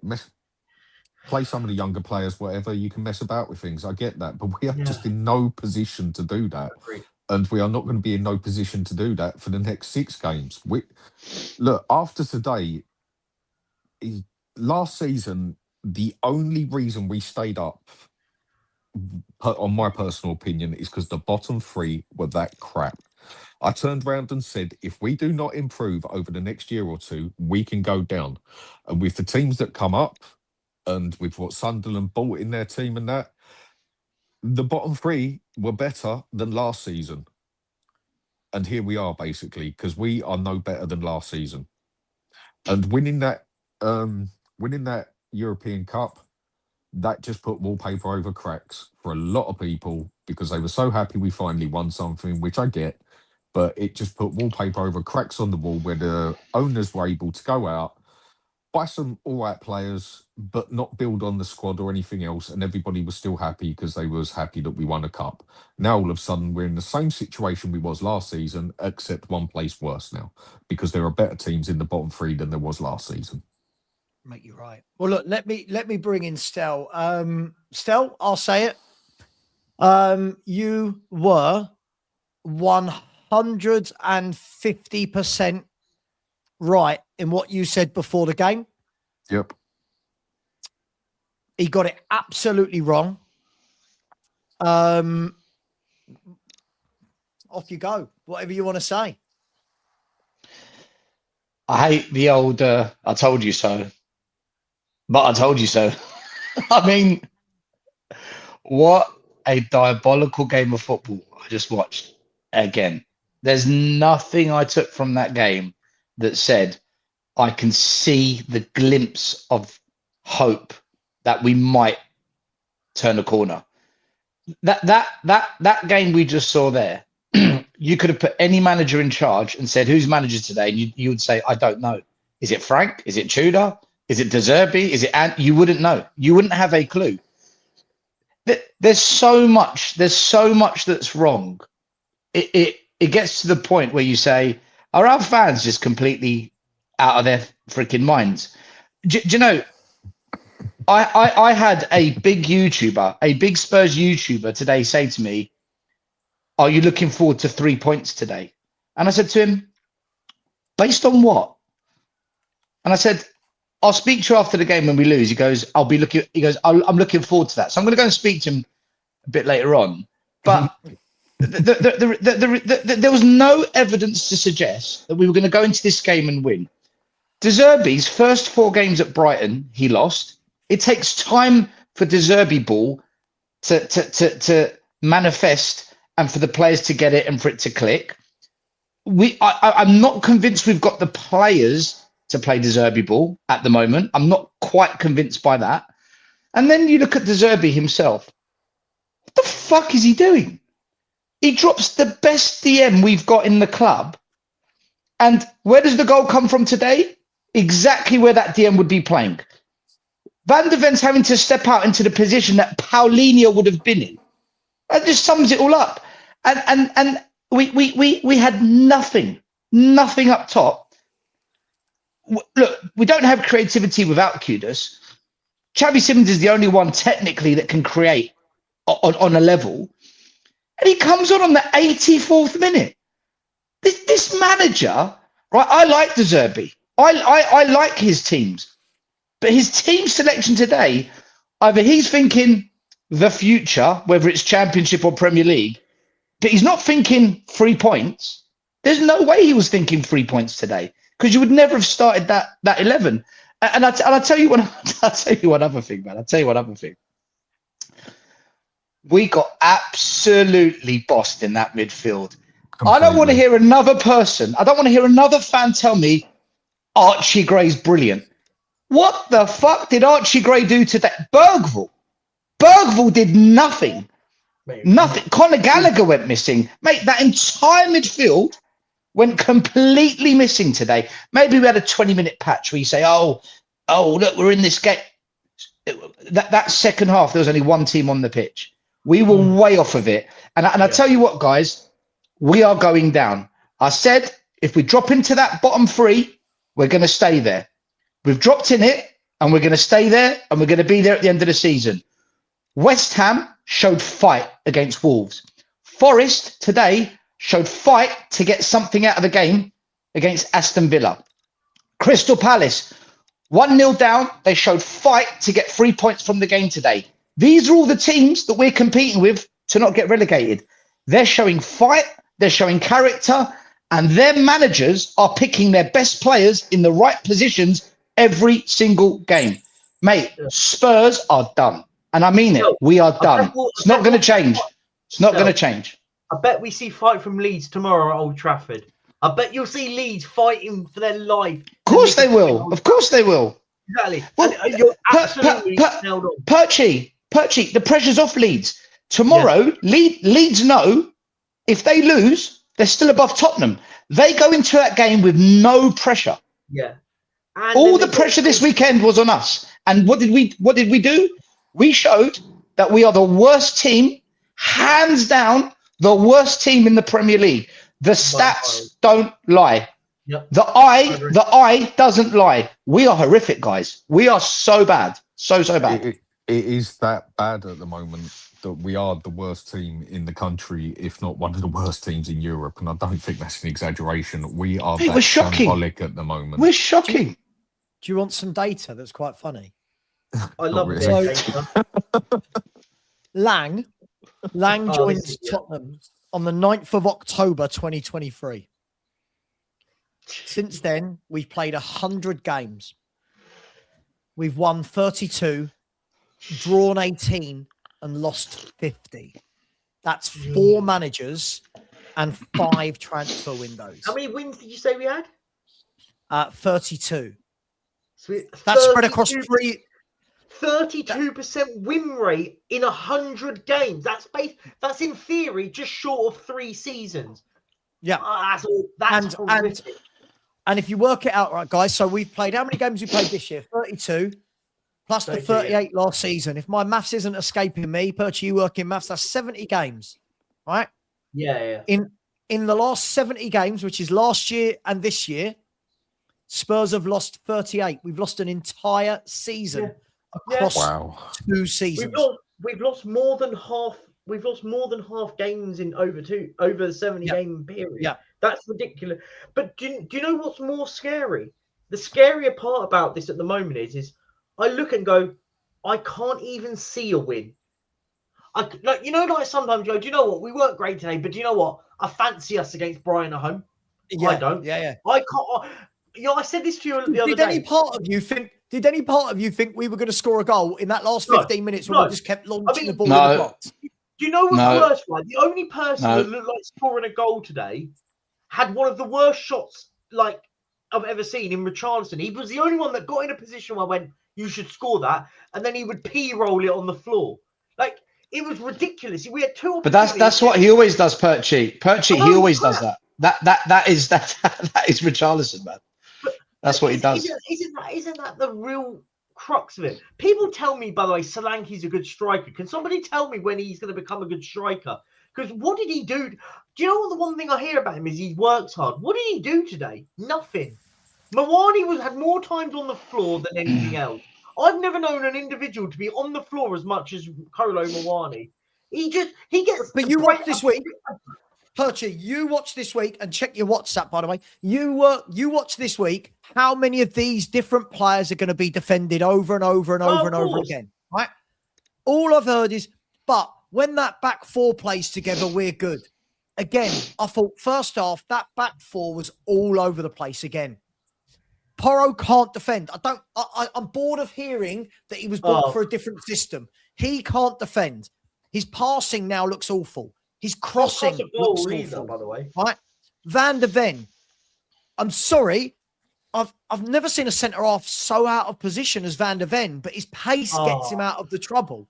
Romero. This guy don't want to be here. This guy has shown for ages he don't want to be here. But this week they'll all be defended. The next manager will get something out of them. Oh, guys, I'm so. I just don't know what to say. We're such a mess. Such a mess. The problem is, Savva, we've got a series of managers that aren't helping the situation, right? I mean, Frank began to ostracize Paulinho during his reign. Tudor came in and ostracized Xavi Simons. Now we've got De Zerbi ostracizing both of them. I honestly, I had to come on your show before the start of the game because I just had to speak to someone. Otherwise, I was just going to go and jump into a brick wall and knock myself out. I couldn't believe Sunderland away, where they're known for their physicality, that we drop the most physical midfielder we've got and the most creative we've got. I just couldn't get my head around it. And then you watch our midfield offer nothing and you think, well, why are we surprised? Why are we surprised by that when you look at what we did with the starting lineup? And by the time we made the subs, it was too late. Our confidence had gone. Any momentum was gone. And the ability of getting into the game was gone. As soon as they went 1-0 up, we all knew that was it.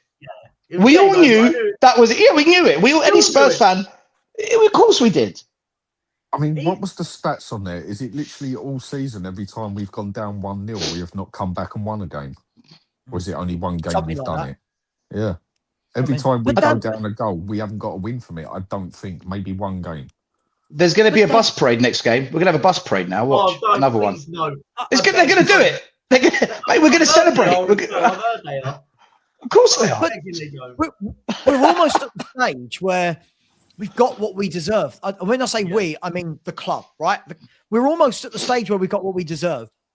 You know, I put a post on my YouTube this morning. I said Spurs are going to win today, and I said I think this is a delusional take from myself, right? I said this is a delusional take, and I'm thinking to myself, all the players have talked a great game this week, right? About the training's the best they've seen. All the fans are telling me, have you seen this training video and that training video? Right? Oh. We get in the game, and I'm thinking to myself, De Zerbi's teams play somewhat attractive football over the years. Surely you're thinking, well, Simmons is going to play. And you still, even after the game, there are people going, yeah, but Spurs hasn't done a lot all season. You're like, sure, but he's created the most chances at the football club. Whether you rate him or not, whether you want to talk about his price tag, whether you think he should be here forever, right? He has created the most chances. And again, that's Forest and Sunderland, 2 games in a row, where I can't remember us creating anything in open play. Yeah, but anyone think Savva, of anything we created in open play? Savva, these fans, and I don't know who they are. they're probably just robots or something. These fans who say things like, but what's Xavi Simons done? Okay, let's pretend that's true. What has Bergval done? What has he done to start in the 10? I agree. Surely the same logic must apply. And guess what? Simmons has done more than Bergval. Yeah. I don't get it. Stell, yeah, but still, he's another player that his stock. Right. My uncle always says to me, Stell, right? He always says this, and it stuck with me for years. He said, look how certain players, their stock rises when they're not playing. Their stock doesn't actually rise because of their performances. So when Bergval's been out, people kept going, Bergval's coming back soon. And I'm like, yeah, but he doesn't score. And let me, guys, I always show this. I'm going to do it again. This is Bergval, right? That is Bergval's data. Again, other than carrying the ball, look, he doesn't win possession. He doesn't win duels. He doesn't make progressive passes, key passes, forward passes. Doesn't shoot. He doesn't do anything. And yet you say that, you watch, you watch next time I stream with Lubo. Oh no, but Bergval's a good player. At what? At what? What does he do? Do you know the other thing Savva on the big Go on, Dan. The other thing that's starting to look scarier is it is starting to look, we are going down. Yes, this can be rescued. Technically, we haven't gone down yet. So nothing's impossible, but it is definitely starting to look like it's game over for sure. Dan, we've got no fight. Everyone else has got fight. We've got no fight. There's nothing there. I'm agreeing with you. The only thing we can't say is it's a fact that we're going down, but it's a very. It's not a fact. You're right. You're right. It's not a fact. Do you know what's it will be in a couple. It will be in a few weeks, though. I know. I'm just talking about now, Perchy. That's all. This moment in time. What's actually starting to worry me is if we do go down, what happens next season with the players that we get left over, and if the ball don't get it together like Stell hopes they do, and we hope they do. What happens then? Do we go and do a Leicester or a Southampton or whatever and drop down to the next level? Because I'm sure as hell that this youth academy we've got ain't going to keep us up in the championship. But Dan, do you know what? Good point to bring that up. Let's just say, I think we all think we're going to go down. We're now expecting the same people that have put together the squad we have now to go and gut out the team, because most of them will want to fuck off, which is fine. I don't really care. But most of these will want to go. And now we're trying to expect Johan Lang to go, yeah, okay, here we go. I'm going to be able to gut out 15 players and bring in maybe 10 or 12 and expect him to get it right. Isn't that the worry? We struggle to get, when we need a left winger, we struggle to get a left winger. Now you're trying to ask a man to get rid of, as I said, 10 to 15 players that will want to leave. As I said, hypothetically, we go down. We're expecting Johan Lang and all these dimbats to rebuild this football club. Really? Because I'm terrified is the answer. I'm terrified. I'm not scared. Lange needs to go, Perchy. Lange needs to go. Simple. He has to go. But still, forget about Lang. We then expecting the people higher up to appoint the right guy to get it right at this football club. Johan Lang is one of the problems. He's an absolute shambles. But what my point is I'm talking about bigger picture here. We then expect, okay, fine. If Johan Lang leaves in the summer, fine. How long does it take to get the next guy in? Because that next guy's then got to be the one that buys the players, where 15 of them want to go if we get relegated, and we need to get another 15 in. How are we? I've got good news, Perchy. Our next game is against the team in the best form in the country. Oh yeah, I know. Brighton have won Brighton- 5 of the last 6. Oh, just by Yeah, the way, just- also some other news, by the way. Romero just got an MCL, which will probably mean he's out for the season. Which, do you know what equally could be equally a problem if we get relegated? We can't get rid of him. Does that Yeah, mean you he's can't going to sell be him. out for what injury is that he's actually got? MCL is a big injury. What Is that it? cruciate ligament? Cruciate ligament. No, Is that- isn't ACL That's the ACL. cruciate, right? That's ACL, isn't it? That's what I'm asking. Am I right What saying- actual injury is that? Let me Googling. yeah, Google, because I think Right. if I'm right in saying it's a 3 or 4 month injury at least. Sounds like a university degree. I've got an MCL. The medial collateral ligament. Yeah, ligament damage. So he'll be out for at least 3 to 6 months. He's If missing it's that World ligament, Cup. That's why he It was depends crying. how bad the injury is, I guess. How big. yeah, ligament damage is normally 3 to 6 months minimum, Perchy. Yeah, at least, and that depends whether it's strained, torn, or ripped, or just totally ripped, doesn't it? Wow. Look, guys. Oh, actually, no, wait, hang If on. he- MCL If injury. he is injured, if he misses the World Cup, by the way, that does mean even if we go down, you can't sell him. Actually, to be fair, That's what Perchy just said. That's what Perchy was saying. It's not as bad as I first thought. It depends how bad it is. So I've just checked it. Grade 1 is 1 to 3 weeks. Grade 2 is 4 to 8 weeks. Grade 3 is 6 to 12 plus weeks. So This is it's Spurs. We all know it'll be a grade 3. No, look, but no, listen, we I'll We be know, honest, we mate, know, we know, we know, He's gonna be in a we know wheelchair it's for the rest of his life. we know it's 6 months. Then he'll have a breakdown just before he turns like Kudus. So he'll be out for 9 months. It's Spurs. He's right. Savva's right. It's Tottenham. I'll give him 9 months. It'd be out for the season and back for the World Cup. I don't reckon he will. I don't reckon he'll be back for the World Cup. What I find more funny about this is De Zerbi going to look?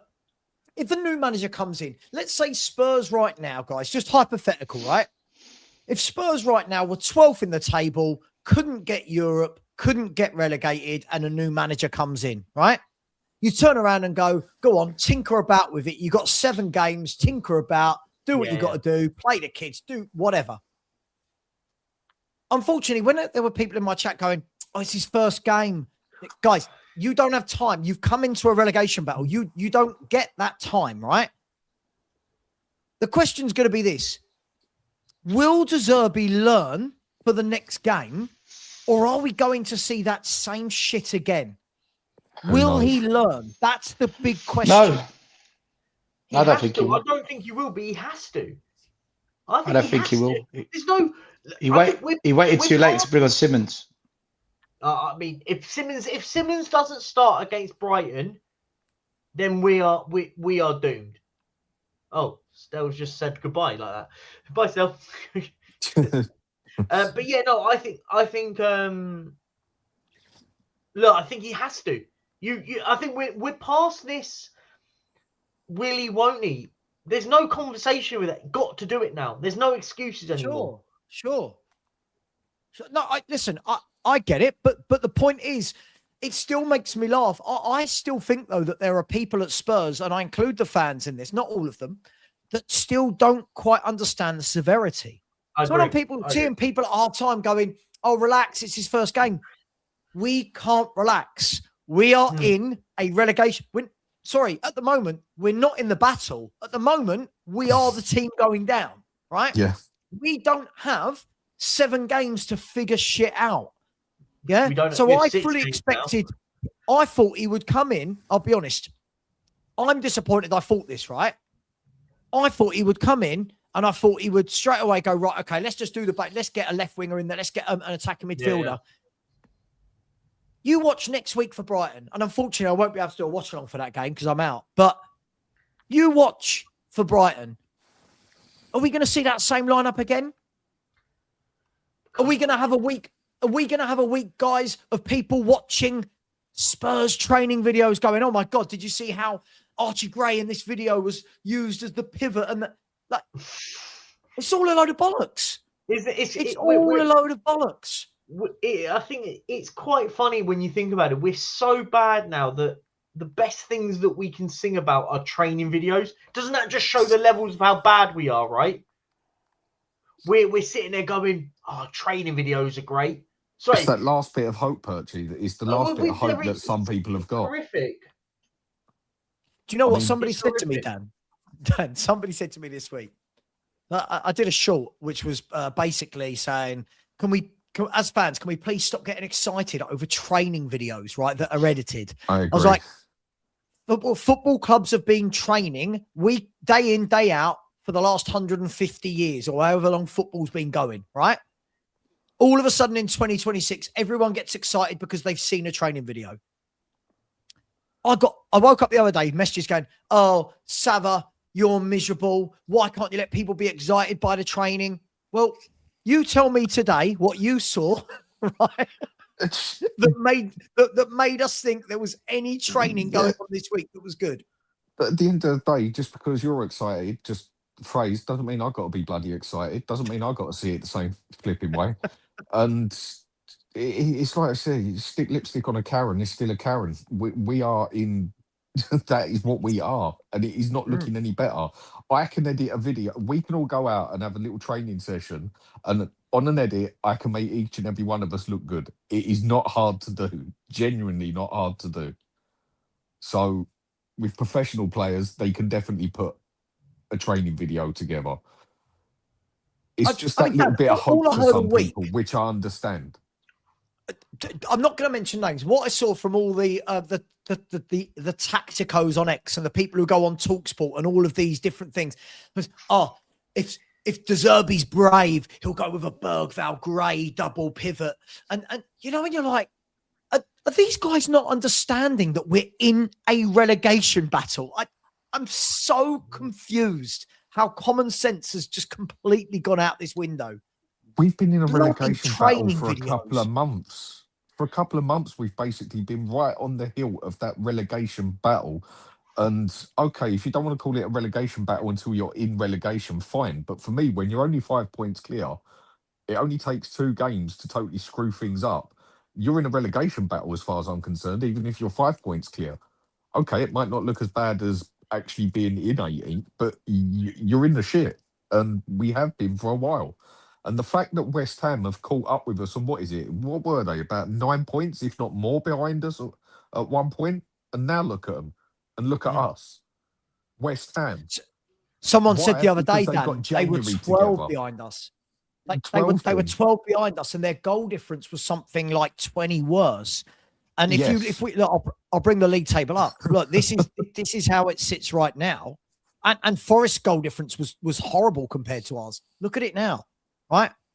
Yeah. So, all right, West Ham's goal difference is still 6 worse than us, but it's closing. Forest's is 1 worse than us, but the most important thing is, look how many points those two have got. They were both miles off of us. I mean, it's scary about how bad we've been in the last 20-odd games, though. I think that's the real crux to it all. But look, as I said, whatever happens, we've got 6 games to save our bacon. And if we don't, we are going down and we will be ridiculed through everyone. And everyone will. But do you know what will happen, though? The irony of it all will happen is this is what will get relegated, but fans won't care about that because Arsenal might not win the league. And isn't that the real damning indictment of football nowadays now? That people cared more about Arsenal losing yesterday to Bournemouth than they care about us in our peril. Do you know what the other thing is? Isn't that a terrible fact now? The other thing is now, Perchy, it's not in our hands anymore. Yeah. It was until today. Oh, it's a great point. Technically, even if we go and win every game now, okay, if we go and win every game, we'll probably get out of it. But the fact is, it ain't in our hands anymore. If West Ham, Forest and Leeds go and win at least 4 of their games and draw one, whatever, it doesn't matter. We're done. It is not in our hands anymore. As all we can do is hit and hope now and hope the others screw up, which I'm sure they'll screw up a game or two. But are we going to go and win the rest of our games? No, we are not. So it's out of our hands now. It's not. Wait, We well- haven't even got control in it anymore. Well, technically, depending on tomorrow's result, it would be in our hands. Technically, Who with? mathematically, it would be in our hands if we win all of. If for example, because we still have to play Leeds, because we still have to play Leeds, and we've got a better goal difference than Leeds, and they're 3. If for example, that's if they lose tomorrow. And it's Leeds and West Ham last game of the So season.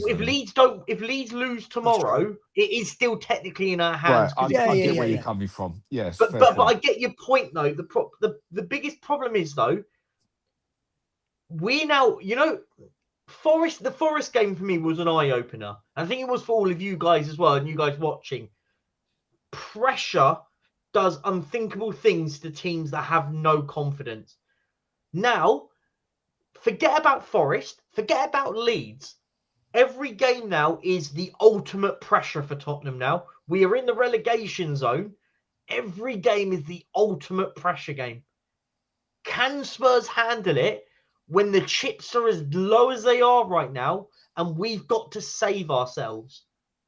For me, we aren't a team that can handle pressure. And this goes back to the thing where it's, just play Byfield and Williams-Barnett. Why would you put that pressure, that expectation on kids? It is unacceptable.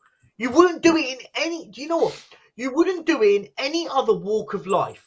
You would never expect 18-year-olds to make monumental decisions that could affect businesses, governments. You would never do that. But why do we think that we have to put that on football players in staying in football into a division? Look, I think this is... I'm just worried. I'm genuinely worried. And as I said to you before, I said De Zerbi's job is to get 2 wins somewhere. Well, now he needs 3 wins. 3 wins is now more important. Look, when your club's main saying is to dare to make do, and the fans are willing to accept that, here's where you end up. Because it isn't to dare is to do. We are to dare is to make do, and people have been happy with it and justified it for way too long, and here we are. Well, look, let's listen. I'm only going to go for 5 more minutes, and then I have got a roast dinner. I do want to enjoy some. I'm going to shoot now because I've got one as well. The missus just walked in and time for dinner. Catch up with you later. Take care of yourselves. See you later, mate. Bye. Yeah, I'm going to go for just 5 more minutes because I would like to have something good in my Sunday. Lubo's got to get home. Lubo, oh yeah. I mean, De Zerbi got that all sorts of horrifically wrong, didn't he? Horribly wrong. Horribly wrong. You don't play the 3 of them together. No. I mean, it was poor from him. Apart from Kinski, who I thought did well today, had no chance for the goal. The rest of them were a waste of space. Agreed. Mickey made a couple of decent tackles. There was one very nice move through Simmons when Porro shot and the keeper flicked it over, didn't he? Near the end. But other than that, there wasn't really much. The first 5-10 minutes was decent, and then it was back to normal. It's just so just so disappointing. I mean, how did he get that team so wrong? Surely he's caught up on all the videos over the past season. I don't get it. Lubo, I'll ask you what I asked Perchi when he first joined. Is it more worrying that... Is it not more worrying, not that he got the 11 wrong, but that he didn't do anything at half-time to address it? Yeah. Listen, the other thing also, I mean, Sunderland had 2 shots on goal the whole game? I thought they were poor as well, and that just shows you where we are. And then he brought Sarr on before Simmons. And everyone around me, everyone was just laughing. It was just like, what the hell are you doing? It was dreadful, just dreadful on his part. Referee, I've got to say, not his fault we lost. He had a horror of a performance. Absolute. You know me. I don't care about all that. I've got to say that, Sav. He did it wrong. Well, Brobby should have got 2 or 3 yellows and in time a red. He was on a yellow. He's pushed Romero into Kinski. Sorry, you can't get away with shit like that. Sorry, Romero ended up going off. This is mental. Okay, sure. Okay, yeah, fine. but you think every referee hates us, so you know. No, I've got to tell you, I don't think every referee hates us. I think when you're down near the bottom, you're analysing, and because you're losing, you're looking at the bad decisions even more closely. You know, when you're winning, and if a ref's been poor. What catastrophic mistake did he make? Fine, look, if you want to argue that, I'll let you have that on, but I don't think so. But fine. Name me a major decision he got wrong. Well, you got a better view. It looked to where all of us up where I was sitting were that Brobby elbowed Porro. Did that happen? No. It did. Porro went down like he got hit by Tyson Fury. Yeah, I think he got the right decision. It wasn't yellow card. Brobby. Look, Porro was fouling Brobby. Yeah. Right? He was pulling him back. Brobby's gone like that, but it's, you know, Perchie's right. It's almost as though he didn't catch a clean elbow to the jaw or something. But listen, I think that he got the major incidents in the game right. But let's be brutally honest. We seem to be doing this after every game now, rather than looking at how shit we are. Look, I think we've all said, Sav. I think we've all said how poor we were. I think there's no getting away from that. You cannot play Gray, Bergval, and Gallagher to get 3 number 8s in the same team. Agreed. I thought all 3 of them were poor today. All 3 Agreed. of them. Yep. I thought Bergval was by far the worst. I thought he was atrocious. But look, guys, I'll go live in the morning. We'll do this again. I do want to roast dinner. I can't let Spurs ruin a whole day. But I do need to do some super chats. So I don't know if you want to, Lubo, if you want to stick about or jump off. It's up to you. Here we go. So DB Forever. Thank you for the super sticker. Much love, my man. Thank you so much for that. Big up to Jordan. Always very generous to me. Said, I would take a draw as long as we have a performance to build on for next weekend. I am looking at Brighton and Leeds home games as the must-wins. Mate, Brighton are the most informed team in the league. I am worried. A win today is a bonus for me, but performance and some fight is a must. Jordan, we didn't see any of it, did we? That's the worry. We didn't see a performance or any fight. Big up to you, my man. Always appreciate you, brother. Thank you so much. David said, good afternoon, Savva. Can we win today? Nope. And stay in the Premier League? Don't think so. From Spurs in Newquay. Big up, David. Really appreciate that, mate. Thank you. A user said, what's changed? Nothing I can see. By the way, Romero is shocking. I've said this for years. He keeps getting praised. I thought he had another shit game. His positioning is awful. He can't stop fouling people for no reason.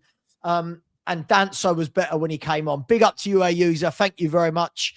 Big up to David again. Very generous indeed. Thank you, David. And you've come in again, David. Said, Savva, what players have we got to win a game and stay in the Premier League? Spurs fan in Newquay are on the piss now. Stay on the piss. It's the best way to be. Get drunk. Big up to you, David. Big up to Red Devil News. Said, Savva, as a United fan, I'm loving this, but I do feel bad for you guys. Maybe Ruben Amorim can come in and help out. Much love to you. Mate, at the moment, I don't think Pep or Klopp could sort Spurs out. I think we are truly beyond help. Big up to you. Big up to Kai Sears, who said, in a pub in Cardiff, all the games but Spurs on the TV. You lucky thing, you didn't have to watch it. You lucky, lucky thing. Big up to you, Kai. Big up to Patrick out there in the US. Very generous indeed. Said, thanks for the stream. Get a bottle for you and the missus. Next year in the championship, I'll only be able to buy you a bottle of water. We're going down, mate. We're going down. Big up, Patrick. Jordan's coming again and said, Sunderland scored in the 61st minute and we have had one shot since. Even if we start, this is the most dislikable squad of players I've ever had the misery to endure. Jordan, I said earlier, if we wanted to scrap the entire 25, 30-man senior squad, I have no issue with it. None of them are good enough for me to care. None of them. I don't care about the potential. I don't care about winning World Cup. I don't care for any of these players. Big up to you, Jordan. Very generous to me as always. Big up to Andy. Said Matt and Marios have the club and squad they deserve. They do. They do. Absolutely, they do. Big up to you, Andy. Big up to Daniel Marlowe. Said, Savva, considering the terrible lackluster performance from these players, do you think it's worth starting a few youngsters? Mate, not in a relegation battle. You can't turn around to people like Byfield and Luca Williams-Barnett and say, go and fight for your life in a relegation scrap in a mess of a team. I just don't think you can. Big up to a user. Said, we're doomed. West Ham and Forest are far better. Norwich and QPR days out. Relegation is certain. Some fans and owners, Lang, Vinay, deserve this 100%. Completely agree with all of that. As I said, West Ham went and bought a few players in the window in the positions they needed. It's not rocket science. Big up to Mark Taylor. Said before, our fans think our young players are like Rio from Liverpool. Exactly. I watch Rio at Liverpool and I go, yeah, you're a really good player. I'm bored of ours getting hyped up. I really am. Big up to you, my man. And big up Adam Gill, last but not least, who says, everyone forgets the second Conte season. We've been terrible for 4 years. There is no turning this round now. Well, Adam, as was said, thank you so much for that, mate. As we said just now, since Johan Lang joined this football club in October 2023, we have a 32% win rate. Right? We have lost 50 games. In the last 70 games in the league, we've lost 38 of them exactly. We've lost an entire season in less than 2 seasons. Lubo, thank you very much. Perchy, thank you very much. I'll be back live tomorrow. We can dissect this after we've all had a bit of sleep. But for all those that blamed Ange, it's not just Ange. For all those that said Frank's the worst ever, it's not just Frank. For all those who blamed just Tudor, it's not just Tudor. And De Zerbi has started exactly the same way. Crap selection, crap performance, too slow to make substitutions, and Tottenham lose again. Guys, anything you want to say last 30 seconds before I send everyone over to another channel?